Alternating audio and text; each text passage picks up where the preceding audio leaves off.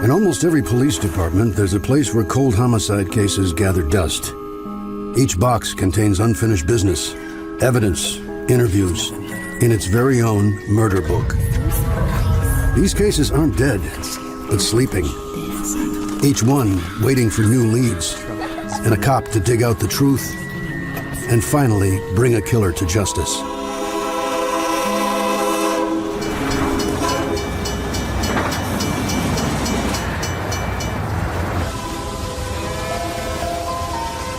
Just north of St. Louis is Quincy, Illinois. It's famous for its tree-lined streets, its tightly knit community, and the fact that it once made it on a top 10 list for most historic towns in the U.S. So it was a big surprise in 1985 when the body of a dead man turned up on the outskirts of town. It would take close to 25 years for detectives to find out his name and what evil had come his way one dark night. 36-year-old Brad Waddell was raised in Adams County. He's always been proud of his roots. He's a family guy, believes in hard work, and likes helping people. For as long as he can remember, he set his sights on being one of the 50 cops at the county sheriff's department. So in 2006, when there's an opening, he's first in line to apply for the job. As the rookie detective, he deals with robberies, neighbor disputes, and occasionally domestic violence. I'm not going to say there's not a lot of crime, but there's not a lot of violent crimes like homicides and things of that nature. For 2 years, Waddell builds a solid reputation by solving lots of small cases. Waddell, got a job handpicked for you. Sure thing.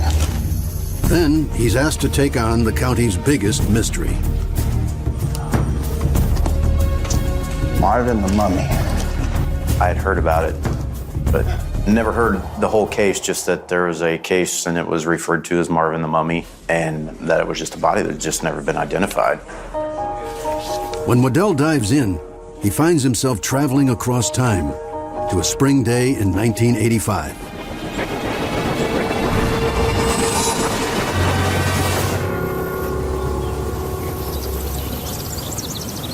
After a long, cold winter, the snow has finally melted. At an abandoned gravel quarry about 20 miles from Quincy, a man and his son are doing what a lot of locals do, hunting for extremely rare morel mushrooms that top chefs are willing to pay big money to get. Hey, Dad, I got one. Oh my God.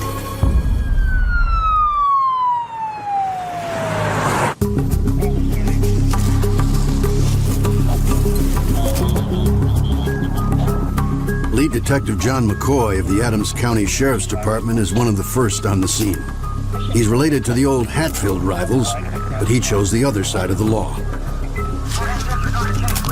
Special Agent Michael Ernst from Illinois State Police is there too. Over the years, they've joined forces and solved more than 15 cases together. So they go in believing it's just a matter of time before they figure out exactly what happened here.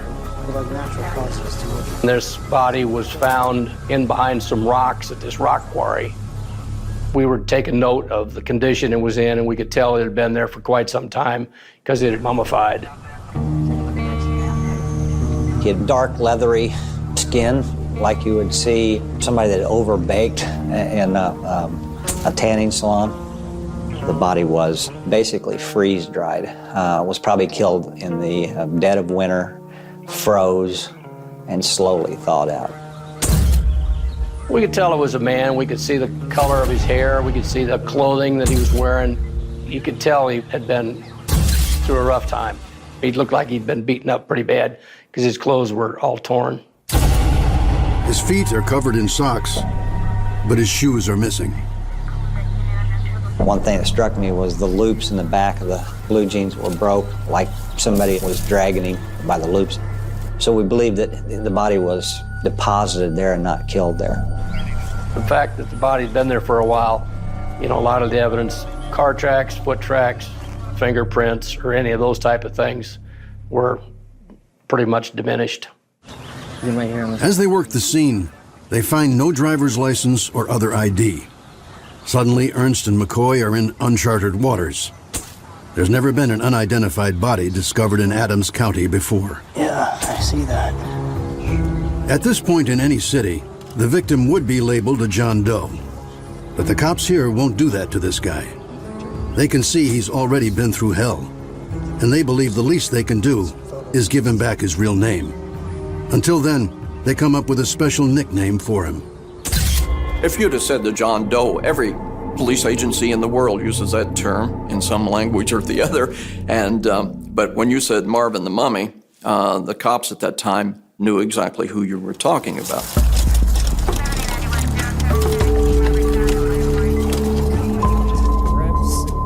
Marvin's sent to the morgue, and the medical examiner determines the victim is a young white male in his mid-20s.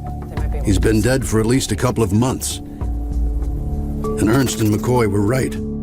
Marvin's death was incredibly brutal. Nearly every bone in his body is broken.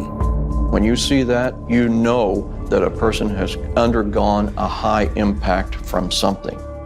Possibly a steel rod, a ball bat. Somebody was intent on killing him.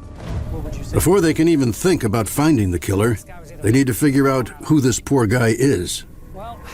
Homicides are difficult enough, but when you have one that you can't identify your body, you don't have a real starting point, and that's a problem. Thanks to the months in the cold, Marvin's body is still intact. But with no dental records to compare them to, his teeth are useless for identification. And his hands are shriveled, making it difficult to get prints. Only thing I can think of is cut off the hands, we send them to the lab, see if they can come up with anything. The ME continues to look for anything else that might help detectives ID him. That's when he spots a discoloration on Marvin's dried out arm. Layer after layer, he peels away the skin. Soon, a tattoo comes into focus. The tattoo was an image of a skeleton in somewhat of a Grim Reaper pose, holding a double-barrel shotgun with an inverted stock. The shotgun displayed that it had recently been fired by smoke coming out the barrel. It's a great lead. Ernst and McCoy hit the ground running. By now, somebody must have filed a missing persons report on someone with this tattoo. Looking for a person of interest. It's a male. Mid-20s, reddish blonde hair. He's got sort of a Grim Reaper kind of a tattoo. With a shotgun firing off. No, it's not that. Ernst and McCoy spend days looking for leads, but no one who fits that description has been reported missing in the surrounding area. The murder book gets fatter, but the clues leading to Marvin's identity are still razor thin. Thank you for your time. Have a good day. They hope they can get a hit from Marvin's tattoo, so they make copies of it and snail mail them to every state, one by one. A lot more coming. At the lab, the forensic team is still working on getting a set of fingerprints. We removed the fingertips and used a substance called body tissue builder and injected the fingers and puffed them up somewhat, photographed them, and inked them.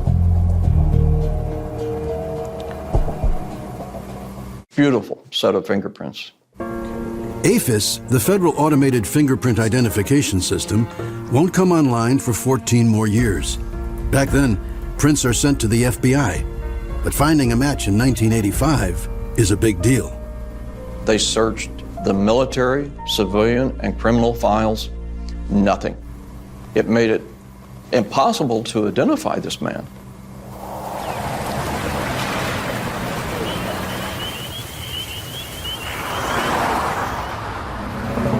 Trying to drum up leads, McCoy and Ernst hit the pavement.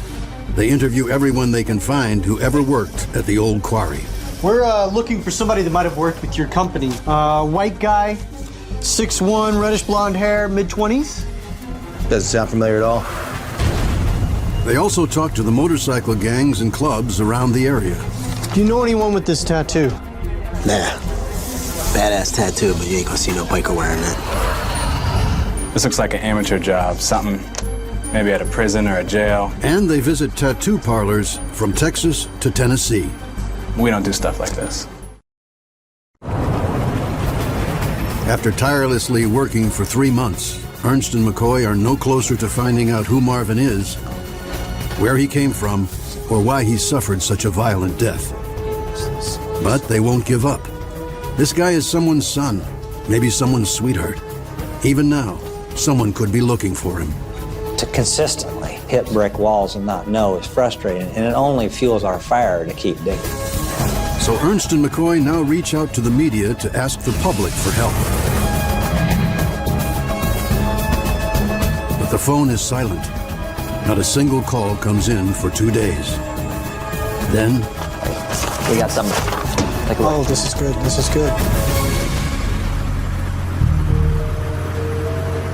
a couple just across the state line in Missouri call to say they have information that could help. Detectives pay them a visit. So why don't you tell us what happened? We were out doing some errands, and that's when we saw your guy. They say on a brutally cold day this past January, they spotted a man walking along a road near their home. They noticed him because he wasn't dressed for the weather. He was a younger fellow, medium height, medium weight, did not have a jacket on, and only wearing a t-shirt, blue jeans, and no shoes, and seemed to be in distress. Excuse me, sir? Are you okay? Do you need a ride? It's really cold out. Thanks. Yeah, it is.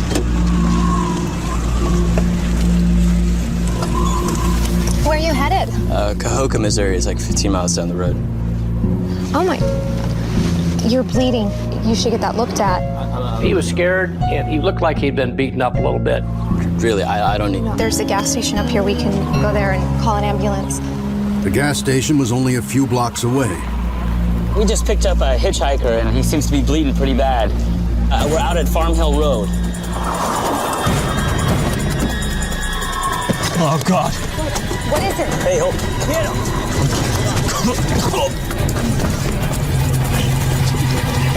Hey, what's going on?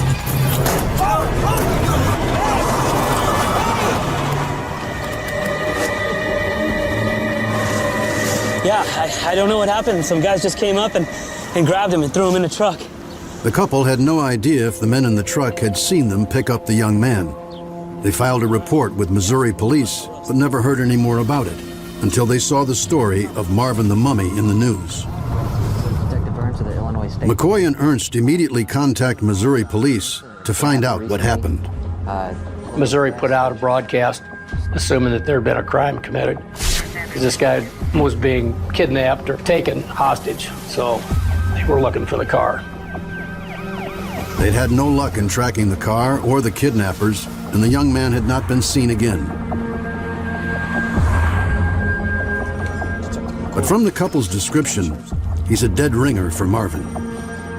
The short-sleeved t-shirt, the blue jeans, the sock-footed beaten victim who said he was headed to the nearby town of Cahokia. I absolutely thought that this was connected, and it was our chance to identify him based on the fact that he had connections in Cahokia, Missouri. Cahokia is a very small town, 15 miles down the road. We actually did a flyer with the picture of the tattoo and the information that we had, and we took it to every household. Hi. Hi. We're looking for someone, a person of interest. There's a mountain on my shoulder, and it's weighing me down, down, down. Minutes turn to hours, the days turn into years. I can't tell you how many hundreds, maybe 1,000 interviews done that basically led us to the same point. We were back at the starting point, which was nowhere. And I'm sinking in this ocean. I guess I'm gonna drown, drown, drown. The detectives go back to the murder book, but they find nothing. The only promising lead they still have is from the Missouri couple, but they don't remember much.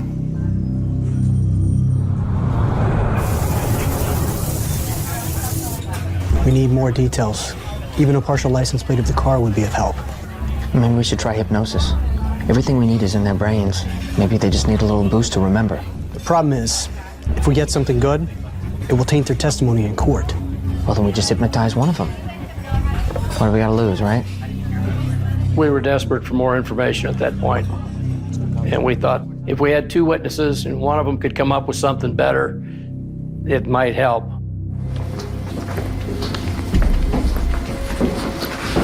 If you'll have a seat here, gentlemen.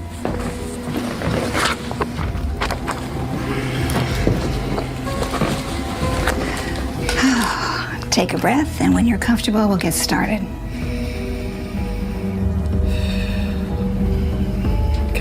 Okay. You're getting sleepy, and as you get sleepier, I'll touch your hand like this, and you'll go deeper. As you get sleepier, close your eyes. Be comfortable in the process. You are getting sleepier. You're getting sleepy, very sleepy. Recalling that day, can you tell me the make of the kidnapper's car? No. Just relax, taking a deep breath and going deeper. Seeing clearly, looking at the license plate. Can you see the state it's from? No. Can you see the color of the license plate? No. Hypnosis is a bust. Even in a trance, the husband doesn't remember anything else. The only thing McCoy and Ernst can do now is wait and keep their ears to the ground, hoping one of the kidnappers will start blabbing. Based on the fact that there were 2 or 3 individuals involved in it, we thought that we would hear something. You know, usually if you have that many people involved, somebody talks, and it usually comes back who it was, and that never panned out. We were extremely frustrated because we've got a guy that's laying there, we've got his clothing description, we've got tattoos, physical description, and nothing helps us identify him. I mean, you can't solve a crime if you don't identify the victim. We pretty well did everything that we thought was possible. There wasn't much left to do. Just keep passing the information to the states, keep running the fingerprints through again was really about the only thing that was of any value, in hopes that fingerprints would pop up, but they never did. And nothing comes from the mailed tattoo copies or the mysterious hitchhiker.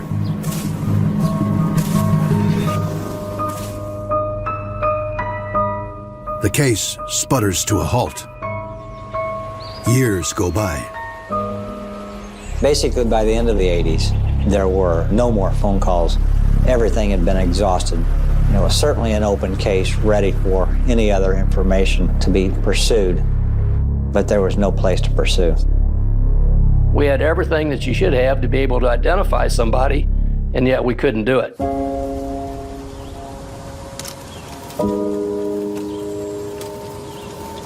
There was a very good chance that we would never figure out who Marvin the Mummy was. 10 years after opening Marvin the Mummy's murder book, Mike Ernst retires. It's one of those cases that I've never forgotten.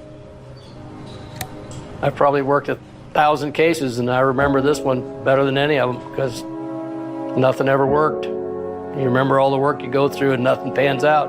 You remember that. You remember that frustration. John McCoy stays on a few years longer. By the time he turns in his badge in 2005, he's closed every homicide case he's ever worked, except for this one. My track record in solving crimes is pretty good, or I wouldn't have been held on the position of lead investigator. I mean, the reason you get that is because you produce results. This one was frustrating because it's the one that got away.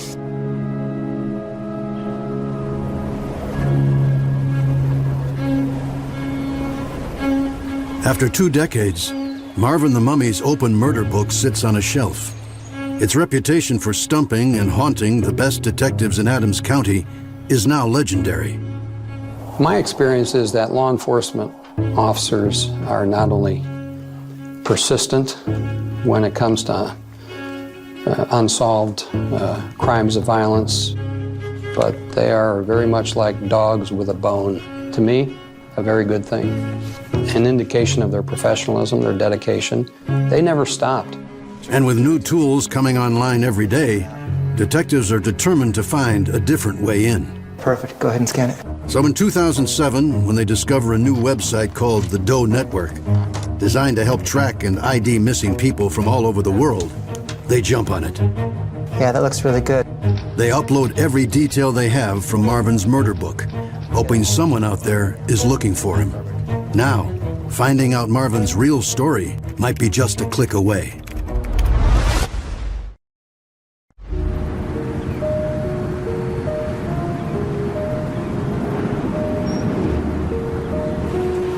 While they wait, Marvin the Mummy's murder book goes into a deep freeze. There hasn't been a new lead in more than a decade. And like the crops in rural Adams County, the mystery of their only unsolved homicide case grows every year.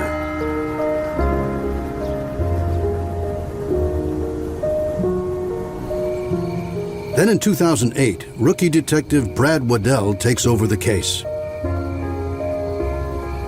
Not one to shy away from a challenge, Waddell spends every waking moment getting up to speed, hoping that he's going to be the one that finally solves the mystery. Honey, dinner's going to be ready soon. Can we clear off the dining room table? No, let's eat in the kitchen. This is too big of a mess. I don't want to touch anything. I felt overwhelmed because it was a large case with a lot of twists and turns, and the case never came to a conclusion. And it was the one that stayed out there and stayed out there and stayed out there. But law enforcement has made some impressive advances in technology since 1985, like AFIS, the FBI's national fingerprint database. So if Marvin had ever been in the military, applied for a government job, or spent time in prison, his prints will be there.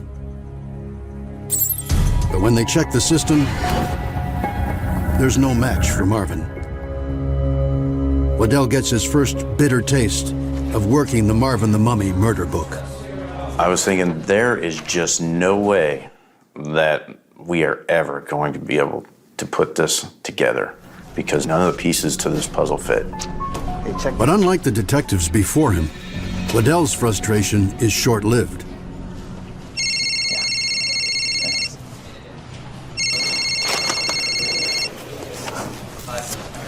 Detective Waddell. Yeah, we're still checking all the facts, but... Waddell gets a mysterious phone call from Corinth, Mississippi. What is this, a joke? On the other end of the line is Detective Jerry Rogers, and he's got quite a story to tell. He says it began 2 weeks earlier when he and his partner Reggie Anderson were sent to arrest 48-year-old Wallace Spence after he stole a local woman's checkbook and tried to cash in. Anything you say can and will be used against you in the court of law? Spence was a rather small fellow. He never put up a fight when we went to arrest him. He never got ugly or irate or anything of that nature. He was real cool and calm. But what happened next had both veteran detectives scratching their heads. Look, I gotta get something off my chest. I killed 8 people. We've got a man in jail that we've charged with burglary. And within a matter of a few minutes, here he is confessing to 8 murders that he's got away with for 20 plus years. First was in Florida, near Orlando, from a liquor store. The murders that Spence was confessing to, started back in the 80s. And he was saying that he had committed murders in Illinois, he had committed murders in Georgia, he committed murders in Kentucky. He was just rattling them off, just right and left. We just let him talk, and then when he finally got through talking, we went outside and thought, what in the world have we got here? The first thing Rogers and Anderson do is dig into Spence's past.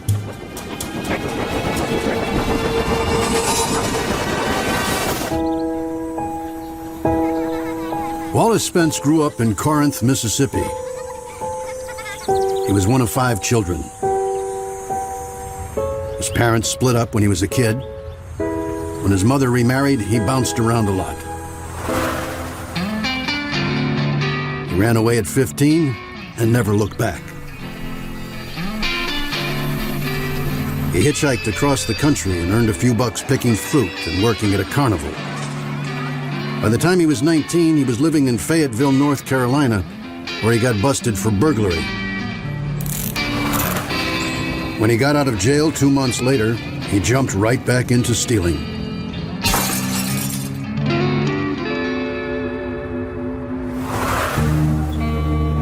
Over the next 20 years, he's in and out of prison a half dozen more times. But even with a long list of charges, nowhere in his record is there a history of violence. Yet here he is, out of the blue, confessing to 8 murders. The Mississippi cops have to figure out if they have a madman or a serial killer on their hands. They start with the murder of a young girl Spence said he'd committed in Georgia in the late 80s. It was just a lot more details in that particular victim than the other ones. So I actually had enough that I could contact an investigator there. A detective from Georgia flew in the next day. Tell me again how you first saw the victim, the young girl. I was buying cigarettes at a liquor store, and she walked past the store as I was coming out. Spence had no problem remembering every detail, laying out the murder as if it happened yesterday.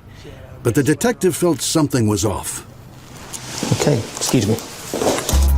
He came out of the room and said, I think what he's done here, he has just read some stuff out of the newspapers, and he's just repeating that. He said, this is not the man that we're looking for. Rogers and Anderson confront Spence about the lies he's telling. I just said, look, I'm done. I'm tired of talking to you. We've been going for days, and nothing has been truthful yet. I said, you're lying about everything, and I don't know why. But what's going on? That's when Spence tells them he knows he's going to prison for check fraud, but he's scared, and lying was the only thing he could think of to save himself. He wanted to go to a federal prison, thinking killing multiple people through multiple states, it would be a federal offense. He didn't want to go to Mississippi prison because he had been a snitch at one time, and he was afraid for his life. I gave him up. So Rogers tells Waddell they figure they'll just write him up for burglary and put him away. But that's not what happened.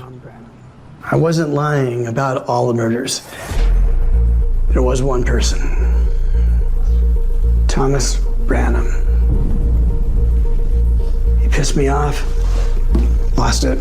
I didn't know what I was doing, I didn't plan it. Brannon was on Spence's original list of 8 murders, but now he insists this one, and only this one, is real. The Mississippi detectives have been doing this long enough to know there's something here. No way can I go back and serve more time in Mississippi, no way. So a camera is set up to make sure they document everything Spence has to say.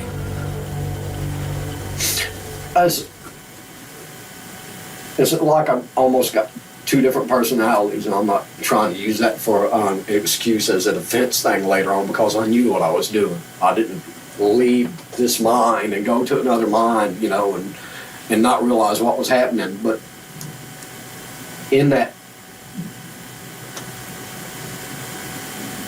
state, I do things that normally I couldn't do. Spence says that after a whirlwind of drinking, drugs, and robberies, he killed his best friend, a guy named Thomas Brannon. It's just the way things worked out. The story begins in 1983, when 24-year-old Spence meets 24-year-old Thomas Brannon on the streets of Memphis. He thought he recognized me coming and hollered at me, and we kind of hit it off, and I think we pretty much knew, immediately what we were. We were both in the crime.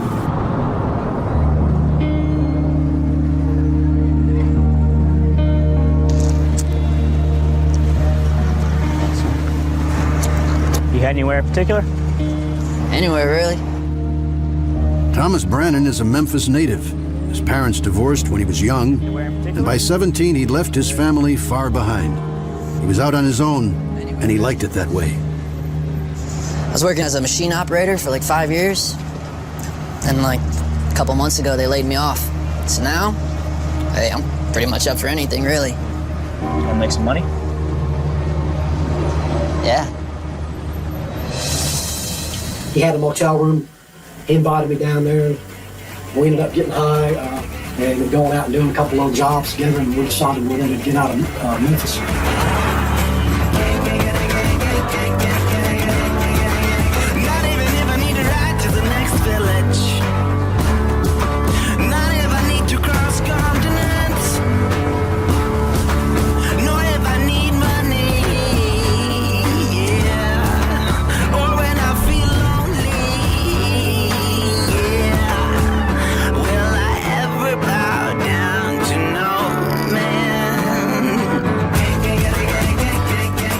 They just drove around from state to state, doing drugs, breaking in buildings, stealing, whatever, just having a large time breaking the law. We hit whatever it was, we decided we was going to burglarize, and we'd go ahead and go back to the motel room. When we got daylight, we'd load up and usually haul ass. They carried a softball bat filled with lead in case they got into any trouble, but they never had to use it.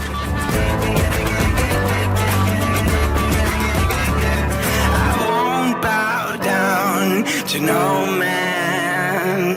For months, they successfully stayed ahead of the law. But when they hit Florida, they get busted for stealing a car. After serving just 11 days, they're out.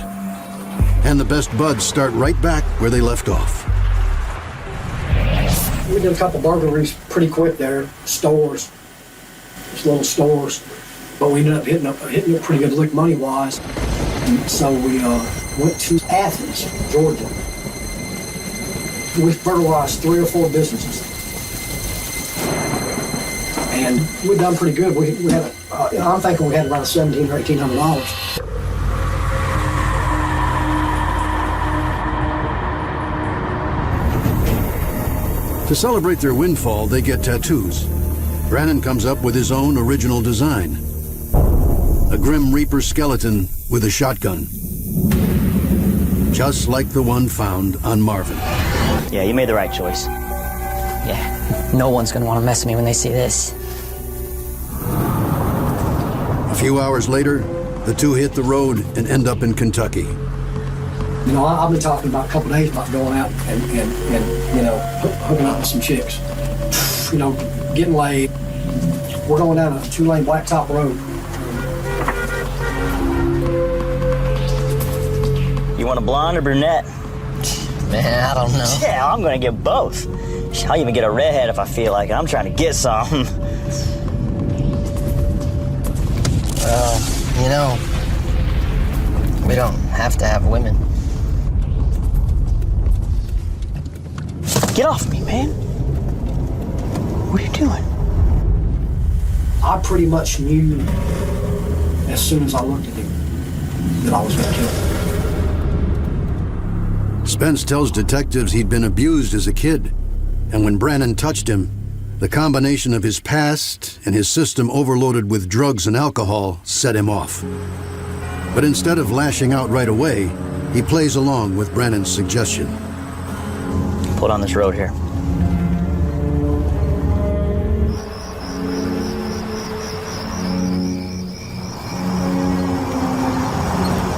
We got a blanket in the trunk, right?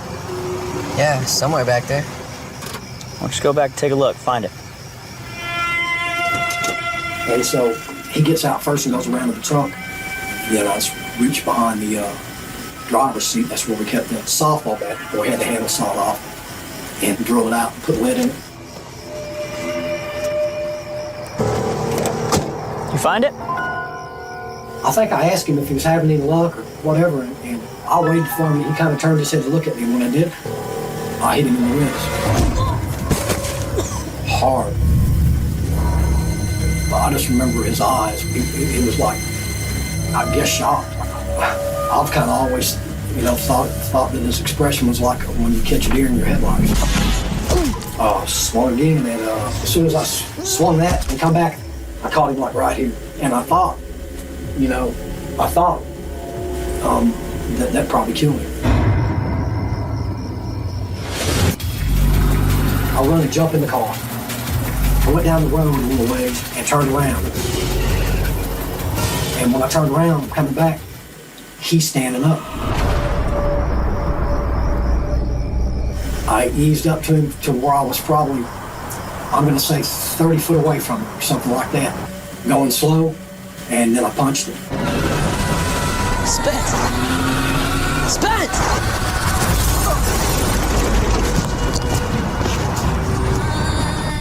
I guess the initial impact from where I hit him, knocked him out with a shoe. I don't know that.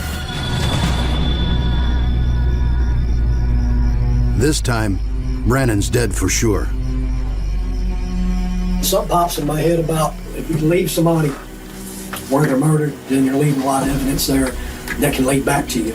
So I automatically go into this criminal mode. Take him out of state and dump him. And if you can get away with that, then you're going to be okay.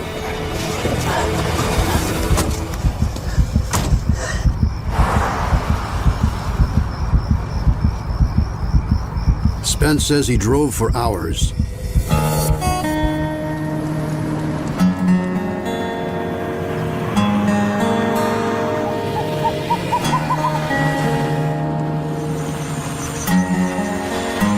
He finally ended up in a desolate part of Illinois.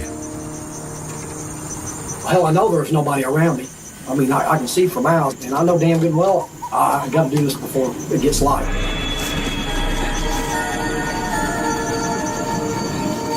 That's when he dumped Thomas Brannon's body behind some rocks and left him there to rot.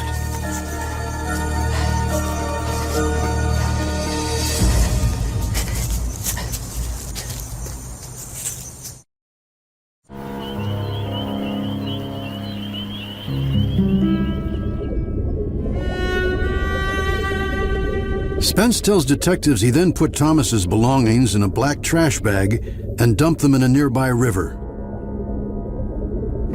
Got back in the car and got back out on the blacktop roads and got on the highway. And I'm going down the highway and there's a motel sitting out there. I rented a room for a week. And I was wiped out.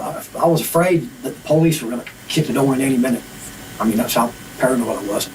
I apparently covered my tracks because, you know, I'm not going to call it luck because I don't believe in that, but I think I just covered my tracks and probably a couple things didn't fall into place that very well could have early on that would have had me caught.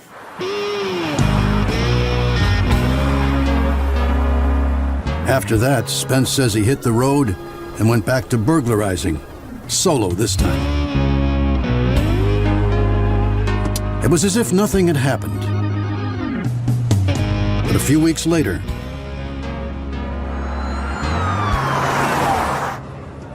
he was arrested again in Mississippi.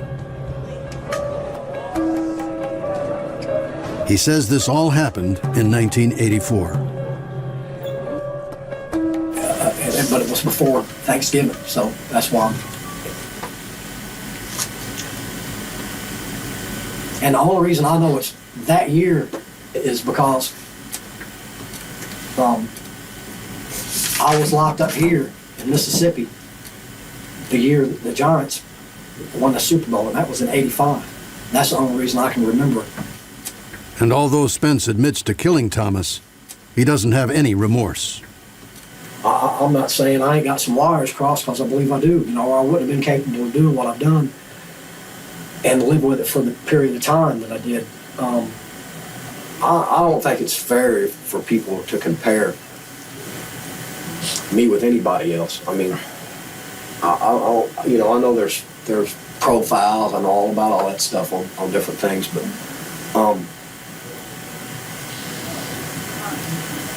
even though I've done what I've done, you know, I've paid a pretty good price as far as, and there hasn't been a day that's went by since I killed Thomas that I've had any peace all day. At some point in time, you know, I'd be having a good time. I ain't gonna say I haven't had, because I have, but be having a good time, and then just out of the blue, I'll ask myself, man, you ain't got the right to be having a good time, and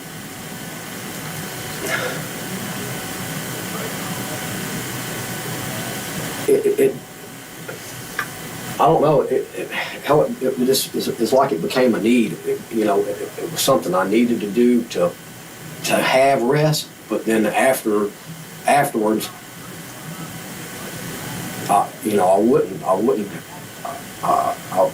it just added to it. It was kind of a twofold thing, and it's weird. I don't know why my brain worked that way, but it did.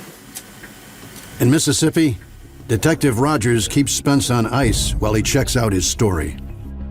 Wallace said that him and Brannon got caught in Florida for stealing a car and went to prison together. So I started there. I checked Florida prison for records. Sure enough, Brannon had a record and Wallace same year, same time.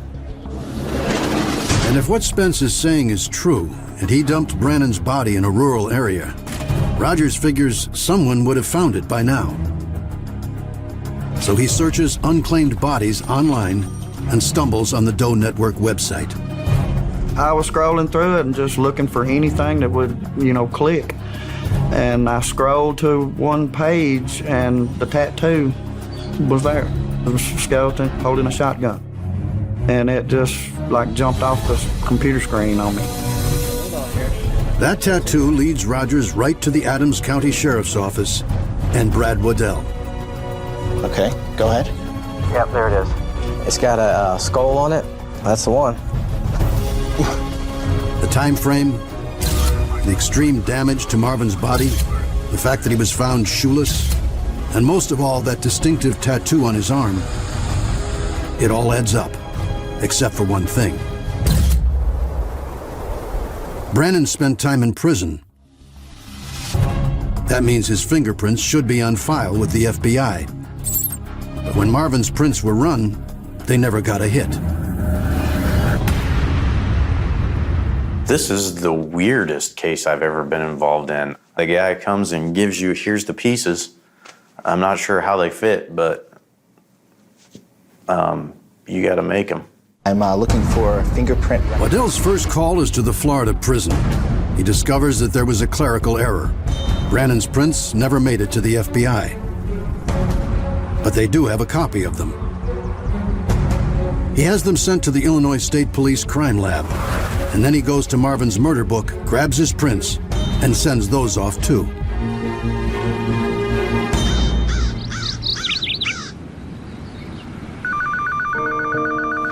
I got the phone call that day, and they said it was a positive match that Thomas Brannon was, in fact, Marvin the Mummy. Wow, thank you. Thank you so much. Finally, after 23 years, the Adams County Sheriff's Department's most infamous John Doe has his real name back. Thomas Brannon.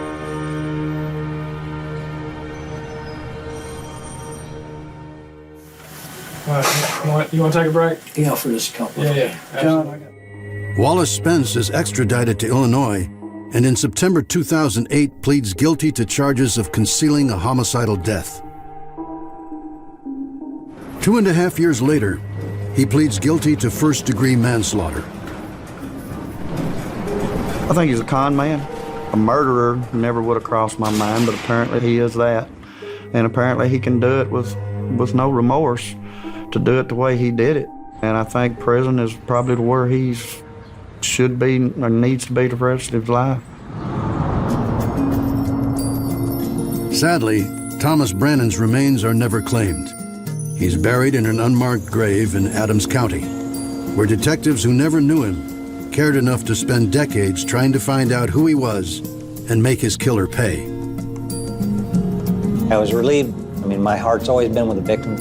There's no statute of limitation on homicide, and that's the way I look at it. As long as that bell hasn't rang that the game's over, you're still after it.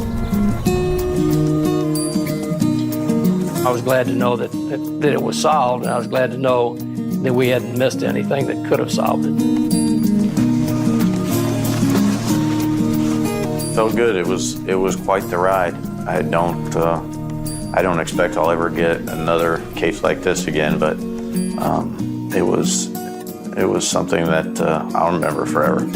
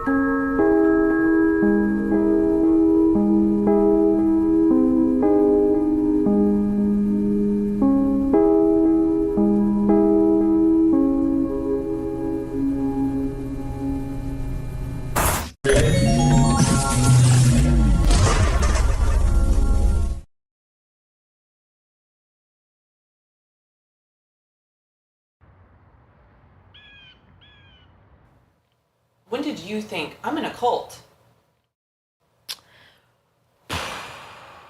I probably realized I was in a cult the moment the cat stuff started happening. The message Cheryl would give about these cats were they were of God, and that we were to care for them with the utmost care and love and attention. And if we save these cats today, we will be saved in the day of Armageddon or the apocalypse. So we had to take the cats. No matter how many, no matter how much work it was, we had to take the cats if she said, take these cats. You couldn't say no. You did not have the right to say no. Like if we said no, then we'd have to leave. And why would you leave the person that's gonna save you when hell's gonna break out on earth? Why would you leave that person? You better just, buck up and take care of the cats so you don't die.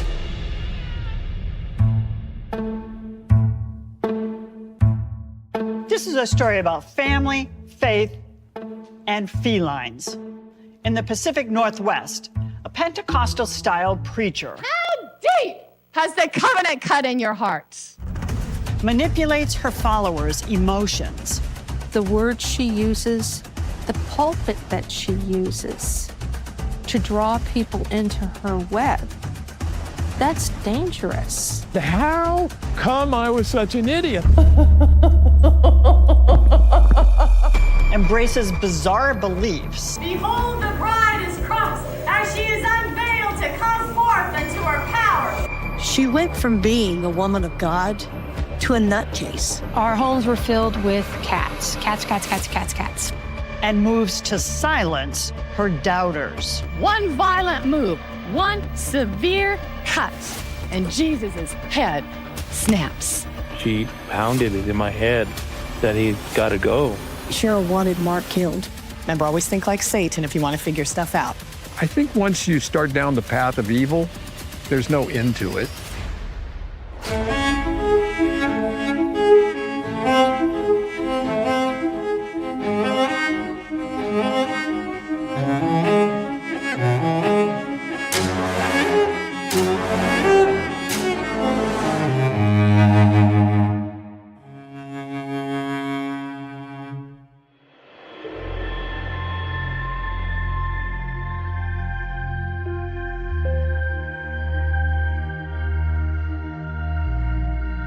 These photos go back, some of them before Mark and I got married in 2006. Mark had 2 boys and a girl. I had 2 boys and a girl. It was seemingly a perfect matchup. My name's Mary Walker, and I'm the wife of Mark Walker. We came together with a lot of hopes and dreams for a blended family, for the Brady Bunch. And this was, back at a time when we were still operating under the illusion that we had a great future in front of us as a blended family. And it was really apparent real fast that that was going to be difficult to achieve. Mark was really transparent and honest about, what his ex-wife Cheryl Walker Ruthven was involved in, even at that time. When Mark first told me about Cheryl, I tried to get as familiar as I could with her. Although, you know, it's hard to think about, like, how do I take it that his ex-wife is the bride of Christ? Not sure what to do with that.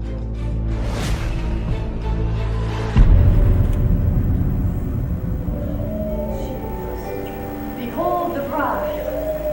Cheryl Walker Ruthven is a Pentecostal-style preacher based out of Bellingham, Washington. Her charismatic fire and brimstone-style preaching has attracted around 200 followers, and she's gained a reputation for pushing the boundaries of traditional faith.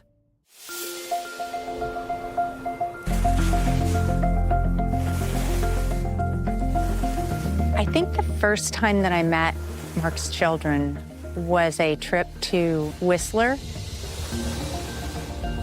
We took Mark's 3 children and my 3 children, and then a friend. So there was, like, you know, baptism by fire, 7 kids, and a dog. When I first met Cheryl, it was after that trip to Whistler. When we got to the house, Cheryl was already in the driveway waiting for us. And so we went into the house and started unloading suitcases out of the car. And all of a sudden, you know, Cheryl came in through that opened door. And she's in the living room. And I just remember standing in the kitchen thinking that Cheryl was a bit of a threat. Mark and Cheryl divorced in 2004. The settlement resulted in 50-50 joint custody of the children, but eventually the children spent more and more time with Cheryl. Now, in 2008, Mark's continued presence in the lives of the children is a source of frustration for Cheryl. Mark never bowed the knee to what Cheryl wanted. And Cheryl wanted to be the prophet, the pastor, and he was to be the subservient one, the one to uplift and allow her to follow God's calling in her ministry. So when he did not do that and he called her out on her, she was angry. And not only did he call her out on her, he divorced her and he fought for his rights for visitation with his kids. She did not want him to have any part of their lives or her life. One violent move, one severe cut, and Jesus' head snaps, and she has his attention. She was always trying to put herself out there as a victim of Mark. She was telling her congregation that he was manifesting demons, that he was a devil named Baphomet, and that I was a reincarnated temple whore named Ashra. Desperate people do desperate things. She despised Mark. She thought he was of the devil. And at the time, anybody in that inner circle, she would tell us he needs to die. That for her to go forward with what God's calling her to do, he had to die. So I remember in these smaller groups of prayer circles praying for his death. So I did that, and I'm very ashamed of it now. But back then, I thought he was evil and that he needed to go. In 2008, a new member enters Cheryl's community, a man from New Mexico named Rick Madrid. And almost immediately, he sticks out from the rest of the congregation. I'm a heathen kind of guy, you know what I mean? I'm just a guy. I ride motorcycles, and I grew up on horses and horseback, and I'm one of those guys. I drink beer, and I fight. So Rick Madrid visited the church as a guest, and Cheryl was on him really quick, love bombing him, prophesying over these great prophecies. He had this reputation as kind of a bad boy, and there was a seduction that happened. She's nice looking. So there was a physical attraction as well as, you know, this good girl that she proclaimed to be. And when her and I would be together, when we were together, I mean, I would have visions. And there was some weird stuff going on. I mean, there was times where her and I, we were making love, and I'd close my eyes, and we were floating down a river, and we were going under the water and in and out, down waterfalls. She got stronger and stronger the longer I was with her. She is something. I don't know what that is, but she is something. He was seduced by her, and he ended up moving up to Bellingham, moved into the home, and then they married. Everybody would walk around the church and proclaim how Mark is going to die. How she explained it was a spiritual thing. And I was the new spiritual father and the spiritual husband. I really thought that he was just going to fall over dead. I really did. She had told me constantly that Mark was supposed to die. And then he wasn't dying. And it was getting to her. It was bugging her bad.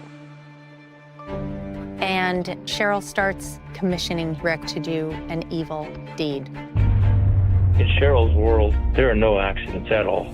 So she pounded it in my head that he's got to go.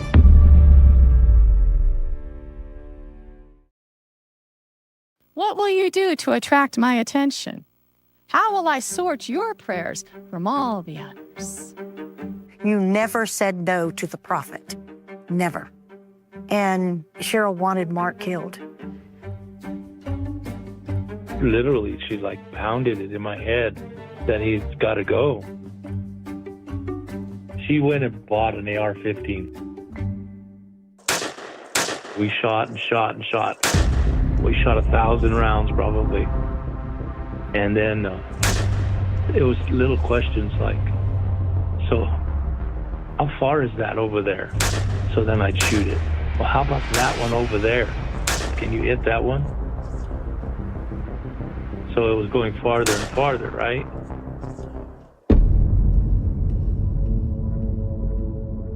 Mark and I lived here for 10 years. Rick Madrid was here several times.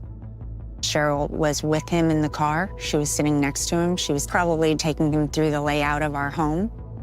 And he knew what our driveway, what our approach looked like. And she had him here telling him all those details about our everyday life. And one day it culminated with him being at the top of the driveway. Mark was outside. Rick Madrid had the rifle with him and he leveled the sights.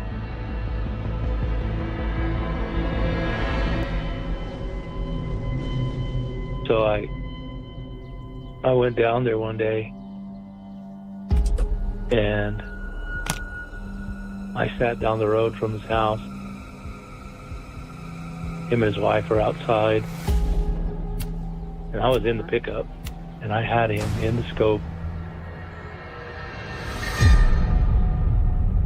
And he had the rifle with him and he leveled the sights and he had Mark in his sights.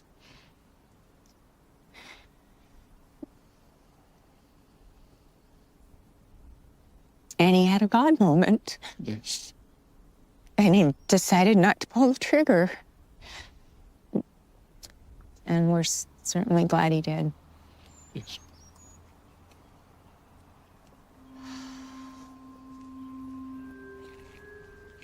I'm very grateful. My name is Mark Walker, and I am the father of 3 children that are in a cult. And my ex-wife is the leader of that cult. I didn't know at the time that Cheryl was saying that I was the devil. I didn't know at the time that she was telling everybody in the cult to pray for my death. I didn't know at the time that she was going around and having my kids talk about different ways to kill me. My own children?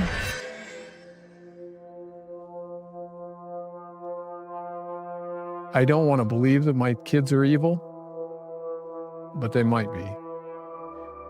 I think once you start down the path of evil, there's no end to it. The way I think about it now is it's ridiculous, man. I would never have gone to do something like that. I know that I was manipulated. The guys in her church were soft-spoken. They have no balls. They're not men. And then when she met me, I was different. So she kind of had an idea of the kind of guy I am. I think she had planned it all along. What do you think stopped you? Had to be God. When I put the rifle down and I drove away, I just knew that God had intervened.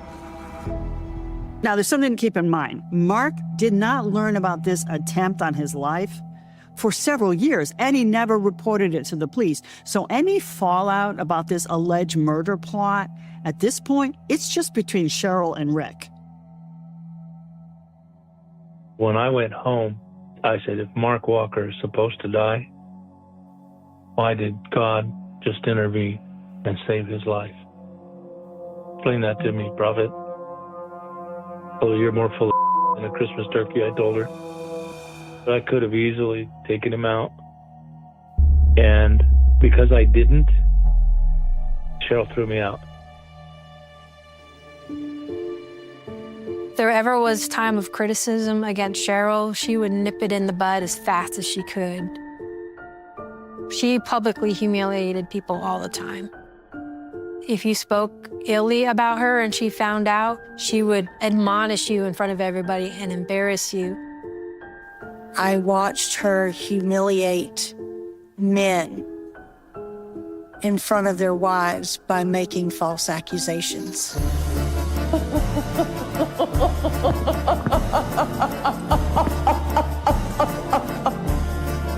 She's the prophet. When you say no to the prophet, you suffer the consequences. If you did not do what Cheryl wanted you to do, especially something of that magnitude, you could pretty much count losing your life.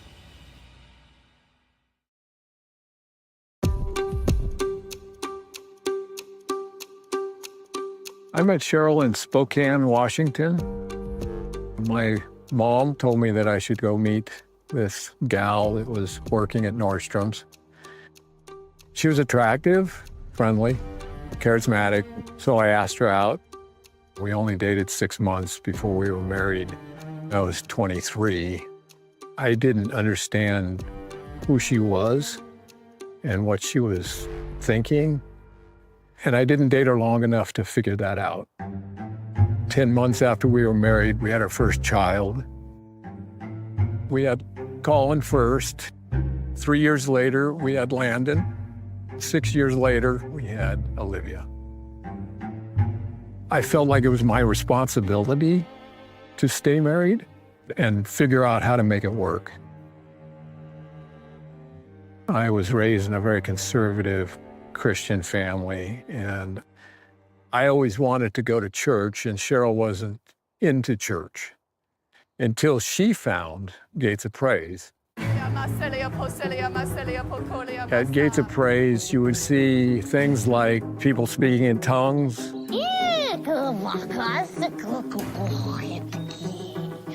people doing exorcisms, taking demons out of people, things that I wasn't used to.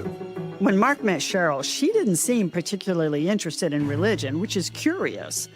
In some ways, her discovery of Gates of Praise and the time she spent there is the origin story of a cult leader.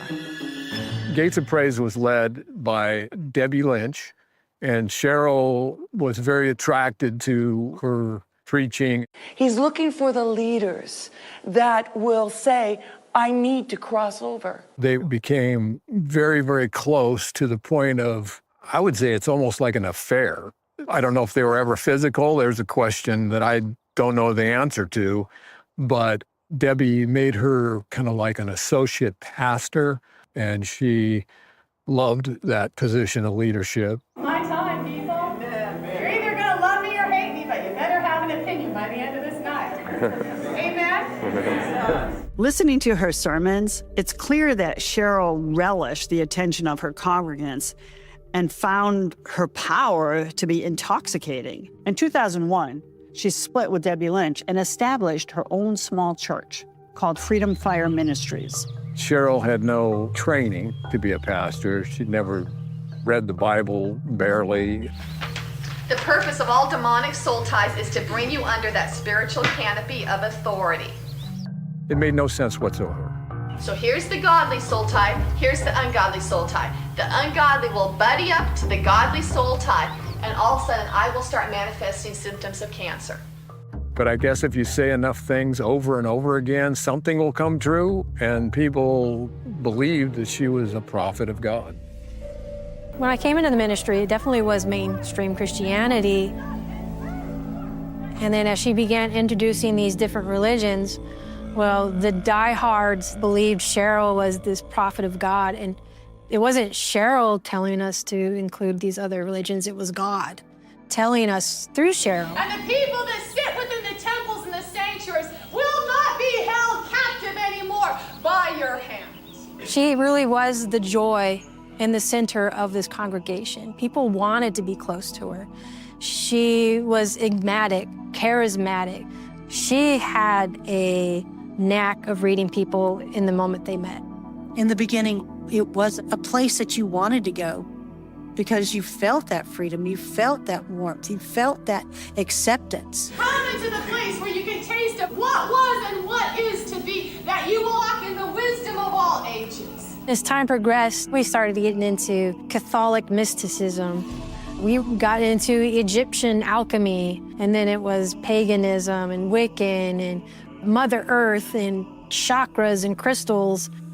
There was a lot of talk about the end times. There was definitely this sense of dread, and something bad was about to happen. And we had, our only salvation was following Cheryl. I didn't believe in what she was doing, but I wanted to stay close to my children because I was trying to figure out how exactly I could get them out of this thing that they were trapped in. But in a cult situation, you can't have any dissension. So anybody that doesn't believe has to be separated and culled from the group. She decided, well, I'll use the police to get rid of Mark. Cheryl accused me of pushing her. I didn't touch Cheryl. I spent a night in jail. And that's actually the night I said, okay, I have to call my divorce attorney. I got to get out of this. Whatcom County dropped the charges against Mark because there was no evidence to support Cheryl's claim he was violent. Even so, it appears Cheryl has cunningly manipulated the criminal justice system to get the result she desired. During the divorce, it was taught that I should never say anything negative about Cheryl in front of the kids. So what I tried to do is just love the kids. I tried to be dad to the kids. And then you find out that Cheryl was telling them to pray for my death, was telling them at dinner to go around the table and figure out ways to kill me. I was being a nice person. And it was very frustrating because I could see that I was losing. I didn't know what to do about it.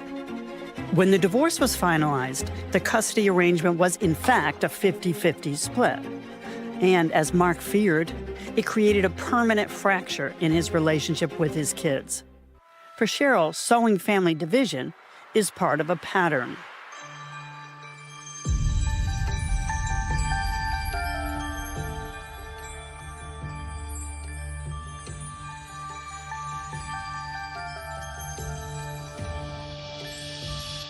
I was a churchgoer in North Vancouver, and that's where I first met my wife. We got along famously. You know, the first 3 years of our marriage, we did almost everything together. But in 2002, things took a bit of a turn. And that's when I was first informed about Freedom Fire Ministries and Cheryl. She just announced that she and her friend had been going there for some time. I was quite surprised by that because I worked 2 out of 3 Sundays.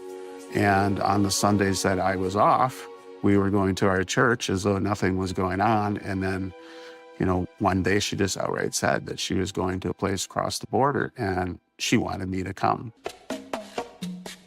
From the moment I said I would go, the demeanor of my wife and her attitude towards me changed, like total turnaround. All of a sudden, she was in love with me again. What makes your covenant cut a full circumcised heart? Cheryl would literally have everybody totally focused on her. Every word. No fruits. They can't even sustain themselves, yet pour into somebody else. How come, people? That was her favorite thing. Come on, people. How much would you cast in, people? On one occasion, I was there, and she had a pitcher of water and a new box of salt. She walks up to it, pours the salt into the water, stirs it up, and says, I need everybody to come up and drink of this salt water to purify, our souls or something along those lines. I can't help but think back in my mind about the Jonestown experience and how Jim Jones had run many trial runs prior to the poisoning of all his people that had followed him. Jim Jones was a Messianic American cult leader in the 1970s who convinced followers, including women and children, to drink fruit punch laced with cyanide. The mass suicide resulted in the deaths of 900 people, including Jones himself. So this little saltwater communion that Rod observed is incredibly alarming. This was a trial run. And I think she was taking note of any hesitancies, but I didn't see much of that at all. Everybody was willing to go and do it. My wife has now been there for at least a year, maybe longer, and my children exposed under this crazy ranting and raving about end times. I can just picture my wife ushering my children up to the Kool-Aid and hear her drink. Yeah, I was scared.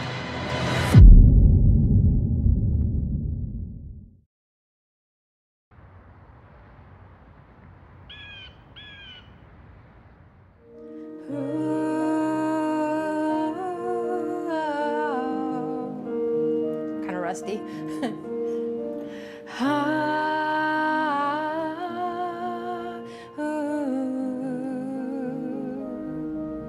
I was born into a Christian home. At a very young age, I knew I had to hide my true self. My first crush was on the girl in first grade, and I was in kindergarten. But because of the religious upbringing, I just knew I needed to hide that part of me. It was a time of fear, depression, sorrow. I would constantly be at the altar trying to pray the gay away. When I was 17 years old, I decided I'm going to teach myself to play the piano. I very much felt like everything was spiritual, everything was from God. So this gift of music was from God. So 2004 came along, and I was 27 years old at the time. I didn't feel like I truly fit into a spot where I could show my gifts in music. And I was looking for something more. I say, God, I'm standing at the crossroads. I've heard the word, Father. Give me the guts to make the choice. When I started attending Cheryl's church, it was lively. There was life. People were joyful and joyous. And my sister Rachel, she joined the ministry at the same time that I did, or quickly thereafter. One Sunday morning, I was sitting at the piano and Cheryl was sitting on the front row, and I just started playing and singing. And when I started singing, Cheryl started to weep and fell to her knees and started praying and crying. She's telling me, you have a gift inside of you, and when you speak to people, they will hear and they will be healed. And I'm like, what? Yes, this is what I want. But this beautiful, eloquent woman is speaking to me of what I dream of. So that connection between us was pretty strong. Cheryl's power as a cult leader includes her ability to identify the needs and desires of others. But it's what she does with that knowledge that makes her dangerous. I was definitely enamored by Cheryl. As she started drawing me in closer, I was falling in love with her, I guess you could say. One evening, she invited me to meet her at our church. We're in the church at the altar. It's just us. The lights are low. I went down to kneel next to her. And she turns to me and says, it's time for you and I to go into covenant. Meaning not necessarily like a marriage, but like being one with the other person. You trust each other, you belong to each other, and you do the work of the Lord together. And she said, for us to be in covenant, we have to kiss. So there on that altar floor, I went in 110%, and I kissed her.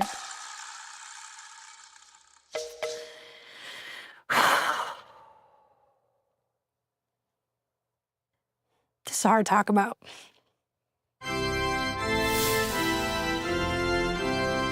It felt like forever in that moment, like I found the person I was going to be with forever.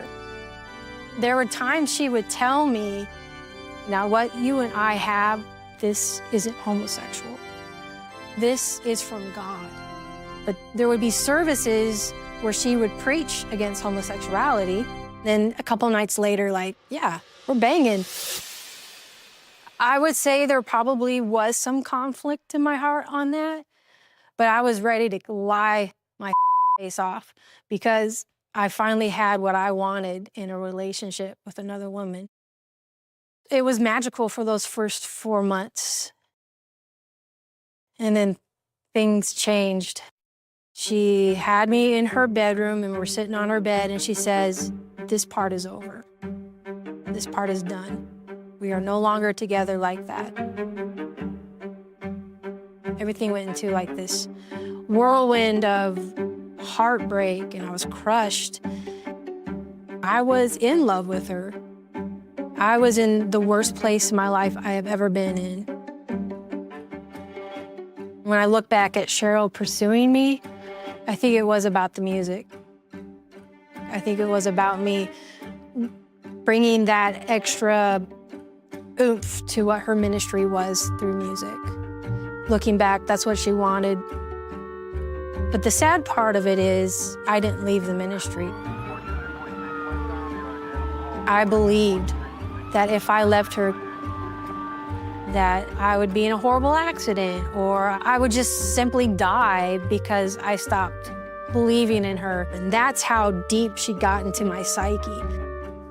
That I could never leave her or God would strike me dead.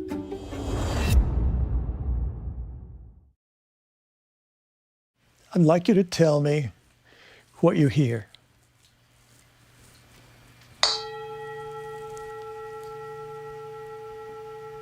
Ringing. It's not done yet. My name is Sanjan.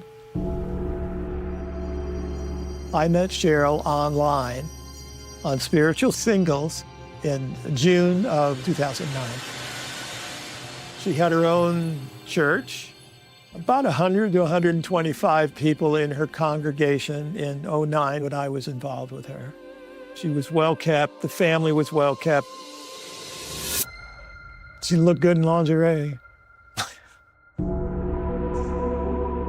But the relationship was mostly compliance with Cheryl And that went downhill really quickly. She didn't like the art I had in my house. I had paintings hanging, and among them are a couple of nudes. She declared the paintings portals for evil. She demanded that they be burned. I took $50,000 of the most beautiful paintings in the world and burned them in the backyard fire pit at Cheryl's demand. And I can still to this day not believe that I did that. I knew better. I looked at myself and said, how come I was such an idiot? In her relationship with Sandra, Cheryl is clearly harnessing her ability to control, but this time on a subject outside of her church community. It's not long before Cheryl returns her focus back to the congregation and pushes them to new and strange places. Cheryl had this knack of bringing in a new religion or a new practice and tying it to what we were already doing. We would be doing Catholic mysticism one night, and the next night we're out in the woods together around a fire singing songs to Mother Earth. As Cheryl began this direction with her congregation, she said it's time to start adopting cats. Now, cat obsession in religion isn't entirely new. For example, the ancient Egyptians believed that cats were vessels that could be inhabited by their gods. But like most things Cheryl Ruthven adopts, she pushes her version to the extreme. The message Cheryl would give about these cats were they were of God. And if we save these cats today, we will be saved in the day of the apocalypse. And that's when we changed to Eva's Eden. Our shelter is a cage-free shelter. That means everyone can really interact with the kitty that they think is the right one for them. Eva's Eden became a nonprofit organization that we started to go to shelters throughout Washington, and we would take their cats that were on the roster to be put down. We would bring them into our homes. We would bring them back to health, feed them, care for them, and then start taking them to Eva's Eden, which was now a public place people could come to on the weekend to adopt cats. The cats that were there were adorable. I mean, who wouldn't want to adopt those cats? But the thing about Cheryl, 1 or 2 cats saved was not good enough. So she began working with shelters across Washington. Volunteers would pick up between 30 to 50 cats, sometimes more.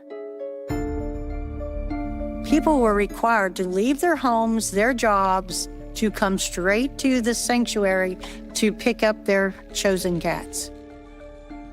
Cheryl would stand up and say, when you take these cats home, they are your number 1 priority. They come before your husbands and wives, and they come before your children. So they had to be fed first. All their areas had to be clean and spotless before you could even have breakfast and get your children off for school. And then she made it a competition. She would say, well, they've got 35. Why can't y'all step up? Y'all need to step up. You have 20 cats in one room and the other 25 roaming your house. We had litter boxes literally in our living room, our dining room. It was disgusting. You could never keep the litter boxes clean. Have you ever smelt of a litter box that had not been cleaned in days or weeks? Well, multiply that about 100 times, and that's what your house smells like.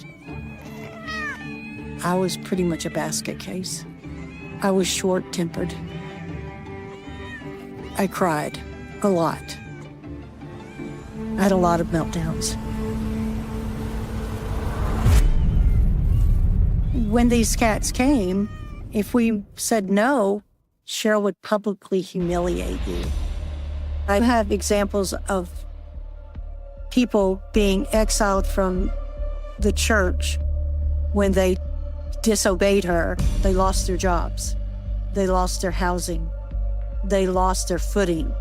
I can't tell you how. She just had the connections.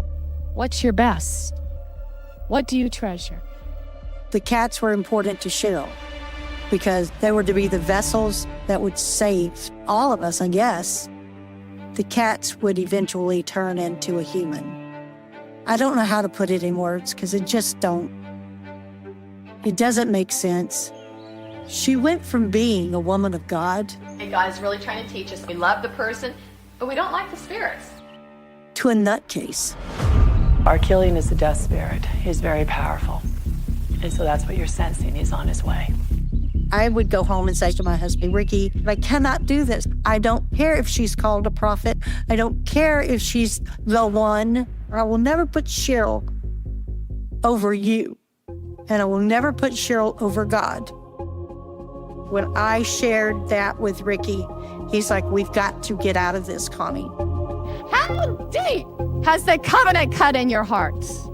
The demands that Cheryl is placing on these families are outrageous. The only bonds that they have left are to each other, to their loved ones. Cheryl is really testing their devotion to her. One of the questions I have is, what will Cheryl do if they finally break?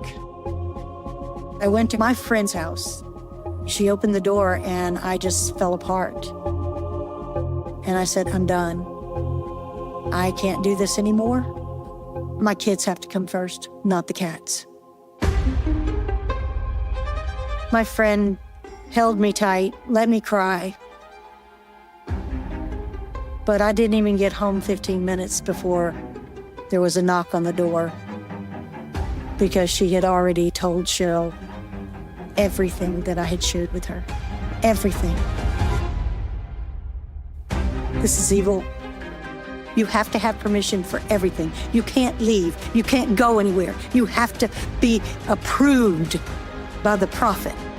And I knew that Cheryl would publicly humiliate our family, humiliate our children, do things that our kids could possibly never get past. I wasn't willing to let my children be humiliated. Never.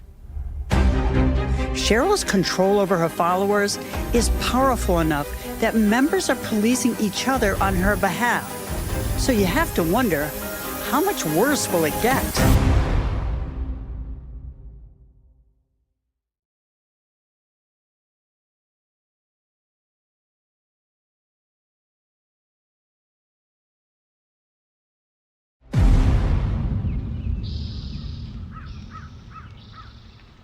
Lots of family photos of just good times through the year. But as we continued to be a family, you know, the anger grew on the part of his children. Their resentment became more and more apparent. I always felt like they were really being used as pawns by Cheryl. Like they were vehicles for her anger toward Mark. But there came a time when Mark came to the realization that if I ever saw his children, that I should run the other way and call 911 because there was only one reason why they would be here, and that would be to kill me. You wanna come up here? This is her favorite spot. Ugh. Come on. That's where she loves to lay down and look at her kingdom. I knew I was in a cult about 2007, 2008. There was a point in time where Cheryl shut the doors and no newcomers could come in. We became a secret religion. And the cat rescue was a front that we hid behind. That's what the outside saw. They didn't see what was on the inside. Our homes were filled with cats. Cats, cats, cats, cats, cats. If you can imagine the distress a cat's in, with being around 30 cats, what are they gonna do? They're gonna piss on the walls, they're gonna scratch the carpet, they're gonna scratch the walls. A typical home had between 14 and 30 cats in it. I had 17 in my home at that time. The home usually smelled like bleach, a combination of bleach and cat piss. People's homes were being destroyed. People were losing sleep. Cheryl would have us being up every 3 hours to make sure that they're okay and feed them and clean them. It was overkill. It was too much. I think that's probably where those seeds started to grow in my mind that this is a little bit bull. My sister and I were so close, but we were always afraid to talk to each other about our true feelings. Like, we never talked about our concerns about what was going on, because if I told Rachel, or if Rachel told me something, what if Rachel told Cheryl what I just said? People would do this. People would tattle on other people, and then when Cheryl found out, she would act upon it swiftly.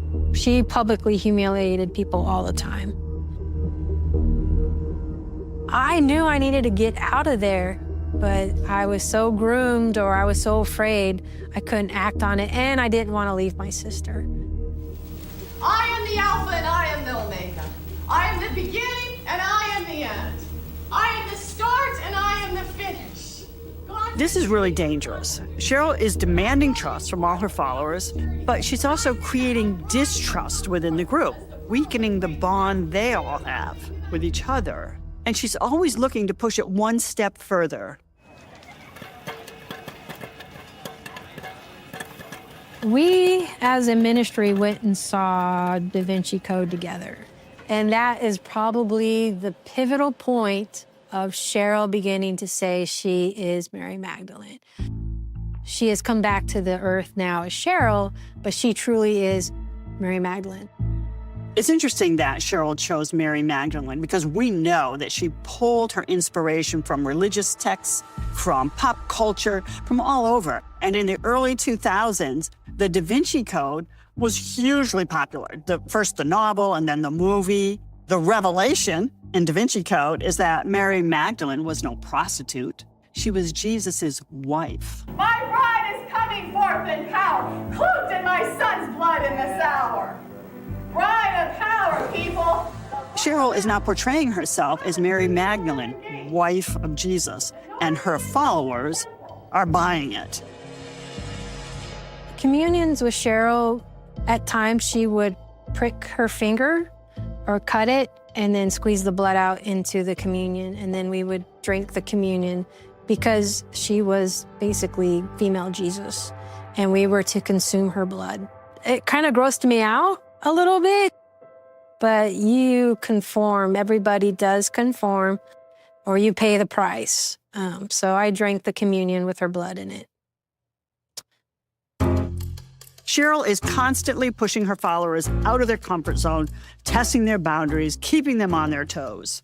But as she refines her control tactics, you have to ask yourself, what is she ultimately after? What's the point of all this? I was expecting a income tax return check we had already talked about using to pay off some bills and maybe get a little bit ahead, not much, right? The check arrived and I didn't know about it. My then wife took the check to the bank and cashed it and took the money out and opened another bank account. I had felt in my mind that maybe she was planning something. When that transpired, I became concerned. Something just didn't feel right. Hi, I'm Rod's sister. My name is Carol. Rod has something that not everyone has in this situation. He's got family members outside Cheryl's grasp who know how to research, and that's what they do. His sister Carol compiles a file of all sorts of correspondence with Cheryl, thinking maybe we're going to need this down the road. What happened next was what happened in September when my brother, out of the blue, was given an ultimatum. She came up to me and said, you know, I have until the September 24th to submit to Cheryl and her teaching, leadership, I believe she actually called it leadership, and turn over the family finances to my wife, or she was going to leave with the children.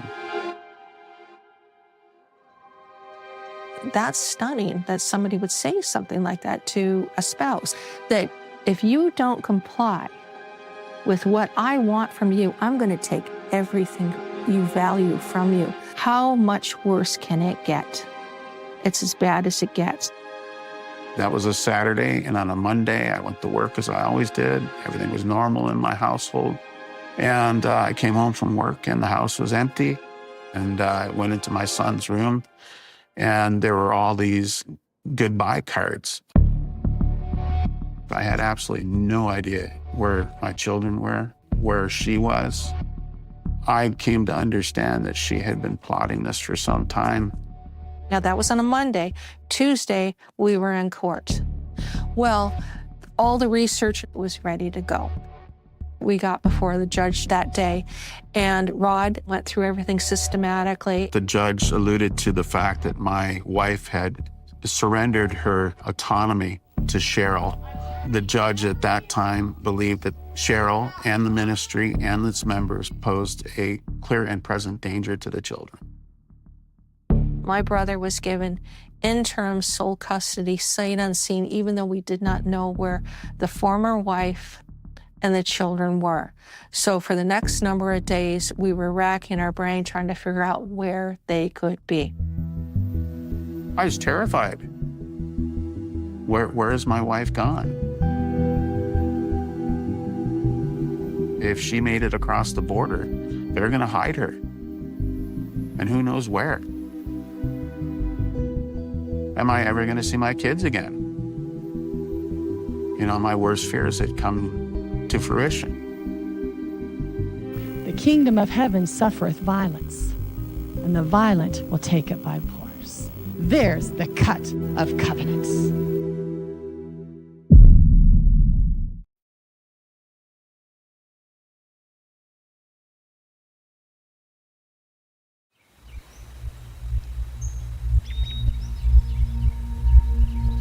My wife was gone. We still didn't know where she was. They were gone for 8 days, and I received a phone call.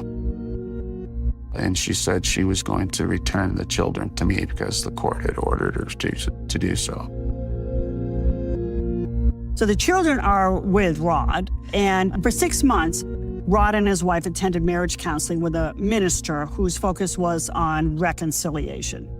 My wife declared in this counseling that she was no longer going to Freedom Fire and that she had returned to the church where she and I had met. I ultimately believed that she had left because, 6 months had gone by. Every sign had showed that she was not attending there. We would go to the court and announce that we were forgoing divorce and that we were going to return together as a family. Now, there's another element to this plan. Rod agrees to let the children change their primary address to her house while they look for a new house that the family will eventually move into, and they'll all be back together, reunited. But it doesn't turn out the way Rod expected. I remember her sitting in a lounge chair in her backyard, and I went to talk to her, and she said, I've been going to Freedom Fire the whole time. I've now established status quo with the children here, and I'm keeping them with me.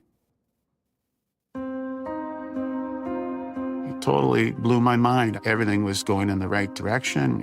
My family was about to be restored, and now it was all a dream.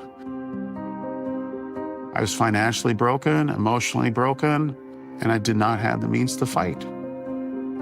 She has deceived him. She's tricked him into getting the kids because she knows that now that the kids, with his consent or with her, it's going to make it that much harder to unwind it and for him to get the kids back. Now, the financial angle to Rod's situation is interesting. It sure seems that Cheryl and his wife intended to shake him down. But if you look more closely, a pattern seems to emerge.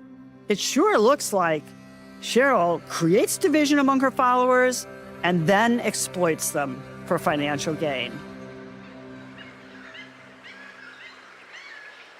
Cheryl always spent more than I made, and I made a pretty good living.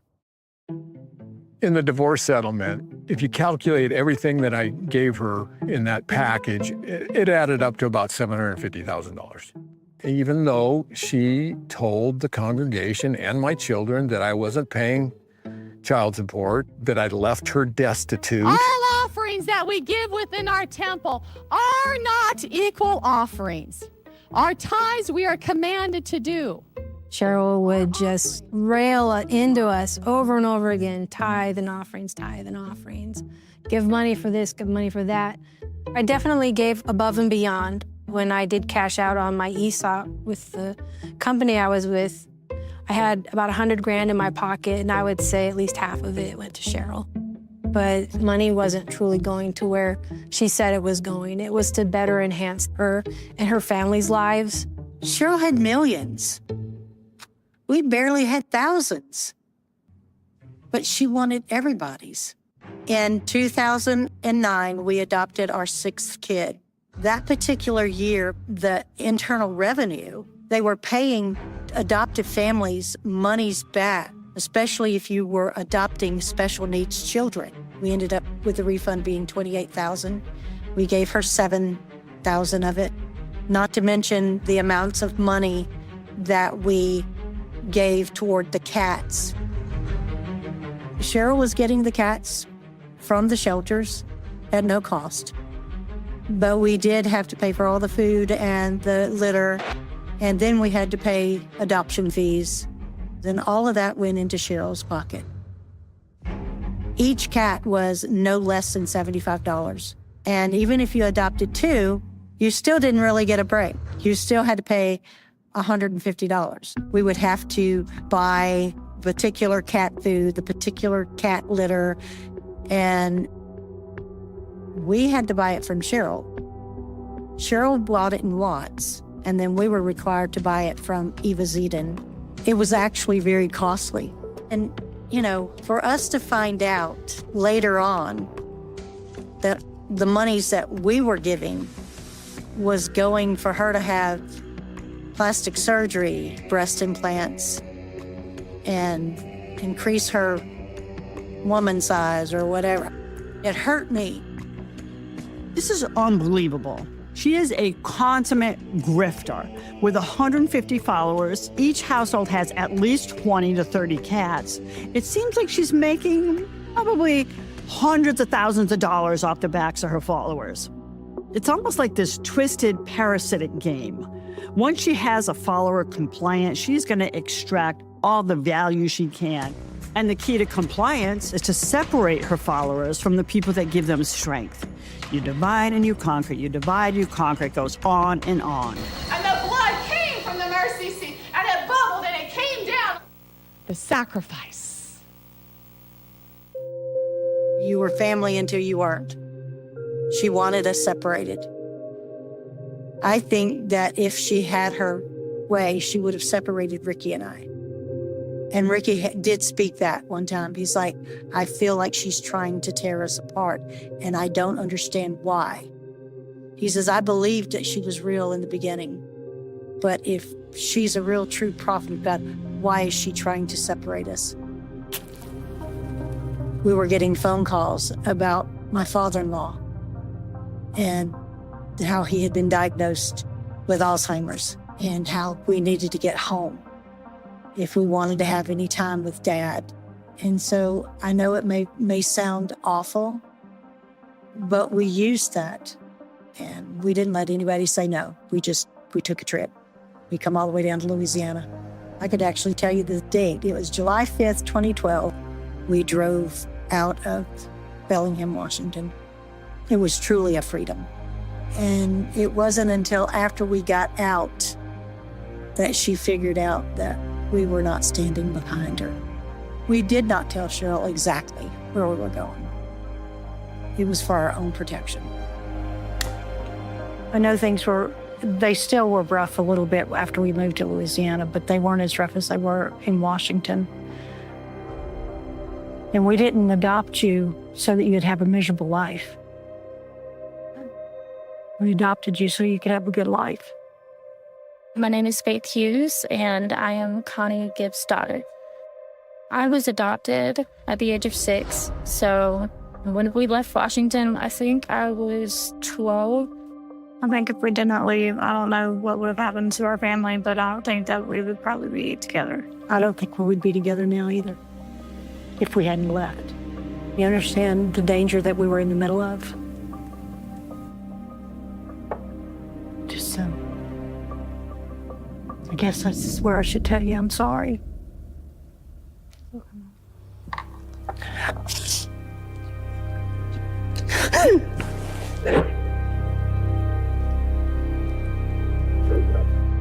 When we went down to Louisiana, I was glad that they did that. I wanted friends, and I wanted my family, and I wanted my happiness. So I was actually very grateful that it happened the way it did.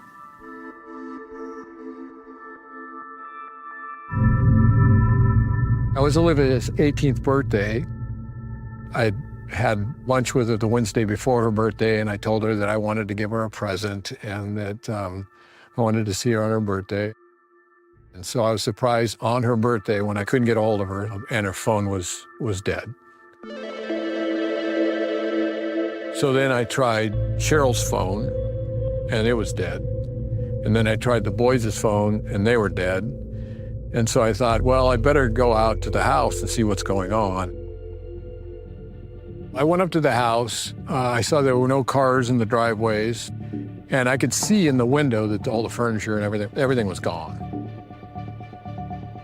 And I initially rang the doorbell, and then I could see in the door it was completely empty. I was frantic and devastated, and I called my wife, and I was at a loss for what to do. Where could they be? I had no idea what was happening.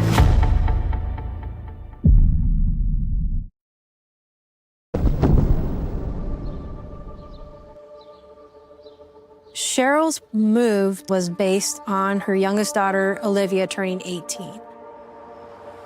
Midnight of that night, all phones that they had were turned off. All phone numbers that Mark Walker had ceased to exist, and they traveled to Tennessee that night.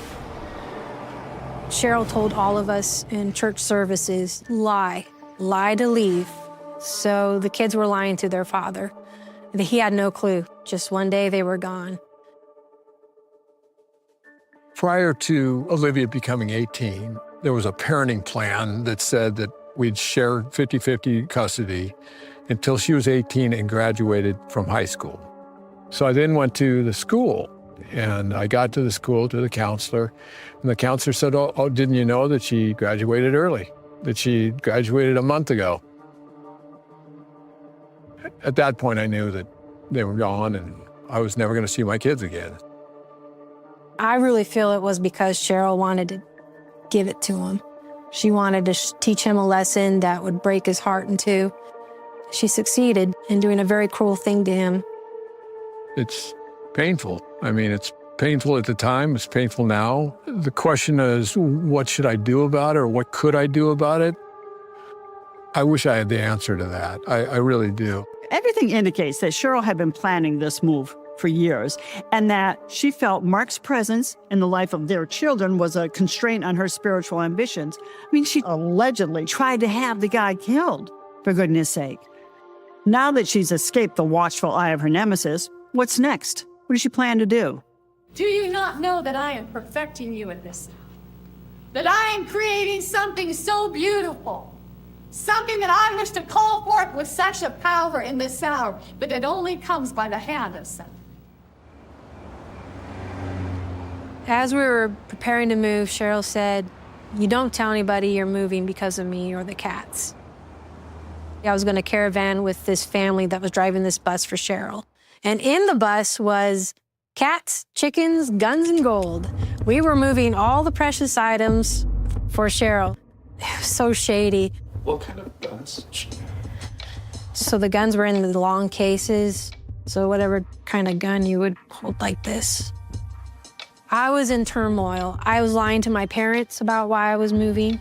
I was lying to my job and people I cared about at my job while I was leaving. It felt like boulders in my heart to have to lie. I knew I needed to get out of there, but I was so groomed, or I was so afraid I couldn't act on it. Eventually, Mary on Facebook was doing searches, and somebody posted that Cheryl and Olivia bought a horse in Tennessee, and that's how we ended up finding them.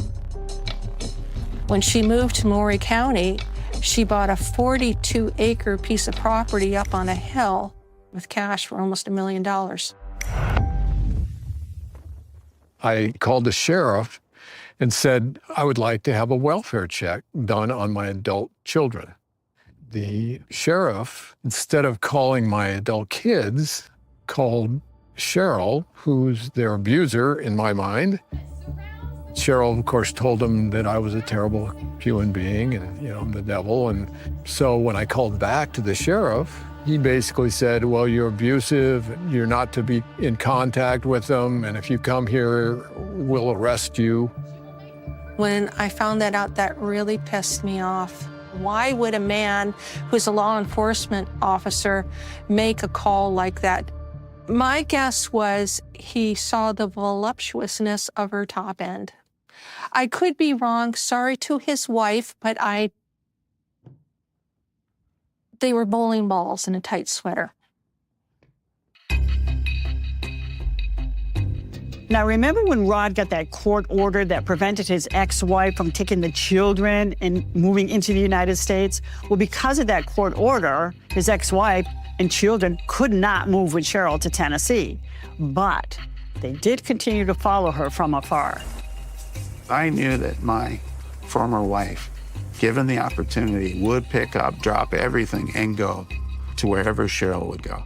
She was so locked into everything Cheryl presented to her. Unfortunately, my children today are still, through their mom and her connection, still with Cheryl, under her control. What would you say to anyone who's watching who still follows Cheryl? My advice is run. Run as fast as you can, as far as you can. Grab your family, leave everything behind, and go. Get away while you can. You could be next. The words she uses, the pulpit that she uses, the power she invests upon herself to suggest that she's God here on earth, and to utilize even her sexuality to draw people into her web. That's dangerous. I've heard people say, oh, she's done so much for me. I have to ask, what has she done for you?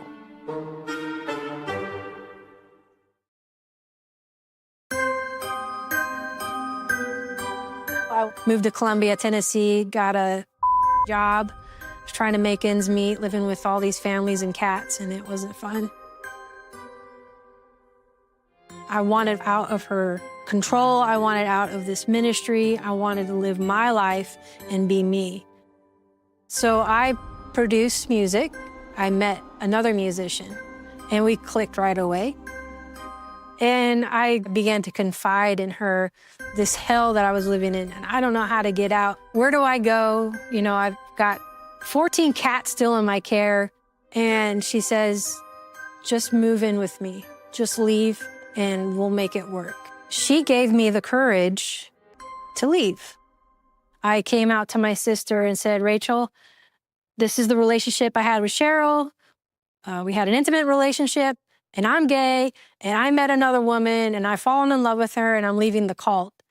And my sister cried, and I cried, and we finally were able to tell each other all the painful things that we went through under Cheryl. Mary's experience perfectly illustrates why cult leaders like Cheryl isolate their followers, because social interactions are the biggest threat to their influence.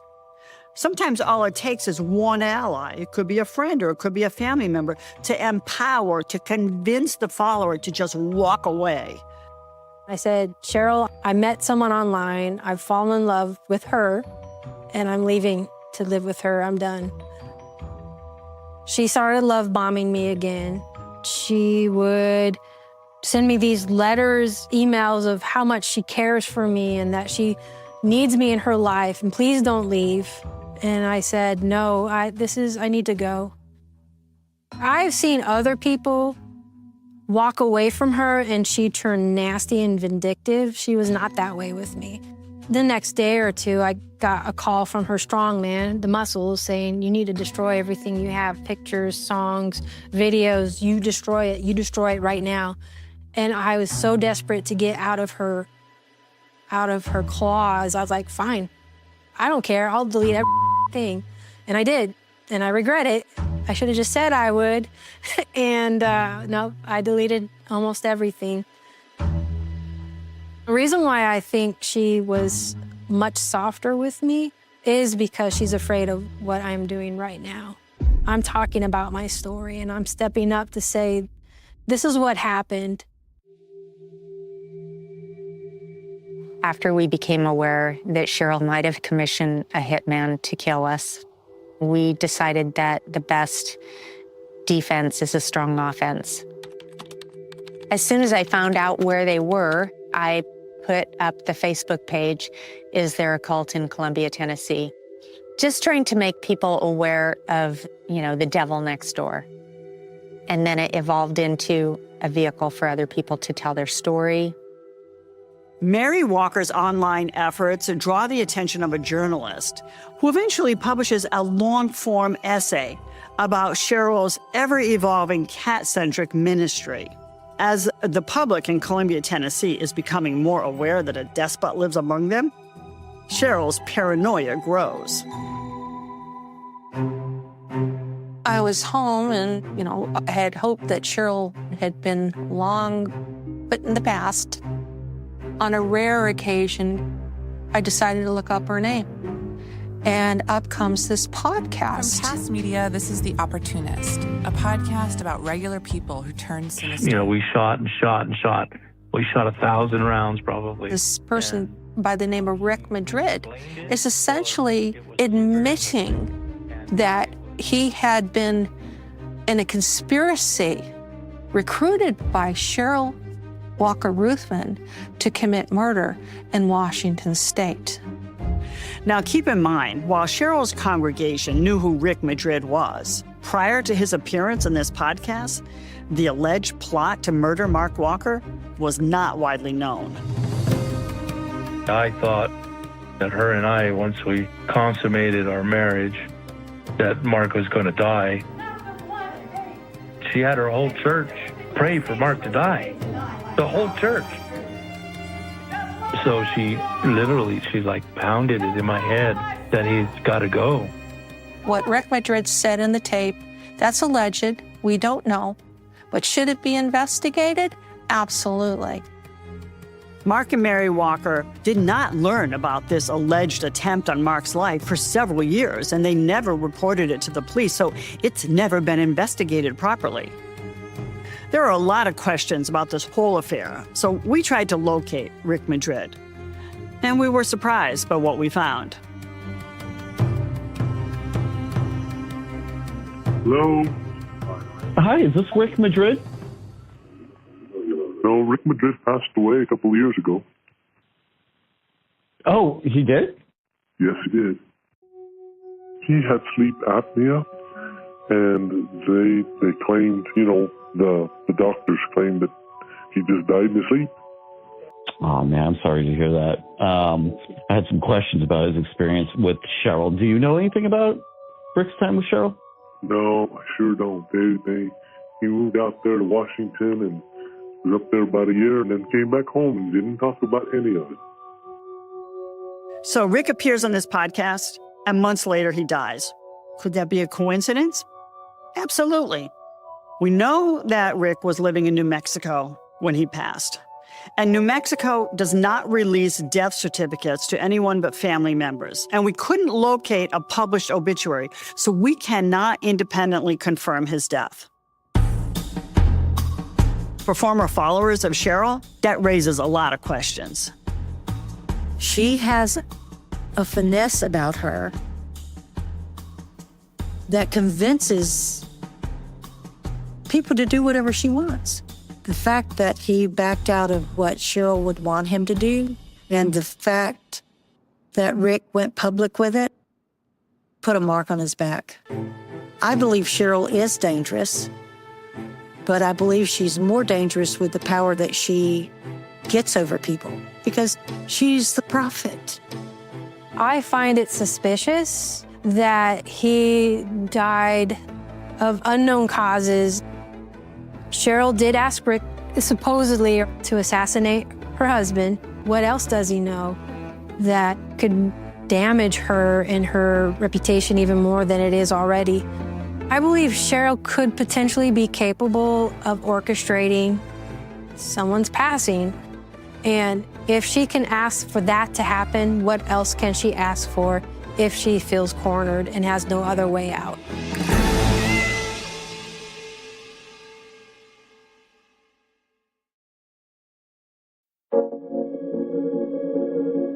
I got a message from one of the producers saying, is there any way that Rick Madrid may have passed away? I was kind of surprised and upset by it because Rick ended up being a good friend. Like, if you can be friends with your hitman, we were friends with the hitman. We've been told that Rick died of sleep apnea. It's possible, but be kind of unusual. We've been told he had a brain aneurysm. Some have suggested that Cheryl paid him off to disappear. But what is consistent is that everyone we've spoken with who knows Cheryl and heard of Rick's passing thinks his alleged death is suspicious. Right now, we're traveling into Bellingham from our home. I have an appointment with Rick Madrid's nephew, Randy. There's so many questions surrounding Rick's death. You know, like, everybody that knows Cheryl knows what she's capable of. We're concerned for Rick because, you know, there's questions like, did he die of natural causes? Was he killed? Was he killed by somebody under the influence of Cheryl? And I'm hoping that Randy can answer some of them. Yeah, I'm gonna grab this. Hey, Randy! Okay, so hide the camera. Hide the camera, I'm going back in.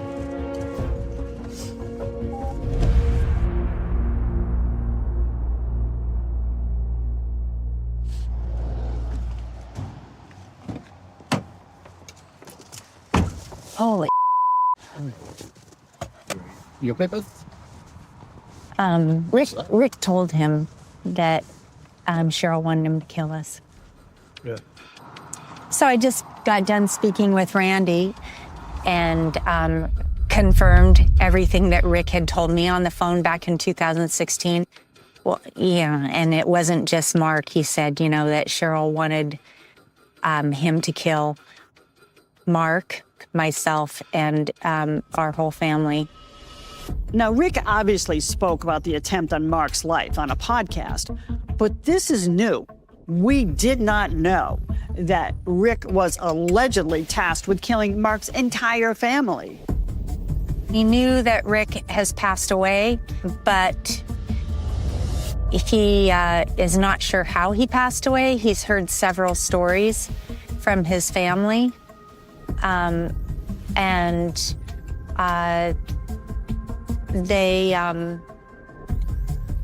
they've all given him a different story. So why are we even theorizing about Rick Madrid's death? So if Cheryl is complicit, then this doesn't look good for her, to her followers, and to the community if it gets out. Now, the alleged conspiracy to murder Mark Walker can't be prosecuted because too much time has lapsed. The statute of limitations has passed on conspiracy. However, there is an angle investigators might consider when examining Cheryl Ruthven and her cat cult. It's not the most eye-catching of crimes, but it has brought down some of the nation's most notorious criminals. People have asked me in the past, like, what Cheryl is about and what motivates Cheryl. And I think the easiest, shortest answer for that is money. If Cheryl's doing anything illegal, it would be with money. Pilfering money from her followers, not paying taxes on it, and putting it into an offshore account. I would say follow the money. People who spent a lot of time in the home thought that there was no delineation between personal, ministry, cat rescue, If Cheryl needed money, it was all her pot. Now she has at least 3 accounts offshore in Panama. I have no idea what's in there, but somebody should. Where's the gold? Where's the silver? Where's all the precious metals that she transported from Washington? There's so many question marks, and I still have all those question marks as we sit here today. Like, why isn't anybody looking at Cheryl Ruthven?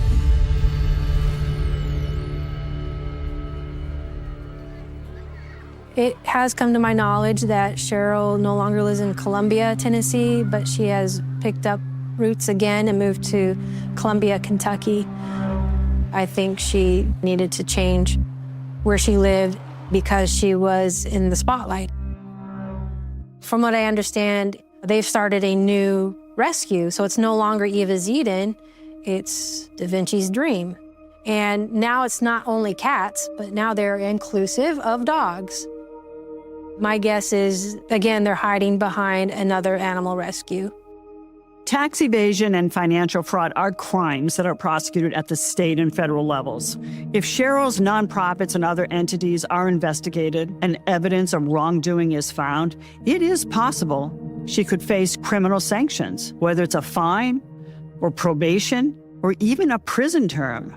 In the end, any sanction imposed would pale in comparison to the pain and suffering Cheryl Ruthven has wrought on those families that she has torn apart.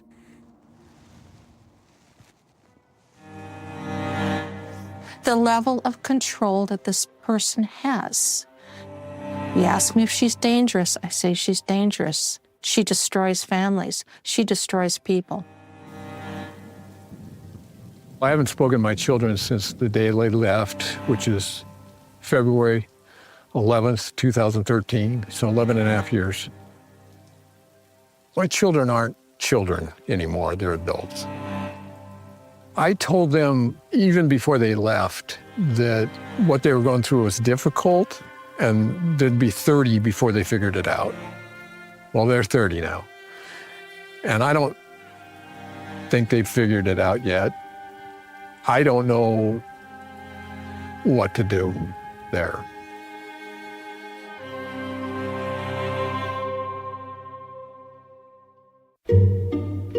I am so thankful for that woman that gave me a place to land. But life happens. It wasn't meant to be with her. And I met the most incredible woman who is now my wife. She opened her heart and her family, and I have a stepdaughter now. And now I have a family, and I have this incredible career, and this beautiful home, and I didn't go crazy. I would say, if anybody's listening to this that's still stuck in a very deep, dark place with someone who manipulates you and tells you if you leave, these bad things will happen to you, I promise you it won't. You will only find life and authenticity on the other side of those lies.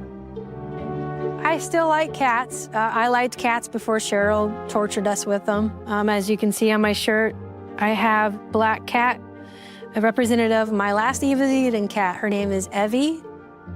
So yes, I love cats. Cheryl doesn't own cats. She doesn't own their mystery or their, peculiar ways they make us laugh. And I still love them. I love cats.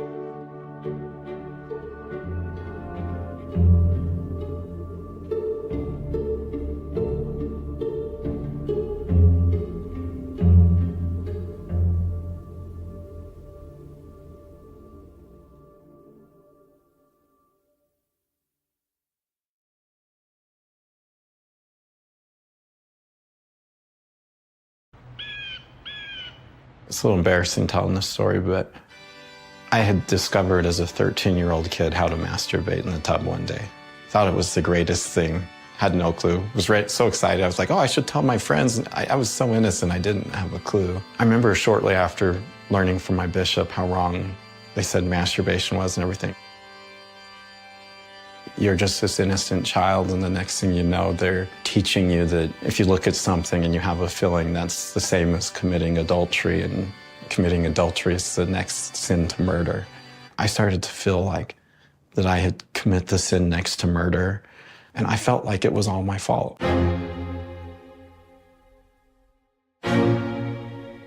This is a story about fractured faith. Mormon families in southern Utah are flocking to a high-profile therapist. People don't understand that they can actually heal their pain. She made it look like only the best of the best got to have her therapy.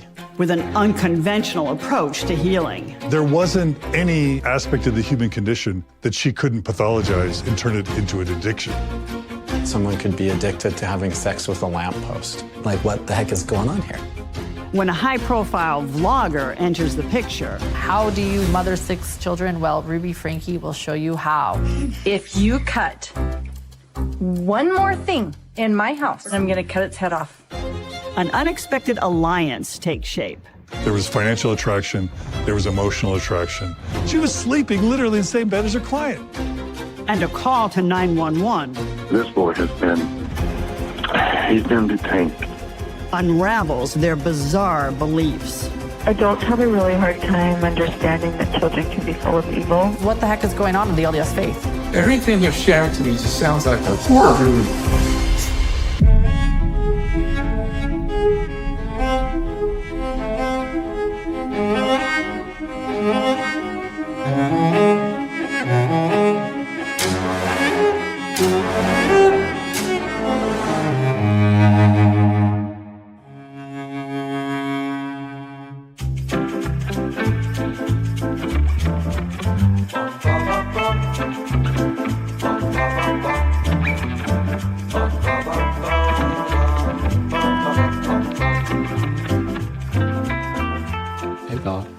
I don't tell people this much. Bella's actually my service animal.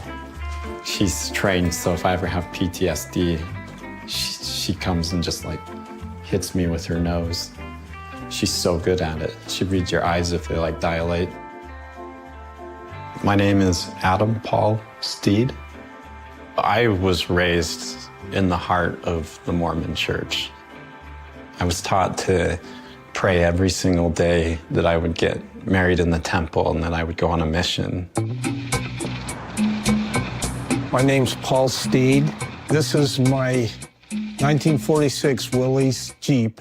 I had one of these in high school, and for 40 years I've tried to get another one. And Adam found this one, called me up, and he said, "Dad, I found your Jeep. All my kids, I want them to get baptized, and I want them to be Boy Scouts, and then I want them to go on missions."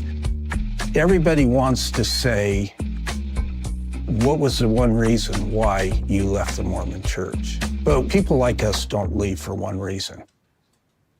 I had a good childhood. I just had people that tried to repaint it. There's this camp called Camp Little Lemhi. It's kind of the Idaho-Wyoming border area. And I hate that place. Like now, it's just everything good about it's gone. It's a terrible place for me.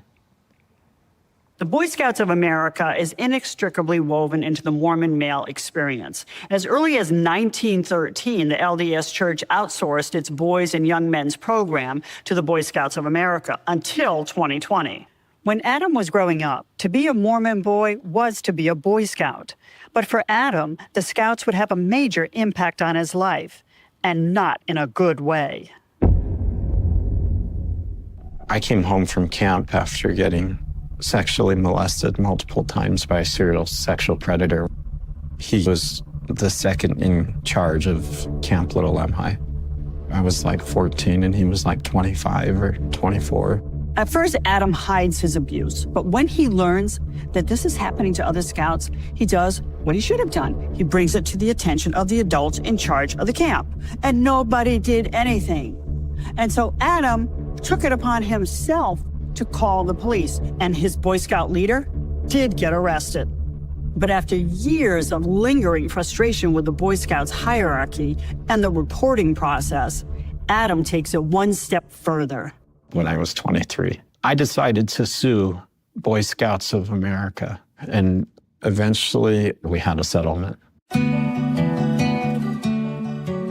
I'm at BYU. I met this girl. She was cute and she had this cool voice and she always like presented herself very, very, very well. We fell in love and suddenly she was just like, I feel like you're the right person to marry. I wanted to marry her. I just felt like nobody would give me a clean slate and look at me like a normal person.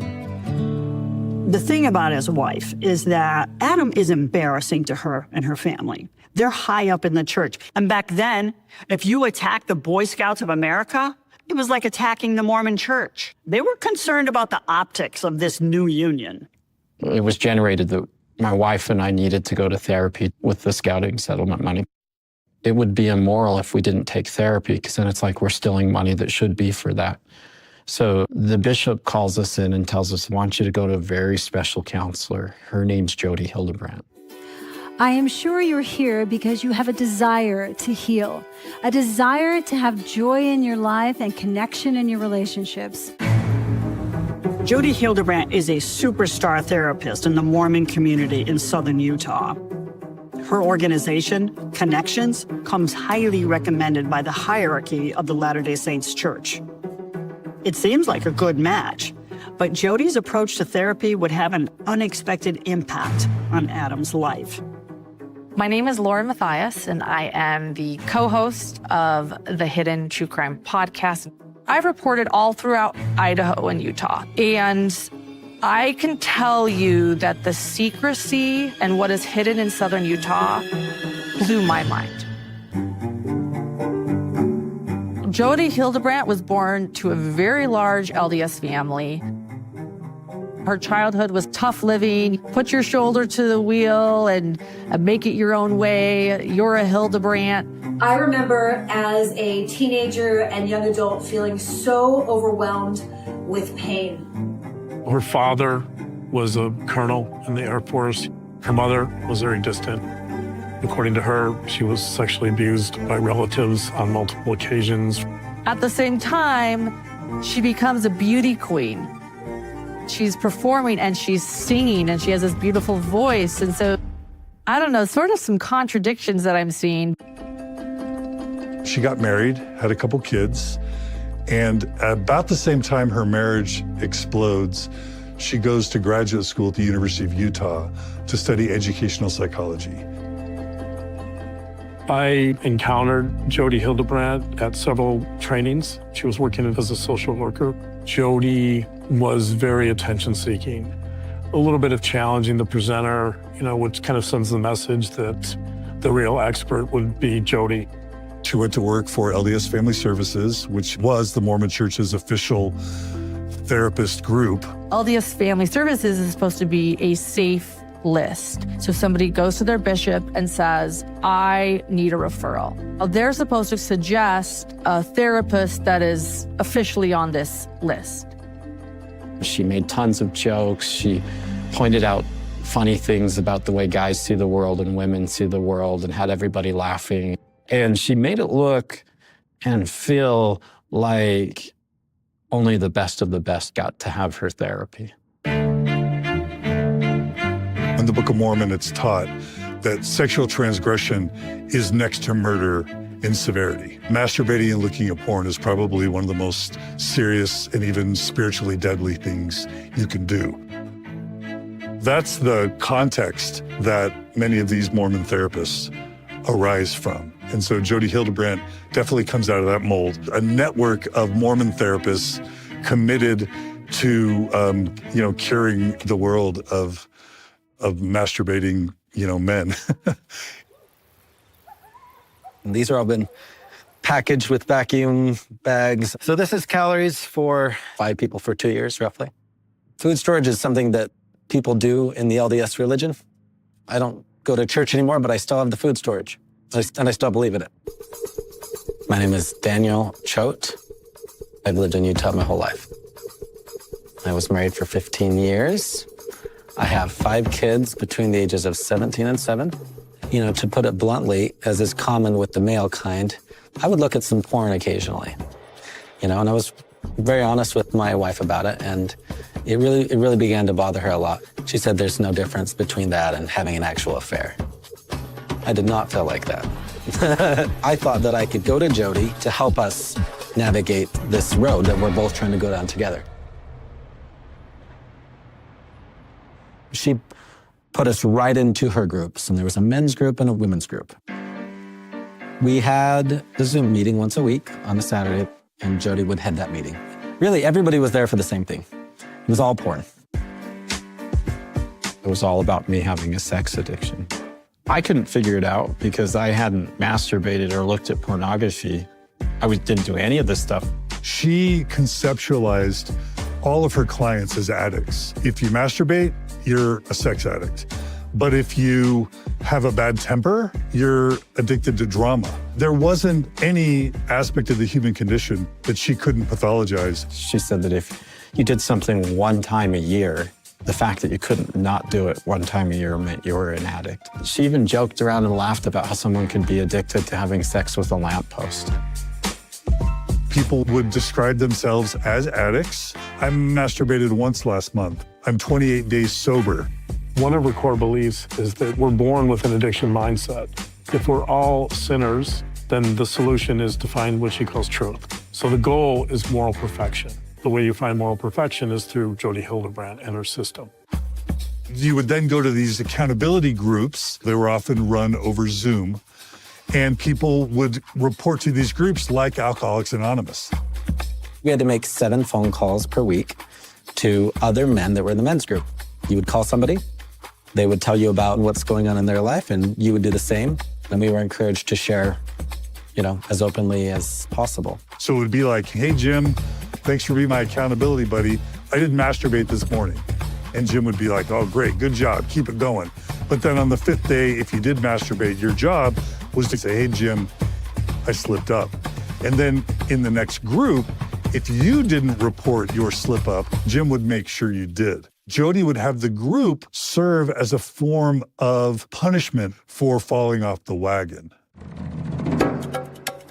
One day I come home and there's a note on the bedroom door. It's like a full page of rules and things that my wife has made for me. I'm only allowed in our bedroom under her rules. And she had times that I could enter in the morning and times that I could enter in the evening. If I didn't abide by these rules, she let me know that she was going to take the kids and leave. So why are these women going along with this? I'll tell you what I think. Jody is giving them control. She is rejecting 200 years of the church's patriarchal history. She's empowering these women to examine their marriages and make demands. She's embracing these women's feelings, and she's controlling the weakest part of the men's psyche. After about a week of appeasing her, I rebelled, and I went to sleep in the bed one night. So she said, hey, you have to get out of the house or I'm leaving. I reasoned with her, okay, I'll go to the guest house. And she accepted that at the time.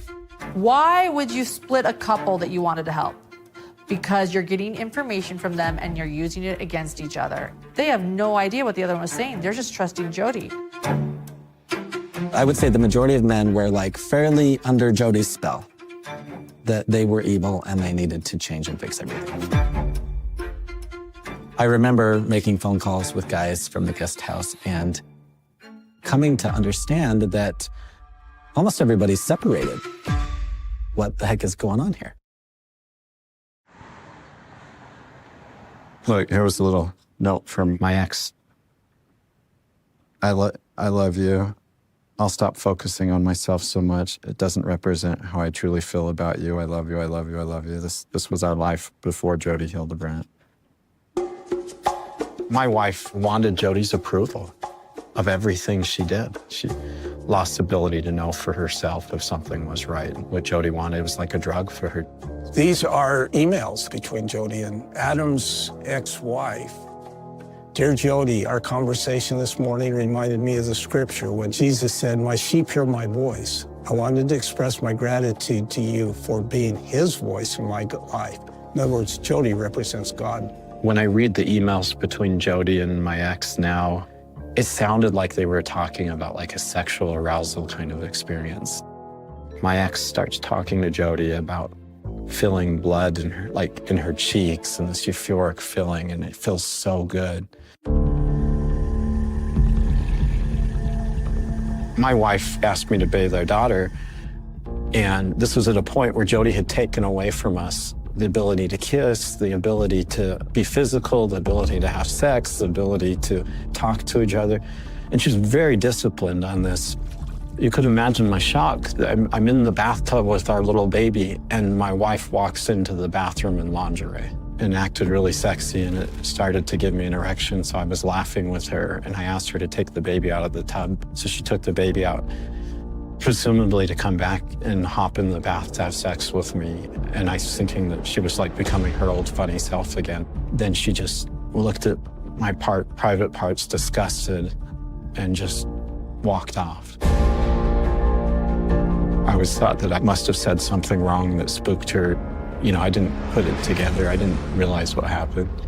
There's so much deception going on that the law, quote unquote, they don't know where the truth is. This little boy that you have depends on you, Mom.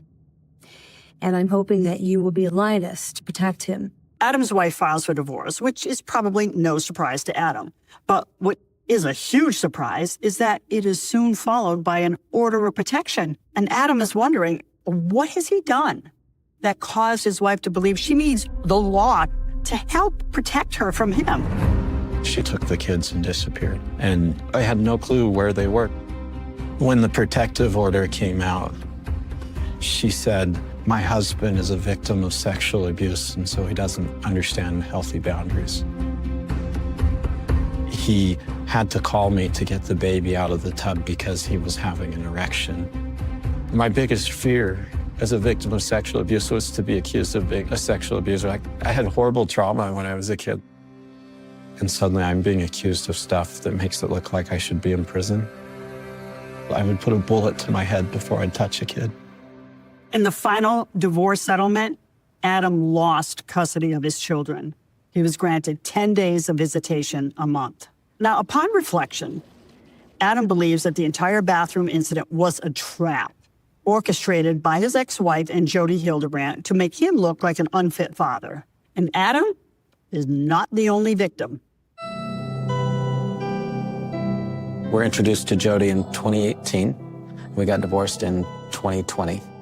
I thought, you know what would be excellent is if we can get a divorce, have a good co-parenting relationship, and maybe even be friends. Well, my ex-wife texted my sister-in-law. She claimed that I had done something like rape to her, which, as far as I'm concerned, that's an allegation of rape. She claimed that I had cheated on her in the marriage, which was not true. She also claimed that I had made some kind of sexual comments about our daughter.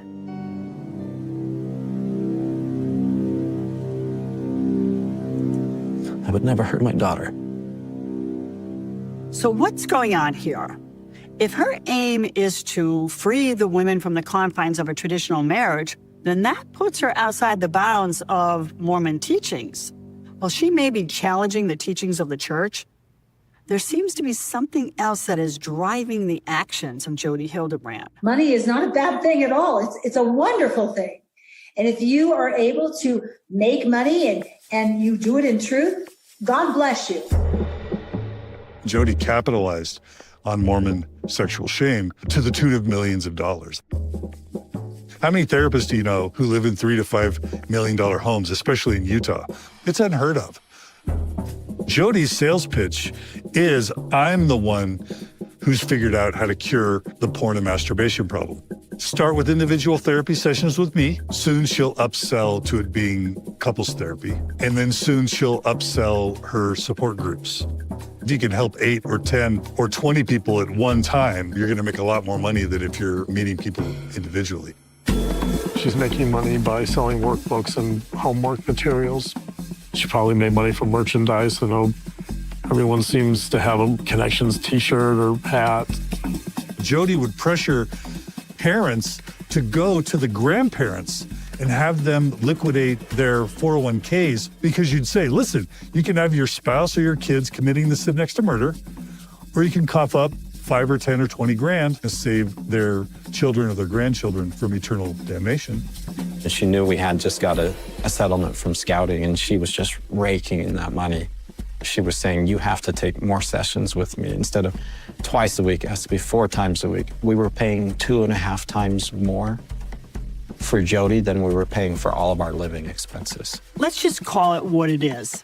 It's a faith-based, multi-level marketing scheme run by a controlling and charismatic figure. Get in the classroom, start meeting other people that are part of the Connections family, start talking to them on the phone, talking to them on social media, and get the help that you need. And for organizations like this to thrive, they need to find new members and keep growing.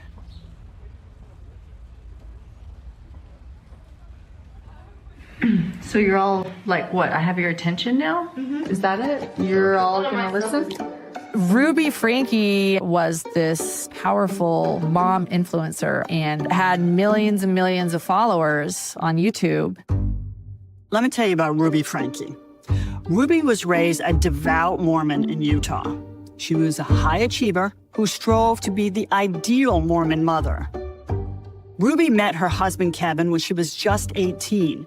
They were engaged within weeks. She had her first child at 21 and then went on to have 5 more. She started a Mormon Mommy YouTube channel where she would share with the world her adventures as a parent. It's named 8 Passengers because it's her and her husband, Kevin, and then their 6 children. In Mormon culture, women are often secondary, and there are many, many Mormon housewives that feel underappreciated, and it was a way for her to be the perfect Mormon mom. 8 Passengers followed their entire family on daily vlogs. How do you mother 6 children? Well, Ruby Franke will show you how. One of the most concerning things that I see with this growing trend of family vloggers is that, like reality TV, you need drama to attract viewers. And more often than not, that drama will include the children. If you cut one more thing in my house, we're chopping its head off. I'm going to take the scissors, look at me, and I'm going to cut its head off. She started focusing on disciplining her children in more and more extreme ways. One of the things Ruby was criticized for was for kicking her son Chad out of his own bedroom and forcing him to sleep on a beanbag. That was 7 months ago. Maybe you need longer without a bedroom. You see a trend of a child getting hurt or discipline that is actually quite shocking. Eve is responsible for making her lunches in the morning, and she actually told me she did. Hopefully nobody gives her food and nobody steps in and gives her a lunch. The Mormon community in southern Utah is pretty tight-knit. So it's not surprising that in 2018, the paths of these 2 powerful women cross. Jody Hildebrandt's eyes, it was like a cartoon, and the stars in her eyes probably just lit up the moment she learned Ruby Franke might be attending her sessions. I certainly think that she targeted her. Phone call yesterday with my therapist, and she taught me about truth and distortion. Mom probably talks about Jody all the time. I've mentioned Jody a few times. She has a podcast called Connections with an X. Ruby and Jody met because Ruby and Kevin were actually seeking therapy for their oldest son. Jody Hildebrandt was recommended. As soon as Jody Hildebrandt discovers that she's working with a family that has 2 million subscribers, I am sure she sees dollar signs and she sees opportunity. It seemed to transition to Ruby getting therapy. Jody always had a larger interest in communicating with the parents more than with the actual patient. Her theory was, if you want to help your child, you have to help yourself first. At first, Kevin was part of this therapy, like, let's do couples therapy. And then all of a sudden, it seemed to transition to Ruby becoming kind of a mini Jody, the Robin to Jody's Batman. We've seen this dynamic before, where Jody causes and then exploits friction in a marriage and then forges a bond with the wife. But in the case of Ruby Franke, the dynamic is different because Jody Hildebrandt is now dealing with someone whose star power is much bigger than her own. Ruby Franke emerges back online, no longer with her husband, but with Jody Hildebrandt, her therapist, with a channel called Moms of Truth. You will no longer be manipulated or deceived by yourself or by others. Right. Ruby becomes then not just a patient of Jody's, but a mental fitness trainer under Jody. And it's absolutely bizarre. You're gonna go, oh yeah, I do that. Or you're gonna say, oh, my spouse does that. That's what you're gonna say. So in 2021, Jody actually moves in with Ruby and Kevin Franke. The moment she showed up at my house, just the weirdest crap started happening. Lights turning on and off, like sounds like footprints going up walls and across the ceiling, and like Jody starts saying some shadowy figures are visiting her at night or after her. Jody then starts asking Kevin Franke to help her perform exorcisms. it was weird, and I hated it, and I don't have any way to explain it other than there's some crazy going on. It's hard to make sense of these seemingly supernatural occurrences. Does Jody truly believe she's being pursued by demons, or is this another performance where she's manipulating her environment to get the attention that she craves? Ruby would go up and check on her. It started like every 4 hours at night, and it moved every hour at night. And then at some point, Ruby said, you know what, I'm just going to start sleeping in there. That's kind of weird, but okay. And that was that. They started sleeping in the same bed. Sorry, I was just enjoying that. And Jody, take it away. She's mesmerized by what I'm saying. There was financial attraction, there was emotional attraction, there was psychological attraction. She was sleeping literally in the same bed as her client. Was Jody literally fighting with her own demons and preaching against sexual misconduct and yet being constantly tormented as a closeted lesbian? Now, I'm speculating there, but all those dots seem to line up. Now look, whether they're in a sexual relationship or not, what is clear is that these two powerful women are feeding off each other's energy. Eventually, Ruby and her younger children leave their family home and move in with Jody.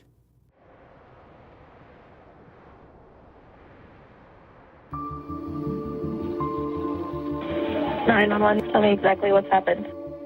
I just had a 12-year-old boy show up here at my front door asking for help. And he said he had just came from a neighbor's house. He's emaciated, he's hungry, and he's thirsty. And he asked us to call the police. So he's very afraid. He has duct tape around each ankle. And he has them around his wrists as well. Okay, this boy has been... He's been detained. What's your mom's name? Ruby Franke. Ruby Franke is his mom's name.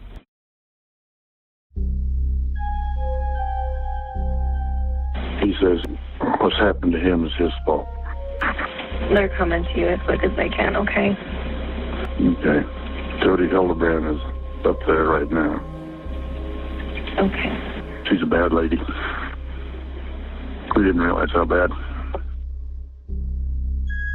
When I arrived at the residence where the young boy was located, I noticed how bad this boy was emaciated. His skin was coming off. I was tearing up. It hurt to see a young boy with wounds like that done to him. Like he was looking at me like he was in trouble. How did you get the ropes on you? Who did them? He told me that his mother and Jody Hildebrand did this to him. I just couldn't imagine what he could have done for this to happen to him. Police officers, open up! Jody, I need you to step out. I have my turn. That's great. Step out of the house. No, I'm not going to step out of the Step house. out of the house. Step out of the house. Whoa. We're just going to see if anybody else. Is there anybody else home? Wait a minute, how do you come to my house? Right there. At the home, I let Jody know that she was being detained, and I didn't have any real communication with her until we arrived at the police department and I conducted an interview. If we ask you any questions that you don't want to answer, you can just tell us, I don't want to answer that question. So I trust my attorney. He said, don't say anything. And I said, I have nothing to hide. And he's like, I know that. I don't know what's going to happen with what I say. You know? I'm a psychologist. I've watched people flip things all the time. If you knew all the pieces, I think you'd have a lot of empathy for what's going on. I was in bed at 4 a.m. I just woke up randomly. I checked the news. I read about Ruby Franke and the child abuse and the family blogger and a therapist. And then when I saw it was Jodi, I almost fell out of bed. I had avoided talking about this whole part of my life like the plague. My story's always been here. We've always had the evidence. Nobody's had the energy to find the truth. What would you say to Jodi? Burn in hell. We're just here to talk to you about kind of a few things involving your kids. So first, do you live down here or? I was just trying to build a rapport, get to know her. And she just stared and was giving these long blinks like she was in a trance. It was very different, odd, not normal behavior. Would you feel more comfortable talking to one of us? Maybe you want me to take a step out if you want. Or if you feel more comfortable talking to him, I can step out. I'll wait till I have a lawyer. That's where the interview ended. Kevin Franke arrived at the Santa Clara Evans Police Department looking for his children. A 12 to 13-year-old boy was knocking on doors in a neighborhood asking for food and water, that he was severely emaciated, that he had... What is emaciated? Skinny, scrawny, malnutritioned, not enough food, not enough water to sustain life. So he had... I'm sorry, what? He didn't have knowledge of the state that they were currently in. He had not seen his kids in over a year. I've been in a separation. From who? From my wife and family because of my own addictions with pornography. Jodi saw the need for me to get help. Frankly, I agree. This space has been exactly what I need. I feel bad for Kevin. He's not going to talk like this in 5 years from now. He's just fresh in it, fresh in the cult. Everything you're sharing to me just sounds like a made-up story. It sounds like a horror movie. We conducted the search of the over 9,000 square foot home. At that time, we didn't know the extent of the child abuse, but then once we searched the home, we found journals written by Ruby Franke. So this Ruby's diary, July 11, 2023, long before she's arrested. Big day for evil. R, or I should say his demon, stays in the shade. I push R into the sun. I come back with a cactus poker. When I poke his back to get his attention, R doesn't even flinch. He's in a trance and doesn't appear to feel anything. The children were told that they were disobedient and they had to withstand different punishments, running hills in the middle of the desert, fasting for 3 days, no food, no water. All these things were part of the repentance process, which was supposed to get the devil outside of them. This is good evidence. She knows her kids are being abused, and she thinks that the kids are like demons, or they don't know how much God loves them. That's love? This is crazy. This is a free call from Ruby Franke, an inmate at Purgatory Correctional Facility. Adults have a really hard time understanding that children can be full of evil and what that takes to fight it. The most upsetting thing is that I am completely misunderstood. Like, my own family misunderstands me, they misinterpret me. And poor Jodi, she puts her neck out on the line for people and then they get mad at her. I mean, it is just horrendous. I cannot even wrap my head around what Ruby is saying. She has been arrested. She knows the condition of her abused children, and she is still defending Jodi? This is a massive transformation from mommy vlogger to starry-eyed cult follower. So what really happened here? We didn't do that. We didn't do that. Those pictures we did not do. He did that to himself, yes. If we put that on him and then he rubbed around and cut himself, yes. But we didn't do that. I'm a good woman. I don't do naughty things. I'm a really good girl.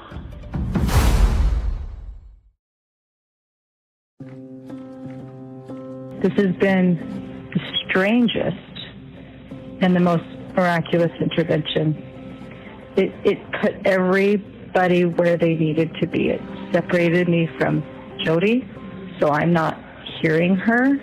And I think just not hearing her has cleared a lot of things up for me. Now look, perhaps it was the gravity of the charges and the potential sentence she faced, but after months in jail, Ruby Franke had the presence of mind to step back and see through the fog of her twisted alliance with Jody Hildebrand. I think Ruby really wanted to be loved in a way that she had not experienced before. I think Jody sensed that, and Jody played on it.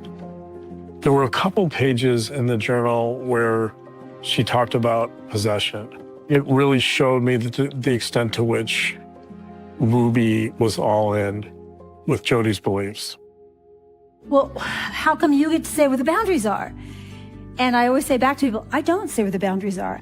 They're God's rules. It was always about distortion versus truth. But really, when it comes down to it, truth is anything Jody says. So, in other words, a cult leader. Like all cult leaders, whether it's L. Ron Hubbard or Keith Raniere or Jody Hildebrand, they always mix in sort of pop psychology, New Age doctrine or theology with some of their own particular practices. When I hear that she thinks God is speaking through her, I think, what a narcissist. My next thought was, what the heck is going on in the LDS faith with all these extreme beliefs? I'm covering the Chad and Lori Daybell case, and the exact same thing is happening.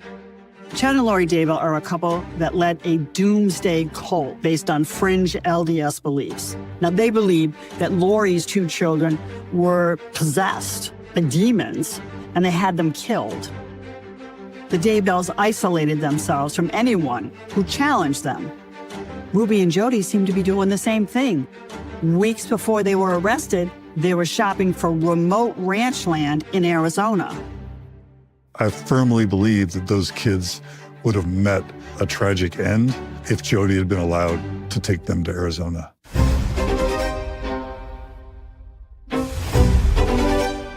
Mormonism at its best is a beautiful, beautiful thing. So somebody that comes along and distorts Mormon doctrine and theology and then monetizes it, and then in doing so, when they're supposed to be a healer, they're predatory and destroying lives and families. It's an evil, corrupt grift. And Jody Hildebrand was one of the worst grifters Utah's ever seen. This is a call from Jody Hildebrand. The Lord says, "And ye shall be betrayed by brethren and kinsfolk and friends. Children shall rise up against their parents and shall cause them to be put to death." That statement right there is what's going on with me. It's hard to know if Jody's religious thinking changed, but in the court setting, she did change. Ruby and Jody each pled guilty, and the plea deal was to drop 2 of the 6 aggravated child abuse charges. They're each going to do at least 4 years, because that's the minimum sentence they were given. Jody's brand of perverted Mormonism was a dangerous mix. This greed-fueled exploitation of religious doctrine, this deep-seated drive to punish men and children, and this promise of spiritual salvation. It is hard to fathom the damage she has done. She took away 15 years of our life. We're just one little story in her massive wake of destruction. How's Adam today? Adam's good. Ever since he came home from scout camp in '97, his life has been in turmoil.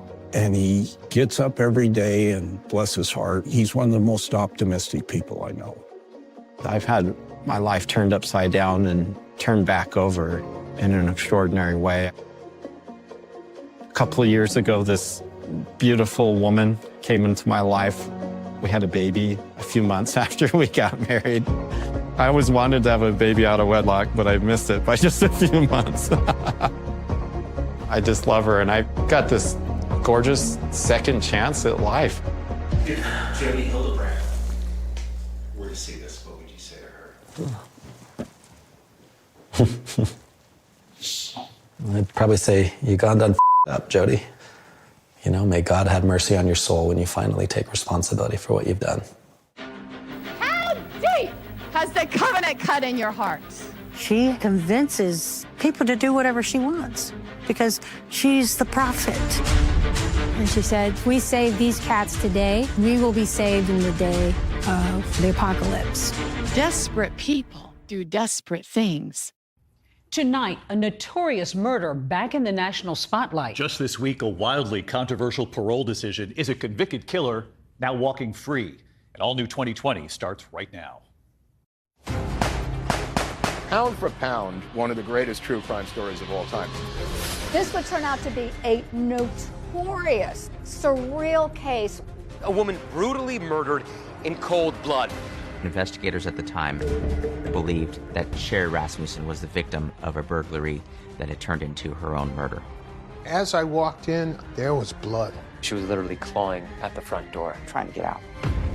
People were on edge during that era. And add to that, we were the serial killer capital of the world. It's like being hit by a train, just like being hit by a train. I don't usually talk about that day or that time. How soon was it after the murder that your father and your mother started to think that maybe this wasn't a robbery? I assumed it was going to be burglars, male burglars. And there was another piece of evidence that caught the attention of investigators. A bite mark on Sherry's forearm. A suspect that the LAPD could never have fathomed.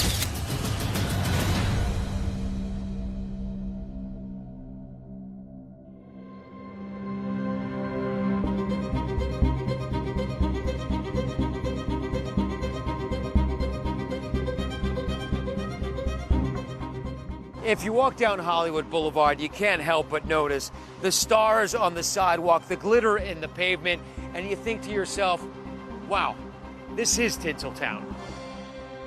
But it doesn't take long until you realize that there are deep cracks in that pavement, exposing a criminal element you could never have anticipated. And the case of Sherry Rasmussen was a rude awakening for anyone living in La La Land.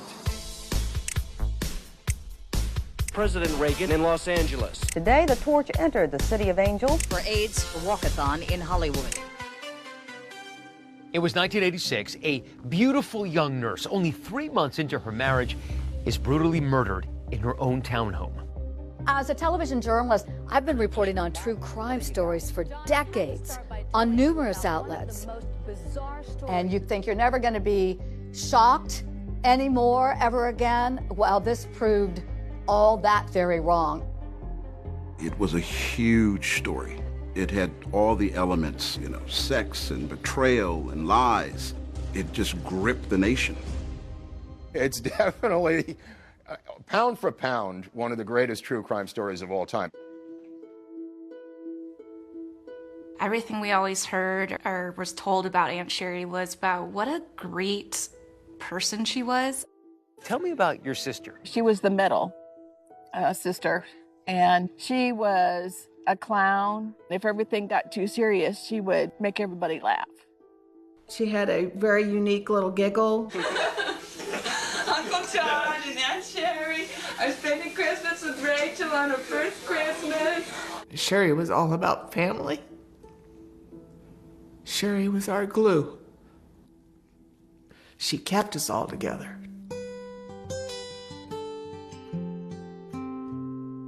From a young age, Sherry, the middle child with that infectious giggle, seemed mature beyond her years, according to her sisters, Connie and Teresa. She leapfrogged from the 8th grade into high school, and Sherry graduated early at the age of just 16 and enrolled in nursing school. She had certainly an interest in caring for other people. By the time she was 21, Sherry was fearless and determined, and she moved from her hometown of Tucson, Arizona to Los Angeles. When she passed away, she was the director of critical care at the Glendale Adventist Hospital. When I think of Sherry, I think of her kindness and her generosity.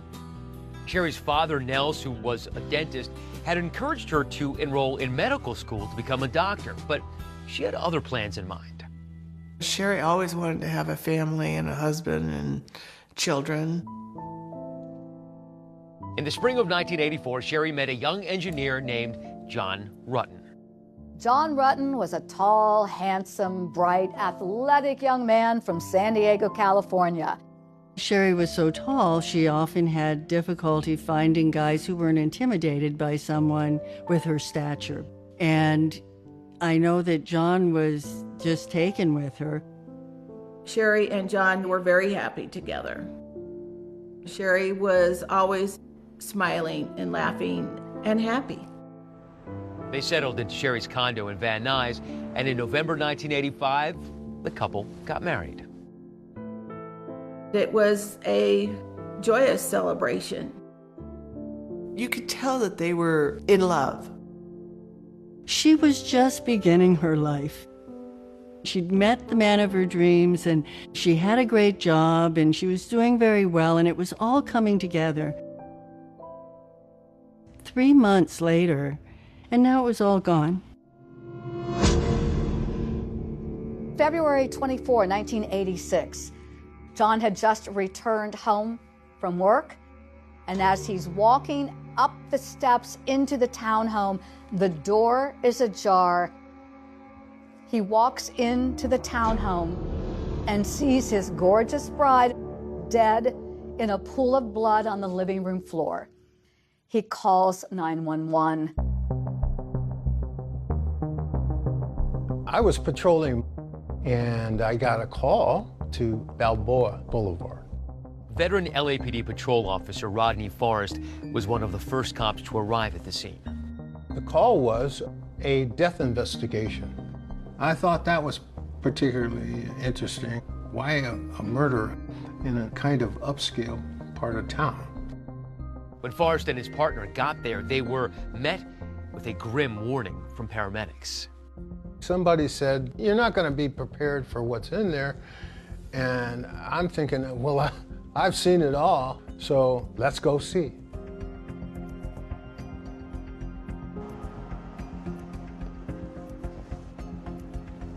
Oh, wow. Well, this brings back memories. It's kind of an eerie feeling to be here after 30 plus, almost 40 years. As I walked in, I saw Sherry Rasmussen on the ground. She had been covered with a towel, and one of the paramedics raised the towel for me to see her face, and she had considerable trauma to her face, and there was blood. I thought after that, this is actually a murder. At that point, Officer Forrest called the LAPD's Van Nuys division to notify the homicide unit, which took over the investigation. It's a horribly violent crime. Bruises all over her body. The struggle ensued for quite some time. My partner went upstairs, checked the upper floor for any suspects, and there were no suspects still around. Investigators knew that something catastrophic had happened to Miss Rasmussen. You think, given the ferocity of that fight, that somebody would have heard something. You would think it was a heck of a fight. I mean, Sherry fought for her life, literally. That night, news of Sherry's murder reached her family in Tucson.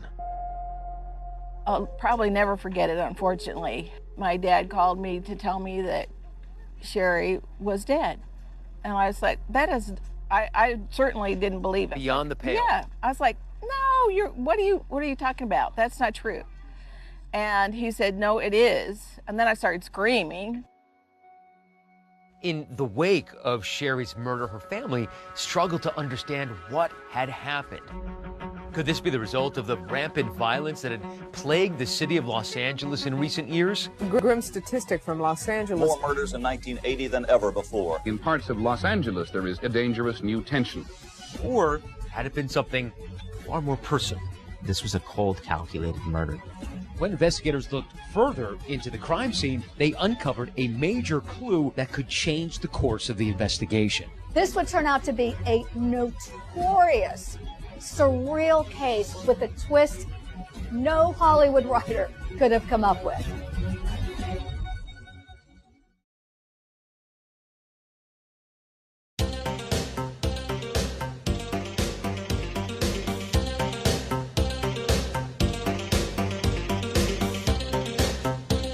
For myself, as a reporter in Los Angeles, the 80s was the wild, wild west.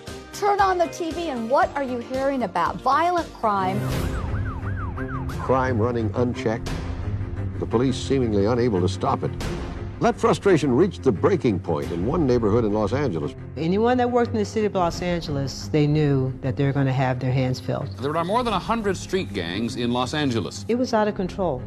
People were on edge during that era. And add to that, we were the serial killer capital of the world. The Night Stalker killer. Strangled, tortured bodies were found sprawled on hillsides. By 1986, the homicide rate in Los Angeles had reached alarming levels. So when Sherry Rasmussen was murdered inside this apartment, it sent neighbors into a panic. It was a dark period in our history. People were terrified to leave their homes. Residents bought guns, learned martial arts. People had bought up every single burglar alarm in the city, and went to the LA County dog pound and literally adopted every single dog for watchdogs. The home invasion murder, the one similar to Sherry's, is going to cause a lot of fear in the community.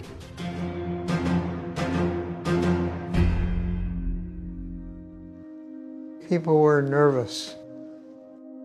It was certainly a shock for me. Alan Tarsky lived across the corridor from Sherry, but he says he wasn't home at the time of the murder. I had come back to work probably 5:45 in the evening, and it was shortly after that that the madness started. I do remember there was electronic stereo equipment right here that I saw when I came in. And that suggested to me that it was possibly a burglary, and a burglary interrupted. I put this together with the stereo equipment stacked over here, and it seemed to me that she could have struggled with the burglar, and she obviously lost that fight. Sherry's newer model BMW was taken. Her purse was taken. The Rasmussen crime scene had all the makings of something police call a hot prowl, a home invasion. Investigators at the time very much believed that Sherry Rasmussen was the victim of a burglary that had turned into her own murder. Based on what investigators could see at the time, it appeared as though Sherry Rasmussen was working at her dining room table on the second level of her condominium when the intruder came in through the front door. She had ligature marks on her wrists, indicating at some point someone had tied her up. All over the place in these pictures, you see some of the implements that were used to hit Sherry. Right. The vase that was smashed over her head. The shards had blood on them. The assailant or assailants were grabbing at anything they could find to make sure this woman didn't breathe another breath. Her fingernails were left broken at the front door. Because she was literally clawing at the front door. Trying to get out. But before Sherry could escape, she was shot, police say, at point-blank range. The bullets indicated that a .38 revolver had been used. It was basically an execution. Not a single neighbor heard a gunshot, and ballistics tests showed that it appeared the assailant had used that quilt over the barrel of the gun as a silencer. And there was another piece of evidence that caught the attention of investigators. A bite mark on Sherry's forearm. They took the sample in an abundance of caution because if there was blood there on that bite mark, it could be possible for blood typing analysis to be done. I learned later about the bite mark that led into my curiosity of why there was a bite mark on her arm. I had no clue. It kind of reinforced what I was thinking when I initially got there. There was something more than I originally saw. Former patrol officer Forrest, who wasn't part of the investigation, says to him, the crime scene didn't jibe with the burglary theory. I thought to myself, this is a burglary? Burglars don't usually pick a place 5 condos from the street. They want to get away. They pick something next to the street. They don't want to be seen. It's just strange that they would pick this place. Officer Forrest says he was also taken by the demeanor of Sherry's husband. I noticed John Rutten. He was sitting at the table and he seemed to be sobbing. My reaction was his sobbing, his crying should have been more extreme with his wife laying there on the floor dead. I guess people grieve in different ways. Did you see John at any point directly after the murder? We saw him at the Van Nuys police station, and I do remember that he didn't have any marks on him. That's the first thing you look at for any kind of domestic violence. So, even though he was your brother-in-law, even though you liked him, yes. The first thing you did when you saw him is sort of give him a visual inspection, a look over. Yes. Did you talk? We weren't allowed to talk to him. They were keeping everybody separated. Because the first suspect in murders like this typically is. Rutten wasn't permitted to speak with Sherry's family, but on the night of the murder, he sat down with investigators at the LAPD's Van Nuys station. You didn't harm your wife, did you, John? The question for investigators is, was he telling them everything they needed to know to catch a killer?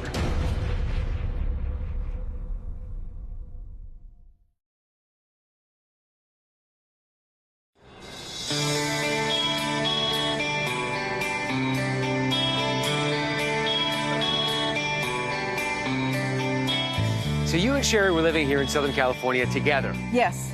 How was that? It was fun. Actually, we also gained Teresa, so all 3 of us were in a mobile home together at Loma Linda. Oh, wow. The 3 daughters? That must have made your dad so happy. Yeah. I've kept a lot of Sherry's clothes. Now it's all back in style, right? The 1980s are all coming back. I remember her telling me that she had met John. What was your impression of him once you met him? He was very likable. They made really a cute couple. They were both tall, thin, athletic, both driven with their careers. It was a whirlwind romance, and within a year, the 2 were married. And did she seem like she had it all? Yes. She had a new job that she enjoyed, just got married. She was a new aunt. We were really looking forward to the future. Family was just so important to her, and you can really see that in the photos and just how happy everyone was together. Sherry really loved Christmas. Here's Aunt Sherry. It was one of her favorite holidays. Here's John holding his baby niece, Rachel. Everybody here thinks there's going to be a baby Rutten pretty soon. I think they better talk to Sherry.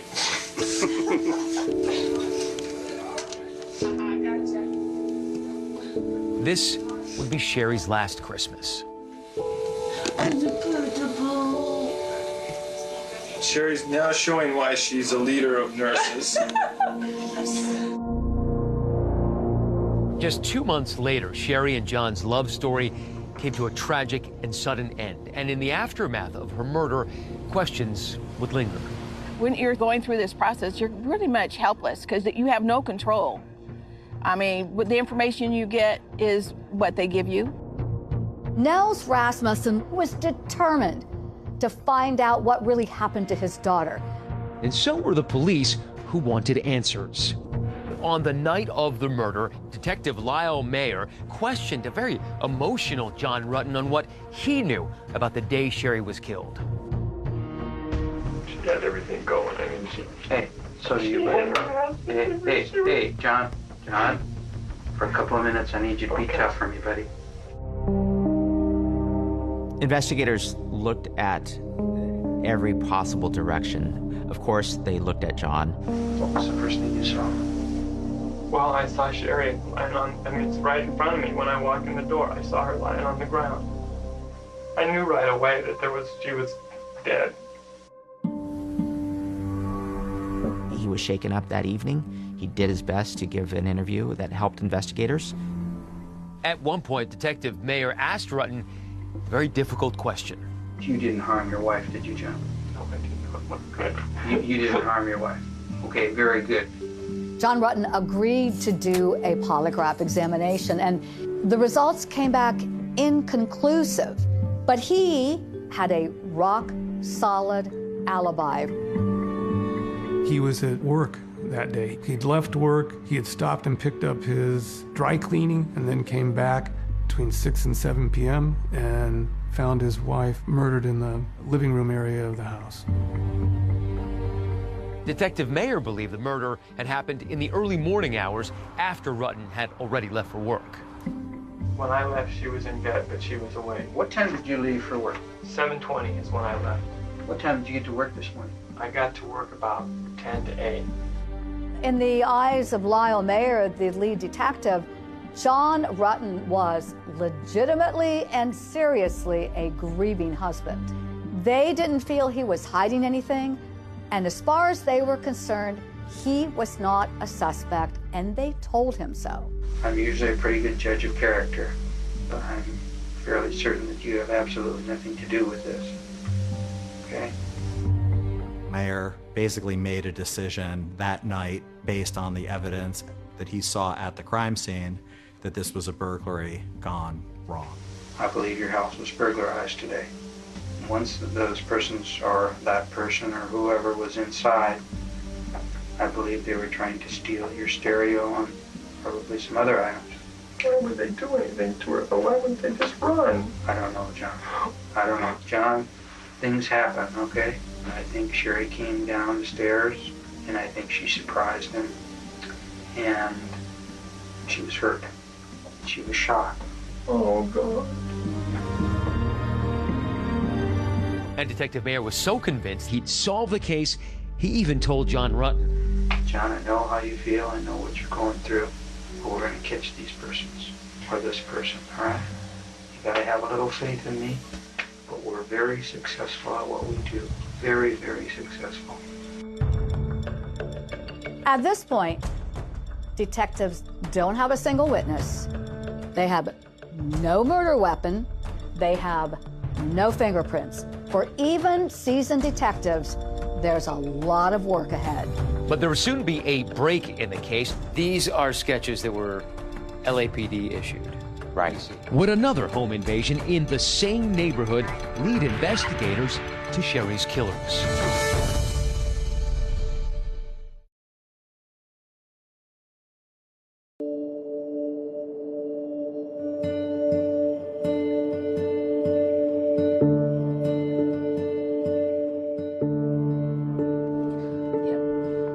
They look like they're from Charlie's Angels.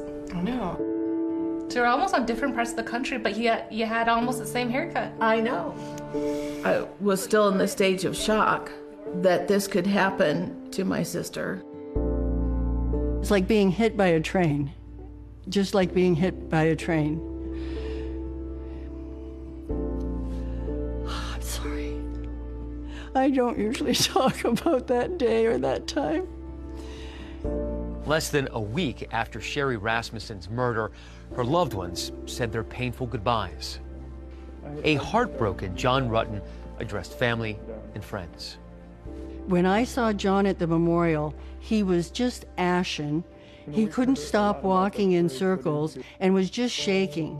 And I want you to know that Sherry was the best professional in the world. She was the best wife that anybody could ever have. And she was the best sister, daughter. She wanted to make everybody happy. You have to understand that was the love of his life. And trying to deal with that grief is devastating.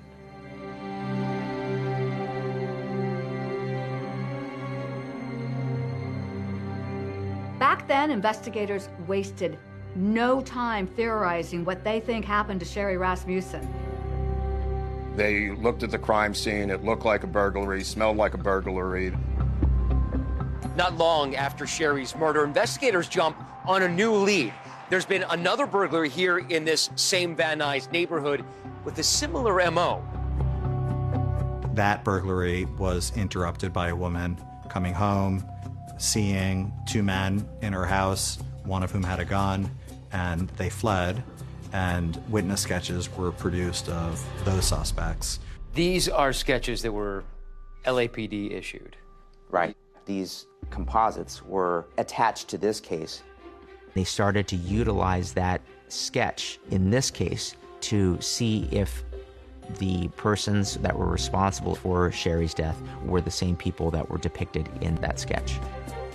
Were they ever arrested? Were they ever found? No, it might as well have been me and you.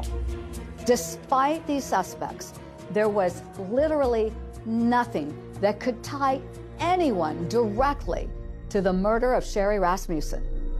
On the surface, it appeared to be a burglary gone wrong, but not everyone was convinced. How soon was it after the murder that your father and your mother started to think that maybe this wasn't a robbery like police were saying? The very day we went to the Van Nuys Police Department. That first day? It didn't make sense that they wouldn't take anything other than the car and yet fight with her to the extent of her death. Sherry's father, Nels, believed that there was another reason behind the murder because he says Sherry told him about a series of disturbing events in the weeks and months leading up to her death. My father told the police about an incident of a nurse that didn't get promoted, and then she was upset with Sherry, and then so she sort of got into an argument with Sherry. She felt that she had damage to her car, so when Sherry was murdered, that certainly came up to the forefront of my dad's mind that maybe that conflict accelerated. According to family members, there was another woman who raised alarm bells for her, an ex-girlfriend of John Rutten.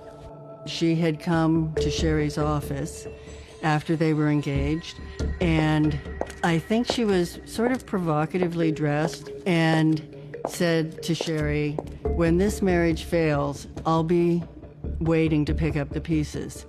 And Sherry said, "Don't worry, we won't be needing your services." Just about a month before the murder, there was an even more disturbing encounter that Sherry, again, told her parents about.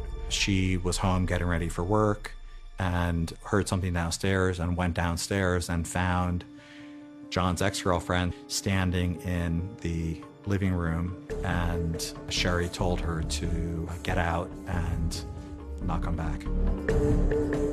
In the days leading up to the murder, Nell said Sherry confided in him that she was being followed by someone who she described as having piercing eyes. Sherry never disclosed a name for the ex-girlfriend. It would have been nice had we had that, because we would have shared that with the detectives. Nels claims that he told the original detectives about the alleged incidents involving an ex-girlfriend of Rutten. One of the original detectives in this case told me personally they had never heard any of those alleged incidents, and none of them were entered into the official case record known as the murder book. The single most important document in an LAPD homicide investigation is the murder book, and it's basically the place where any investigative work that is conducted, any step that is performed, everything needs to be committed to writing. And the reason that it's so important is that homicide is obviously a case with no statute of limitations. Nels Rasmussen told me that he had been telling them for years about an ex-girlfriend of John's. When exactly that conversation occurred, he could not tell me, but I believe that it occurred. But on the night of the murder, John Rutten told Detective Mayer that he didn't know anyone who might want to harm Sherry. She's not having any problems with an ex-boyfriend or you with an ex-girlfriend? No. Has anybody been hitting on her, following her home, or anything like that at all? I would say nothing out of the ordinary. I don't think there was anything out of the ordinary. But Rutten says in the days and weeks following the murder, he did tell investigators about an ex-girlfriend, the same one Nell says he mentioned to police. Rutten says he never brought it up in his recorded interview with Detective Mayer because he never considered her a girlfriend.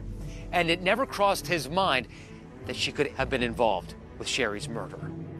2020 reached out to Detective Mayer for a response to the allegations raised by Sherry's family and her husband, but he did not respond. 2020 also reached out to the LAPD regarding those same allegations, and they declined to comment. I had come to the conclusion in my mind that it was never going to be solved, and it was something that I would have to deal with, the unknowing of what happened. With 0 suspects, Sherry's homicide investigation was heading toward cold case purgatory. But years later, with brand new technology and a fresh set of eyes, investigators take another look at the bite mark that was on Sherry's forearm. And could that be the key that unlocks the mystery of the murder of Sherry Rasmussen?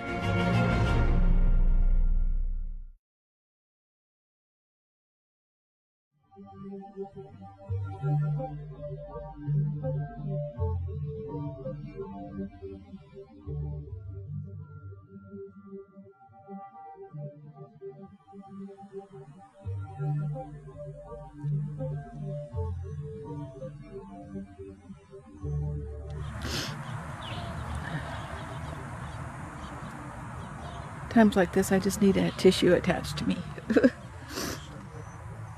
It has been very difficult to continue to live without Sherry. Sherry was like the bridge to kind of pull us all together. For Connie Rasmussen, the pain of losing her sister Sherry is felt most when she visits her grave near the family home in Tucson, Arizona. It's like a heavy weighted blanket sitting on you because you can't move because it's still unresolved. When Sherry was murdered, my grandfather, he was struggling with the fact that they were unable to find the murderer. It ate at my dad. You know, as a father, you think, you know, your job is to protect your children. And he felt he had failed that. Sherry's father, the late Nels Rasmussen, gave this interview shortly before his own death in 2020.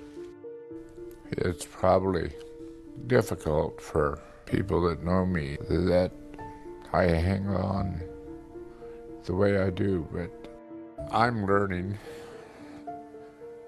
every day how to deal with this. And I still don't have all the answers. I probably never will. In 1991, Lyle Mayer, who's the lead detective on the case, retires from the LAPD. And the case is then handed off to other detectives within the Van Nuys homicide unit. There were no active leads or items that were coming in at the time that were giving investigators new avenues to pursue.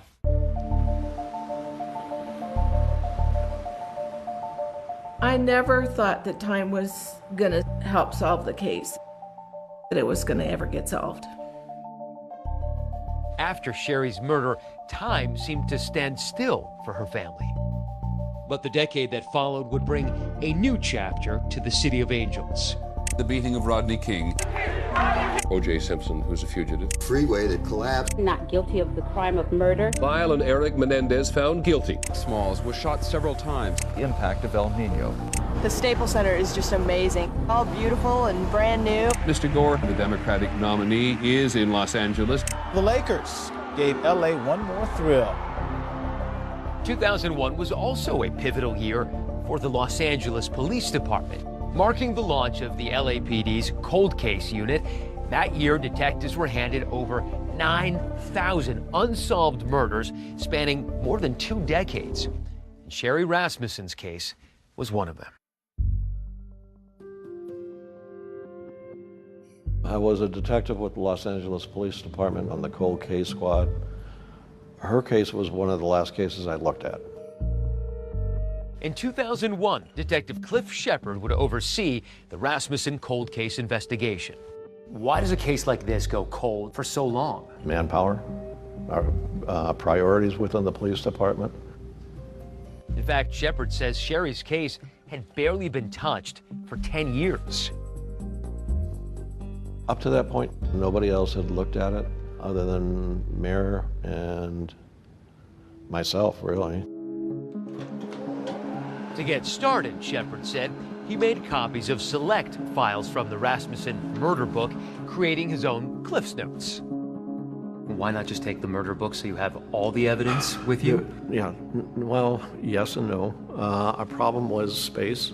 We were in a little office. It wasn't practical to take the entire murder book. Breathing life into an old case is no easy feat, especially when you don't have all the evidence.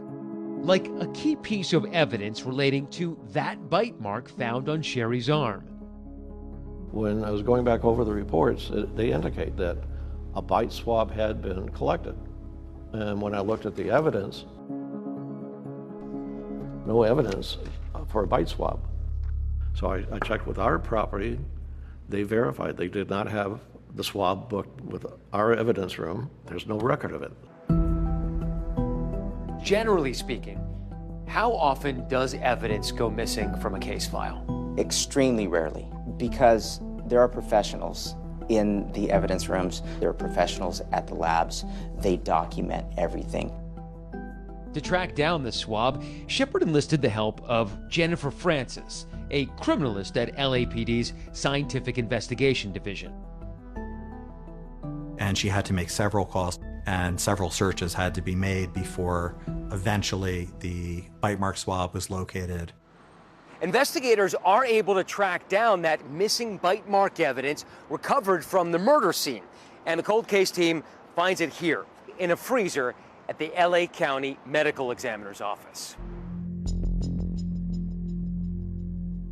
The reason why it was way back in the freezer is because all those years ago it had been tested for blood type. And there it stayed all that time. By 2001, DNA technology had come into its own, so Francis sent out the swab for analysis. But Shepard says given the LAPD's case backlog, it would take 2 full years for the results to come back. And those results would eventually turn the entire case on its head. She informed me that I obtained a DNA profile. The DNA profile was entered into the law enforcement database, but there was no match at the time. So it was a big jump in the case, but it wasn't quite enough. It gave us a profile, but it didn't give us a name. With little else to go on, this case is riding on that piece of DNA. Once you got the DNA, did that prod you into doing any of the other investigative things like interviews? At that time, no, I couldn't. I had a lot of cases going on, so it was as I had time. I just didn't have enough time. My biggest regret is not interviewing Rutten, the husband, not meeting with him and having a face-to-face. I knew he restarted his life and it was down in the San Diego area. But for me to just leave LA and go down to San Diego to interview him, I had other things going on. I couldn't do that at that time. By 2005, Detective Shepard had moved on from the Rasmussen cold case investigation. 4 more years would pass before there would be another significant development in the case.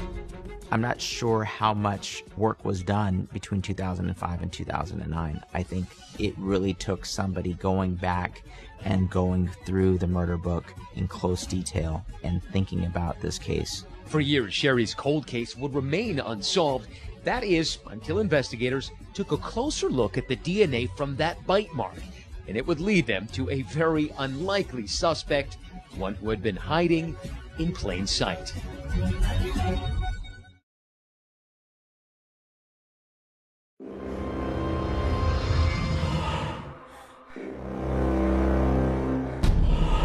I can't remember ever covering a case like this. Sex, lies, law enforcement, innocent victim. Because what you could tell from the crime scene, there was an assailant, but that Sherry fought back. Oh, she did. Incredible vigor and strength. Absolutely, she did. If I grab your arm, yeah, and you want to release my hand, what's very close exacts. So Sherry Rasmussen knows this is a life and death situation. Sherry tries to escape. The co-counsel summarized the case as a bite, a bullet, a gun barrel, and a broken heart. Where she talked about her belief that there was a personal motive for this crime. For a cold case that was running on empty, I mean, this should have jump-started it. Why didn't it? It didn't give us a name. They eliminated the first 4 suspects, but they began to zero in on suspect number 5. And suspect number 5 just happens to be a cop. Can you imagine that moment? After all these years, the answer is behind a badge. It's crazy that you've been working just down the hall from the murderer you'd been looking for years. Yes.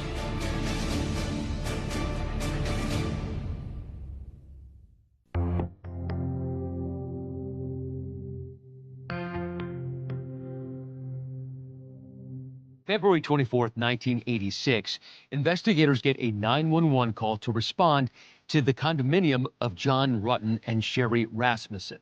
When they arrive, John is distraught. He has just found his newlywed wife laying on the living room floor. Sherry Rasmussen was attacked in her home, bludgeoned, and then executed, shot 3 times while she was down on the ground. The investigators also found a bite wound on her forearm. This will be important in the case because the bite marks will leave DNA. But in 1986, DNA testing was just in its infancy. Detectives don't have a single witness. They have no murder weapon. Nobody really saw anything. Detectives at the time characterized it as a burglary gone wrong. And the trail went cold for 15 years. But in 2001, the LAPD formed a new cold case unit to look into cases that would qualify for DNA testing. Investigators had reignited that cold case on the back of DNA evidence stored here. Criminalist Jennifer Francis, who'd been instrumental in tracking down and testing the bite mark swab, had a stunning revelation. It was female DNA. I assumed it was going to be burglars, male burglars. A female? Who is she? Once you got the DNA, you realized it was a woman. Were you curious about the fact that a woman might have been involved? I was curious what woman. This could be the break that the LAPD needs. I think there are times that we felt Sherry's case would never be solved, but with the results of the DNA, it gave us renewed hope that Sherry's killer would be brought to justice. The DNA analysis that revealed Sherry was bitten by a woman seemed not to have any effect on the direction of the LAPD's investigation. Because what you could tell from the crime scene is that there was an assailant, but that Sherry fought back with incredible vigor and strength. And I thought, okay, we've got one with the gun, doesn't want to use it. The other one's, presumably the female who helps her partner out when he's starting to get beaten up. By 2005, Detective Shepard had moved on from the Rasmussen cold case investigation. The bite mark came back to a female when it was tested for DNA back in 2005. For a cold case that was running on empty, I mean, this should have jump-started it. Why didn't it? It didn't give us a name. It gave us a profile, but it didn't give us a name. 4 years went by with no forward momentum. But in 2009, a detective by the name of Jim Nuttall, assigned to the Van Nuys division, received the Rasmussen case file to check for updates as part of cold case standard procedure. One of the first things that Nuttall notices is this 4-year-old DNA report by Jennifer Francis that indicates that it was a woman who attacked and killed Sherry. And he just isn't buying the burglary story. Near the door, there were stacked stereo components, which ostensibly you'd think the burglars were going to grab on their way out. It made him believe that the murder occurred first and that they were intentionally left there. Nuttall and his team of detectives believe that this may have been personal. They conduct new interviews with those close to Sherry, including her parents and her husband, John Rutten. He wanted to exclude all of the potential female sources or female individuals that were surrounding Sherry's life at the time. The detectives make a list of 5 women in Sherry's orbit and eliminate them as suspects one by one. Sherry's mother and sister Teresa were on the list, as was her good friend Jane Goldberg. They took my DNA. The one detective came unannounced, and he said, I'm just coming to get a DNA swab. The first 3 suspects on the list were able to be eliminated almost immediately. The 4th name on the list was a nursing colleague. There was an indication of tension and bad blood between them. Investigators obtained a DNA sample from her, which didn't match that from the bite mark. They eliminated the first 4 suspects, but they began to zero in on suspect number 5. It's suspect number 5 that grabs the attention of detectives. Rutten told Detective Nuttall about an old friend and former romantic partner named Stephanie Lazarus. Once number 5 was developed by Detective Nuttall, Detective Nuttall spoke to John Rutten again to learn a little bit more about his connection with Stephanie Lazarus. We want to walk you through a timeline. It's very important. Starting, we believe we're close, but we'll have to have you kind of spell this out for us. Rutten tells Detective Nuttall that Stephanie Lazarus is a name he's already given to detectives decades earlier. I know that she went to go see Sherry, and I know that she was upset, that we weren't going to have the relationship. That's the reason for identifying her. So that's the reason I identified her 23 years ago, when we talked. One of my concerns is that was never, appears to be recorded. And we know files. I'm not trying to be inflammatory. There's a certain level of frustration on our part. Yeah, More should have been documented. We're now forced 23 years later to literally almost start over again because we lack the documentation that would have been crucial in this case. There's no official record of Rutten mentioning Lazarus at the onset of the investigation, but there's a single reference made in the case file nearly 2 years after the murder. And it's a notation along the lines of John Rutten called Stephanie Lazarus P/O, ex-girlfriend. And when John Rutten spoke with the cold case detectives, he confirmed the meaning behind that P/O. I gave him the name and I said she's a police officer. Not only was Lazarus a police officer, but she's still on active duty as a detective. Think about this. You're the cold case unit investigating one of your own, and her office is just down the hall on the 3rd floor of police headquarters. Police like to talk, that's why they're cops. They ask questions. These cops needed to keep this quiet.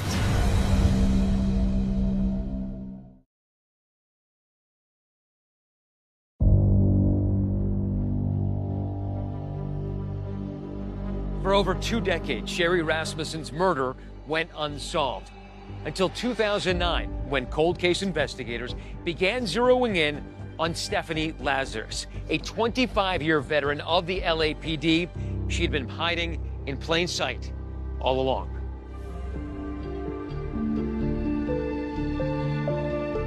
She presented herself as very smart, capable, athletic. She was a Division I athlete. Lazarus's connection to the Rasmussen case was through Sherry's husband. Her history with John Rutten went back more than 30 years, when they first met as students at UCLA. And Stephanie made no bones about the fact that she envisioned a big romantic future with John Rutten. The problem is that John has never, in his own words, looked at her in the same way. After Stephanie graduated from UCLA, she joined the LAPD in the early 1980s. At a time when the department was striving to bring more women onto the police force. She seemed to excel and do well in specialized assignments, but it was always competitive.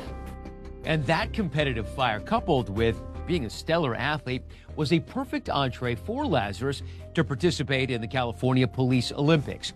The California Police Olympics were an athletic competition open to police officers throughout the state. Anita Ortega was one of the other few female LAPD officers at the time and a teammate of Lazarus. Stephanie was an outstanding athlete and a basketball player. I thought her tenacity was incredible. She never quit.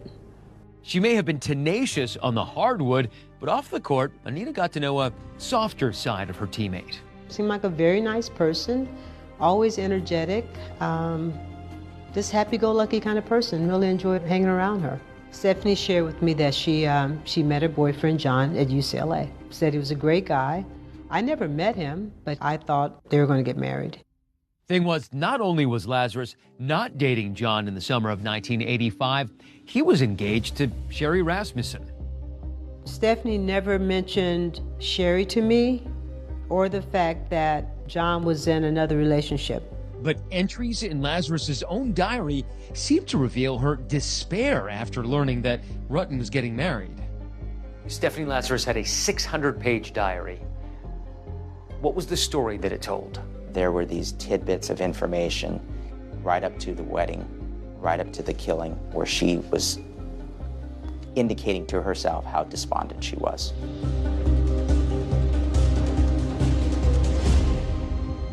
Despite her apparent inner turmoil, to outside appearances, Lazarus seemed upbeat and happy.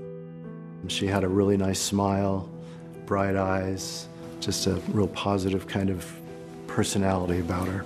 Fitness trainer Brian Brazzi says he had an immediate connection with Lazarus, but then just a few weeks after meeting, Brazzi says there's an odd encounter at his apartment.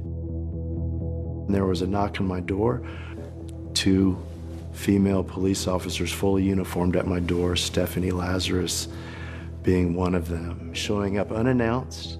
I had never given her my address. Brazzi says it's an uncomfortable moment, and he doesn't invite the women into his one-room studio apartment. Stephanie had shown up for reasons unknown, he says, and just as quickly, she leaves. I really didn't know what to say or how to react. Brazzi says despite his discomfort over that visit, the two decided to go out on a date anyway. But when he later had to break the date, Brazzi says he saw a different side of Lazarus. The next time I saw her, the look that she gave me was like just dark and menacing, and I just kind of stopped in my tracks. By the spring of 1986, after Sherry Rasmussen's murder, Lazarus's career at the LAPD was thriving. Daryl Gates and the rest of the LAPD brass loved Stephanie Lazarus because having her face out there, her exuberance, her athleticism, it got people excited. She was a walking, talking recruitment drive. She even made an appearance on the game show Family Feud, pitted against arch rivals, the LA Fire Department. She continued on an upward trajectory, and she became a detective for the Los Angeles Police Department.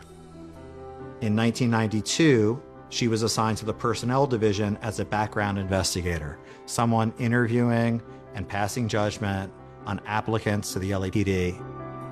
It seems eventually Stephanie puts John Rutten behind her. She marries another police officer, and the couple adopt a beautiful young daughter. One of her last assignments was to be assigned to the art theft detail, a very specialized division. The art theft detail investigated anything that was of value that was stolen as art. At the time, the unit was the only one of its kind in the country, and with its rich and famous clientele, attracted local media attention. I was a contributing writer to the LA Weekly, and I had heard about Don Harisik, who ran the art theft detail. So he reluctantly agreed to do an interview with me. Also in attendance, the junior member of the unit, Detective Stephanie Lazarus. Every time I talked to Don Harisik, Stephanie Lazarus interrupted me, and she kept interjecting snide, sarcastic, and semi-humorous comments after my questions. It was extremely disruptive. I asked Detective Lazarus, what do you know about art? And her answer was, it hangs on the wall. By 2009, the future looks bright for Stephanie Lazarus. She has a family now and is working in a prestigious unit. She seemed like the happiest, luckiest person in LAPD. All seems great.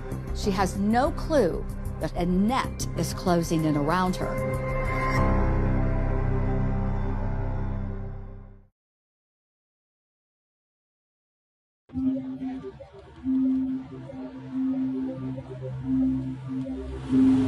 Stephanie, I don't know if you know my partner. Hey, right. Hi. Sure, nice to meet you. See you guys. How's it going? Good. Have a seat.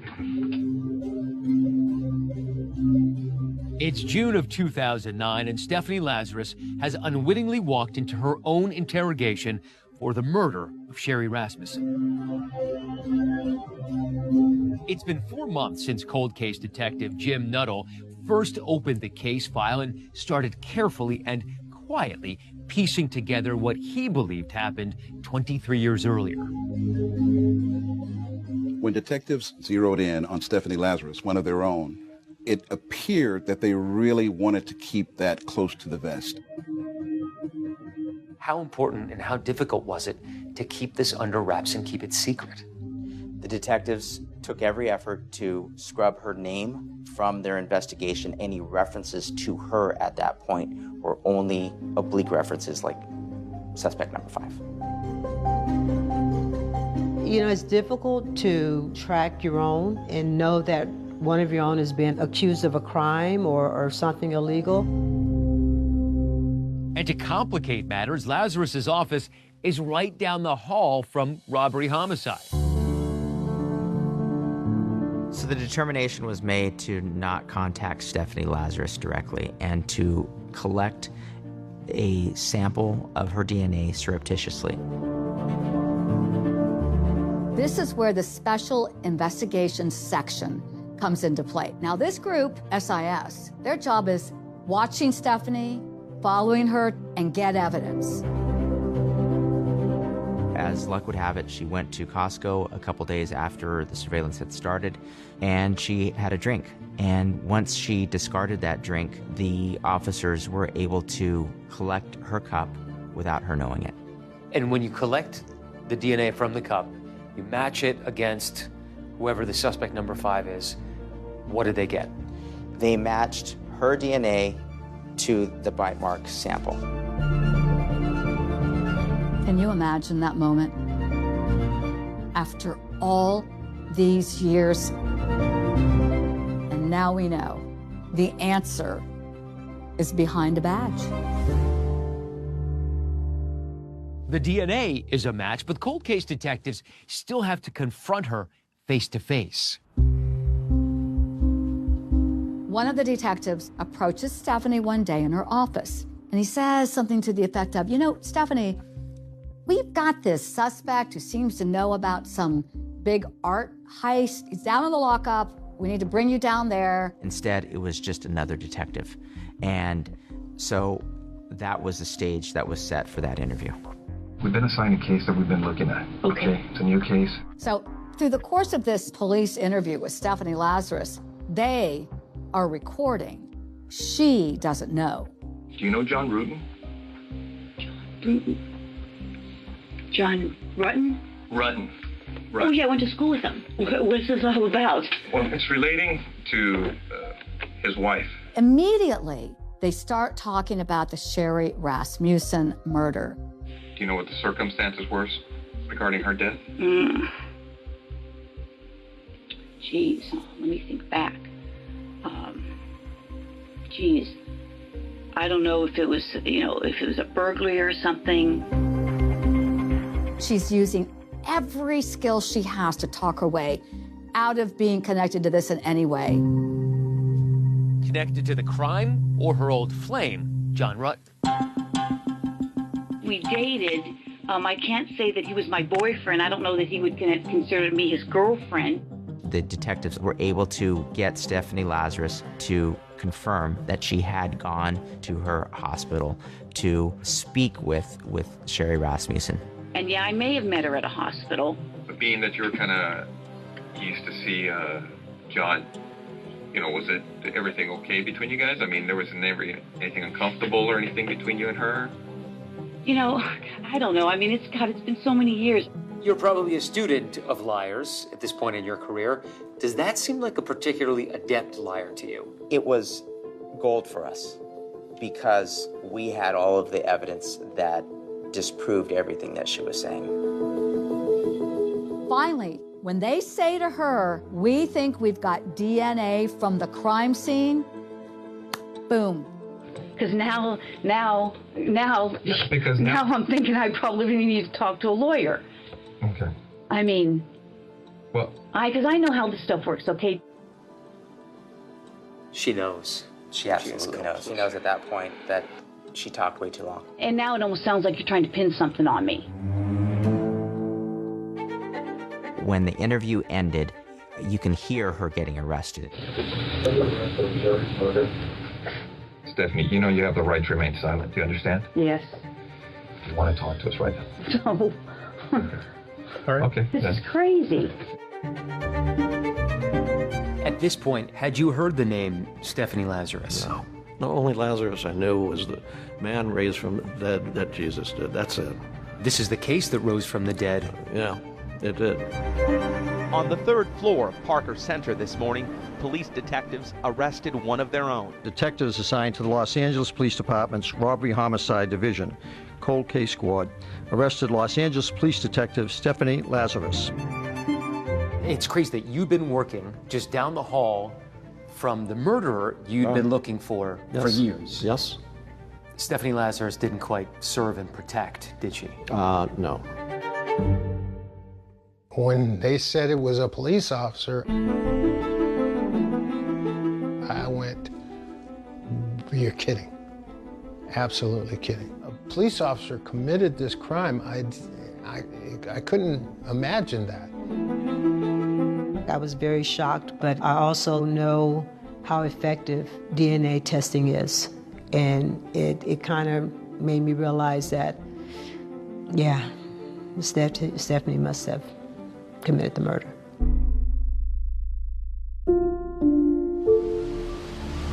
They were kind enough to come to our home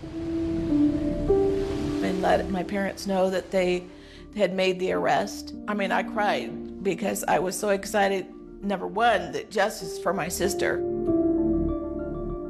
but also for my dad. I was so relieved and so happy and so sad. We had waited so long, but at last. I'm totally in shock. It was just a stunning turn of events. Then a whole new chapter begins. The prosecution is armed with what appears to be rock-solid evidence. But this is L.A. after all, and strange things have been known to happen in court. So, you have to wonder, would a jury really believe a veteran detective is capable of committing a cold-blooded murder?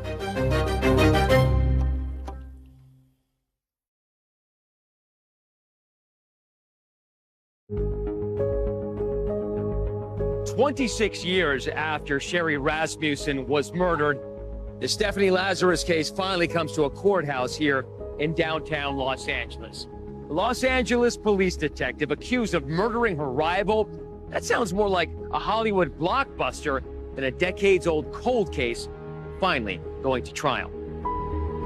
At her arraignment, Stephanie Lazarus pleaded not guilty to the charge of first-degree murder.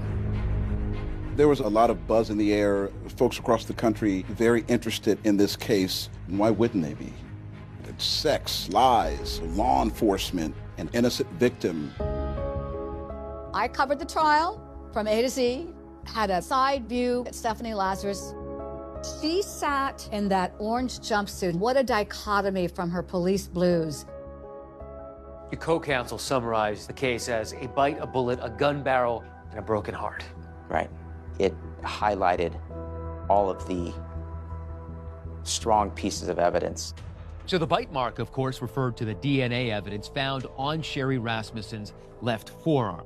The prosecution considered this their ace in the hole. You had 4 separate analyses done, so by far that was the most important piece of evidence.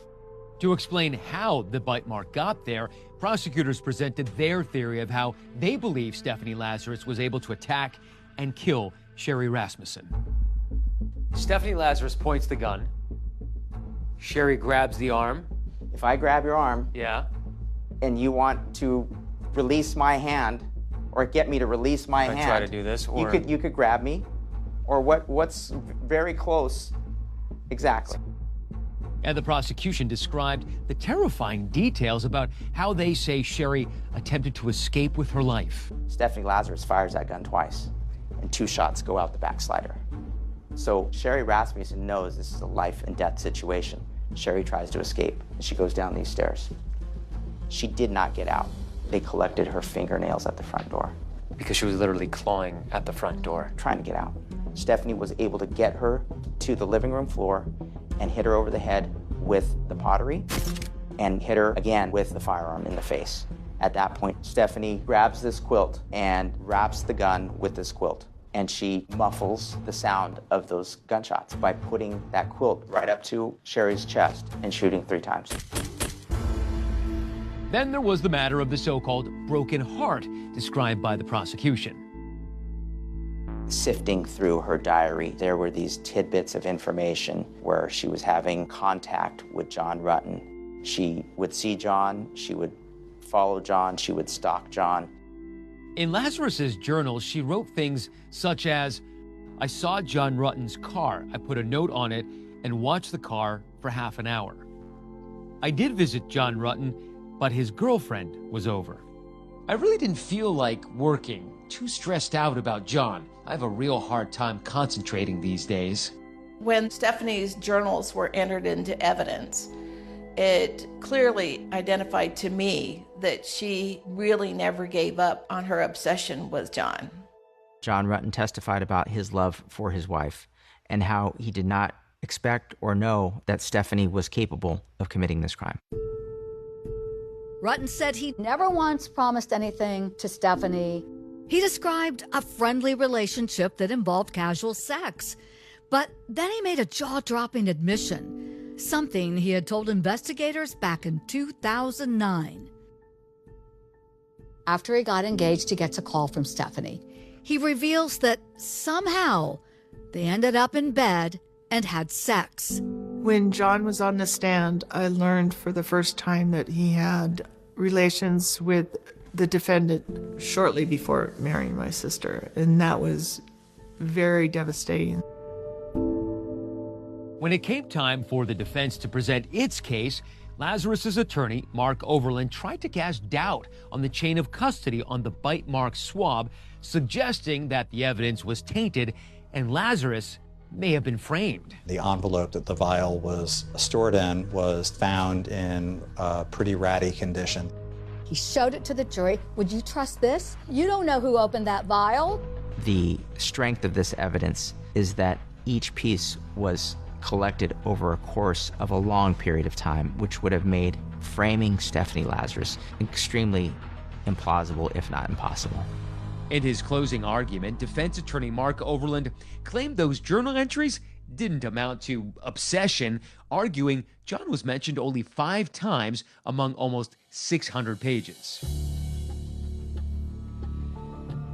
After almost 3 weeks of trial, the case went to the jury.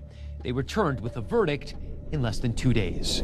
We, the jury, in the above entitled action, find the defendant, Stephanie Eileen Lazarus, guilty of the crime of murder of Sherry Rasmussen. It was just like a rush of relief that it's over. relief for my father that he finally was vindicated and he had his answer. Stephanie Lazarus' sentencing hearing was held in March of 2012. So People versus Stephanie Lazarus. Matter is set today for sentencing.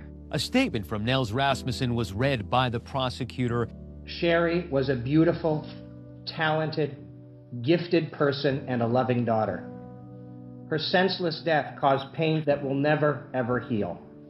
And John Rutten tried to describe the heavy burden it seems he will carry for the rest of his life. I'm John Rutten. The fact that Sherry's death occurred because she met and married me brings me to my knees. I have resigned myself to trying to endure the daydreams about a world where Sherry is still with us, and this pointless tragedy never occurred. Thank you, Mr. Rutten. The judge is about to announce Stephanie Lazarus' sentence for first-degree murder and use of a gun. Court will now pronounce sentence. But this case is far from over. Sherry Rasmussen's friends and family have no idea about the shocking turn of events that await them in the not-too-distant future. Will a killer walk free?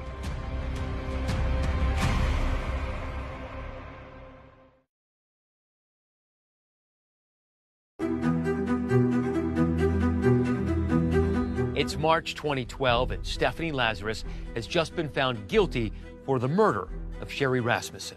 Never admitting guilt, Lazarus waved goodbye and smiled to her family as she left the courtroom. What was her sentence? She received 25 to life first-degree murder and 2 years for the use of a gun. There had never been an arrest of an active LAPD detective for murder under circumstances this salacious, a cold case. And once the Rasmussens stepped forward, allegations of a cover-up. LAPD should want to know why it took so long, and there should be accountability for that passage of time. The Rasmussens took action in 2 ways. One was to file a complaint directly with the LAPD alleging a cover-up to protect Officer Lazarus from criminal prosecution. They also filed a civil lawsuit against the LAPD, making the same allegation. The day that Stephanie Lazarus was arraigned, the Rasmussens asked to get answers as to what happened in 1986 and what happened that nothing was done despite our repeated requests. The LAPD denied the Rasmussens' allegations, citing immunity, and the lawsuit was eventually dismissed because of the statute of limitations. As for the complaint the Rasmussens filed directly with the LAPD's Internal Affairs Department launched an investigation in response to the allegations. Journalist Matthew McGough obtained a copy of the Internal Affairs file, which wasn't released publicly. A total of 6.8 hours were devoted to trying to determine whether or not Stephanie Lazarus was protected in an internal cover-up. More than a year passed before it was closed with no one being interviewed, no investigative conclusions.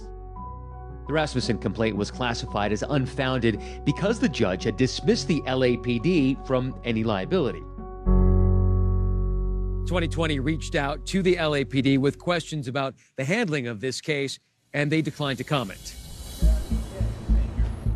While the Rasmussen family continued to raise questions about why Lazarus was not arrested for so long, they were certain that she'd spent at least decades behind bars. But just last November, there was a development that took everyone by surprise. It was late 2023 when Stephanie had her first appearance before the California Parole Board. This was years before anybody thought she'd be eligible for early release. It turns out, in the years since Lazarus's conviction, the state of California passed a new law giving special consideration towards paroling so-called youthful offenders who had committed their crimes when they were under the age of 26. Lazarus was 25 when she murdered Sherry Rasmussen. Letters supporting Lazarus's release were submitted to the parole board by friends, family, and fellow prisoners. She took responsibility for committing the murder for the first time, something that she had denied throughout her trial and throughout her incarceration until all of her appeals were exhausted. She showed absolutely no remorse and brushed it off as if my Aunt Sherry did not fight her, then she wouldn't have fight back, that she wouldn't have killed her. The only reason she confessed is because she wants to get out on parole.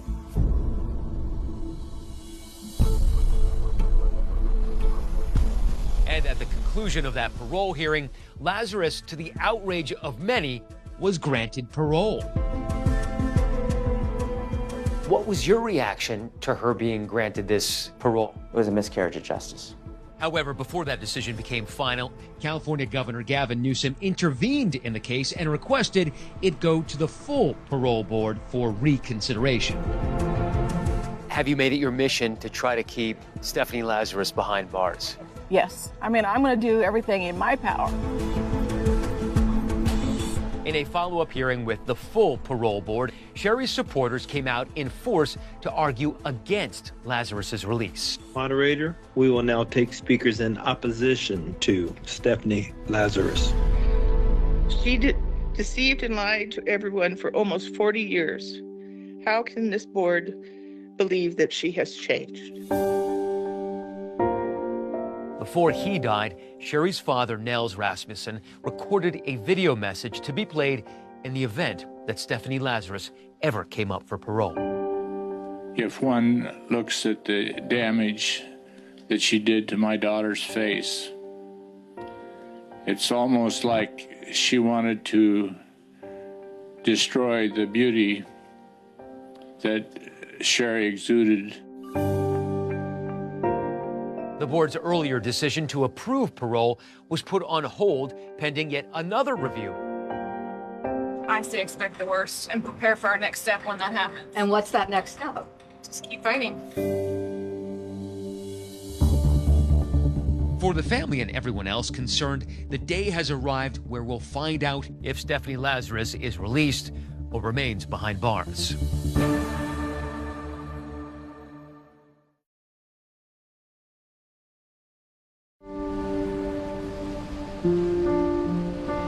My dad had a boat down in San Diego. We enjoyed the ocean and the beaches. Was part of your father lost when the killer wasn't found? I think I would say yes. I mean, she was just glued to my dad. We have lots of pictures of them just arm in arm. And he never stopped fighting for her? Nope, never.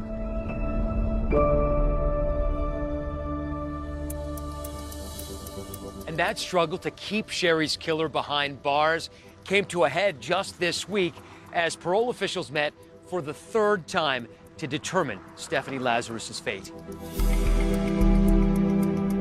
I served as the pool reporter for the parole rescission hearing held for Stephanie Lazarus. After Lazarus, her attorney, and all the victim's family and representatives had spoken, the commissioners announced that they would adjourn to deliberate, and after about 25 minutes or so, announced their decision. Stephanie Lazarus will not be released from prison, at least for now. A panel decided to rescind her parole. The parole board's decision in the hearing was unanimous. Lazarus did not speak about the crime itself or express any remorse to the family members of Sherry who were there. She was denied parole. It's most likely that she would appeal it and ask for another parole hearing every year. So the victim's family will go through this every year. And as long as Stephanie Lazarus tries to win her freedom, Teresa, Connie, and their children say they'll continue the fight to keep her behind bars. Teresa and I have continued to battle on behalf of our sister, Sherry. We really have to keep her in because she has no regard for what she did. She does not have remorse. I remember promising my grandparents that we would always continue the fight. We're fortunate enough to have 3 children, all girls. Sherry was the middle one. But in many respects, Sherry was the one that held not only her sisters together, but her mom and dad.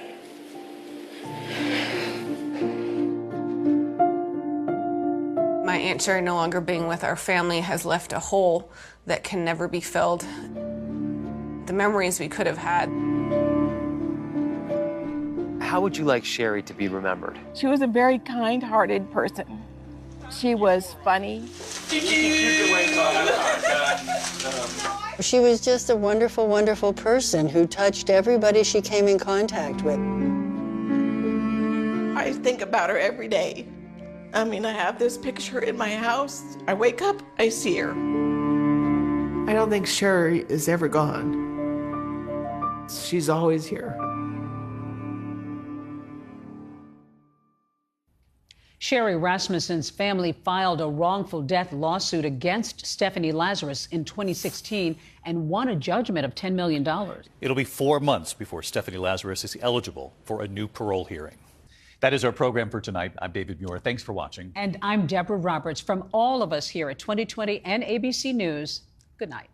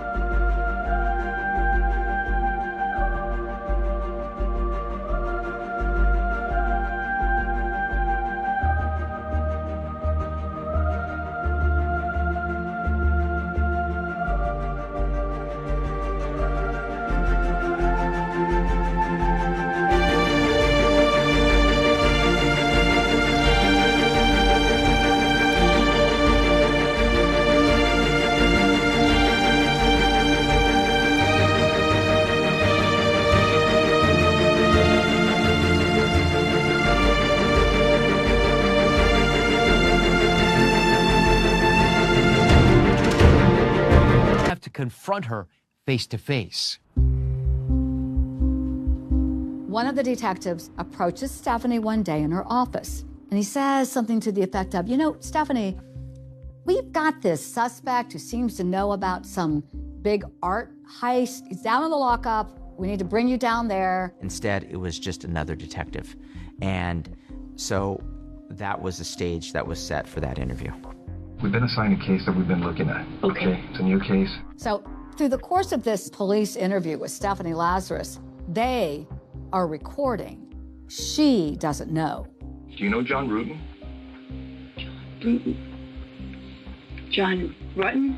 Rutten. Oh, yeah, I went to school with him. What's this all about? Well, it's relating to his wife. Immediately, they start talking about the Sherry Rasmussen murder. Do you know what the circumstances were regarding her death? Geez, let me think back. I don't know if it was, if it was a burglary or something. She's using every skill she has to talk her way out of being connected to this in any way.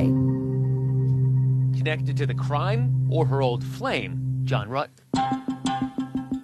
We dated I can't say that he was my boyfriend. I don't know that he would consider me his girlfriend. The detectives were able to get Stephanie Lazarus to confirm that she had gone to her hospital to speak with Sherry Rasmussen.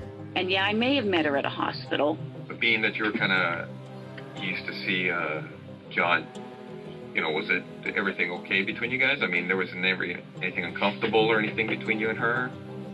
You know, I don't know. I mean, it's been so many years. You're probably a student of liars at this point in your career. Does that seem like a particularly adept liar to you? It was gold for us because we had all of the evidence that disproved everything that she was saying. Finally, when they say to her, we think we've got DNA from the crime scene, boom.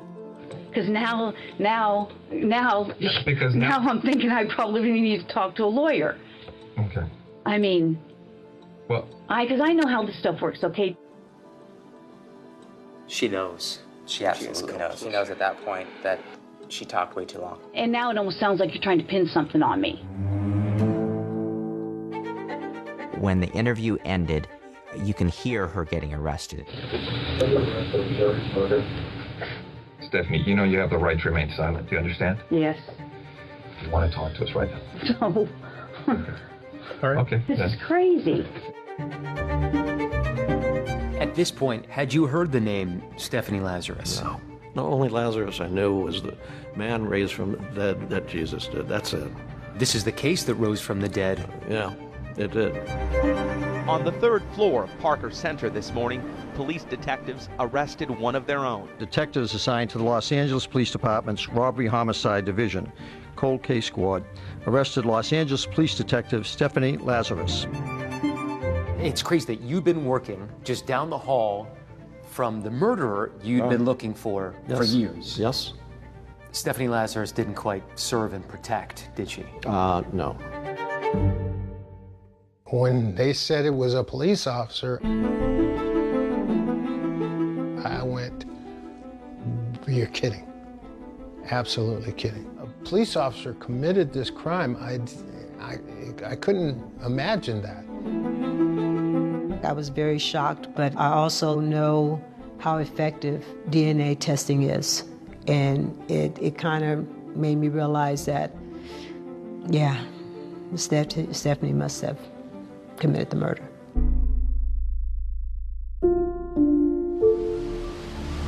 They were kind enough to come to our home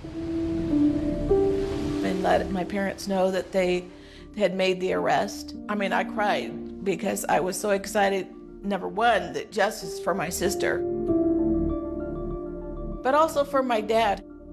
I was so relieved and so happy and so sad. We had waited so long, but at last. I'm totally in shock. It was just a stunning turn of events. Then a whole new chapter begins. The prosecution is armed with what appears to be rock-solid evidence. But this is LA after all, and strange things have been known to happen in court. So, you have to wonder, would a jury really believe a veteran detective is capable of committing a cold-blooded murder?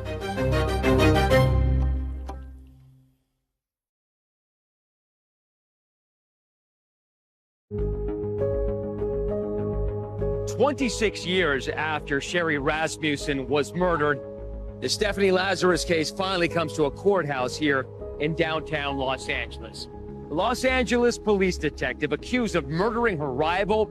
That sounds more like a Hollywood blockbuster than a decades-old cold case finally going to trial. At her arraignment, Stephanie Lazarus pleaded not guilty to the charge of first-degree murder. There was a lot of buzz in the air, folks across the country very interested in this case, and why wouldn't they be? It's sex, lies, law enforcement, an innocent victim. I covered the trial from A to Z, had a side view at Stephanie Lazarus. She sat in that orange jumpsuit. What a dichotomy from her police blues. Your co-counsel summarized the case as a bite, a bullet, a gun barrel, and a broken heart. Right. It highlighted all of the strong pieces of evidence. So the bite mark, of course, referred to the DNA evidence found on Sherry Rasmussen's left forearm.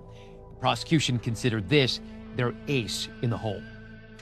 You had 4 separate analyses done, so by far that was the most important piece of evidence. To explain how the bite mark got there, prosecutors presented their theory of how they believe Stephanie Lazarus was able to attack and kill Sherry Rasmussen. Stephanie Lazarus points the gun. Sherry grabs the arm. If I grab your arm, yeah, and you want to release my hand, or get me to release my hand, try to do this, or you could grab me, or what's very close, exactly. And the prosecution described the terrifying details about how they say Sherry attempted to escape with her life. Stephanie Lazarus fires that gun twice, and 2 shots go out the backslider. So Sherry Rasmussen knows this is a life and death situation. Sherry tries to escape, and she goes down these stairs. She did not get out. They collected her fingernails at the front door. Because she was literally clawing at the front door. Trying to get out. Stephanie was able to get her to the living room floor and hit her over the head with the pottery and hit her again with the firearm in the face. At that point, Stephanie grabs this quilt and wraps the gun with this quilt. And she muffles the sound of those gunshots by putting that quilt right up to Sherry's chest and shooting 3 times. Then there was the matter of the so-called broken heart described by the prosecution. Sifting through her diary, there were these tidbits of information where she was having contact with John Rutten. She would see John, she would follow John, she would stalk John. In Lazarus's journal, she wrote things such as, "I saw John Rutten's car. I put a note on it and watched the car for half an hour. I did visit John Rutten, but his girlfriend was over. I really didn't feel like working. Too stressed out about John. I have a real hard time concentrating these days." When Stephanie's journals were entered into evidence, it clearly identified to me that she really never gave up on her obsession with John. John Rutten testified about his love for his wife and how he did not expect or know that Stephanie was capable of committing this crime. Rutten said he never once promised anything to Stephanie. He described a friendly relationship that involved casual sex. But then he made a jaw-dropping admission, something he had told investigators back in 2009. After he got engaged, he gets a call from Stephanie. He reveals that somehow they ended up in bed and had sex. When John was on the stand, I learned for the first time that he had relations with the defendant shortly before marrying my sister, and that was very devastating. When it came time for the defense to present its case, Lazarus's attorney, Mark Overland, tried to cast doubt on the chain of custody on the bite mark swab, suggesting that the evidence was tainted and Lazarus may have been framed. The envelope that the vial was stored in was found in a pretty ratty condition. He showed it to the jury. Would you trust this? You don't know who opened that vial. The strength of this evidence is that each piece was collected over a course of a long period of time, which would have made framing Stephanie Lazarus extremely implausible, if not impossible. In his closing argument, defense attorney Mark Overland claimed those journal entries didn't amount to obsession, arguing John was mentioned only 5 times among almost 600 pages. After almost 3 weeks of trial, the case went to the jury. They returned with a verdict in less than 2 days. We, the jury, in the above-entitled action, find the defendant, Stephanie Eileen Lazarus, guilty of the crime of murder of Sherry Rasmussen. It was just like a rush of relief.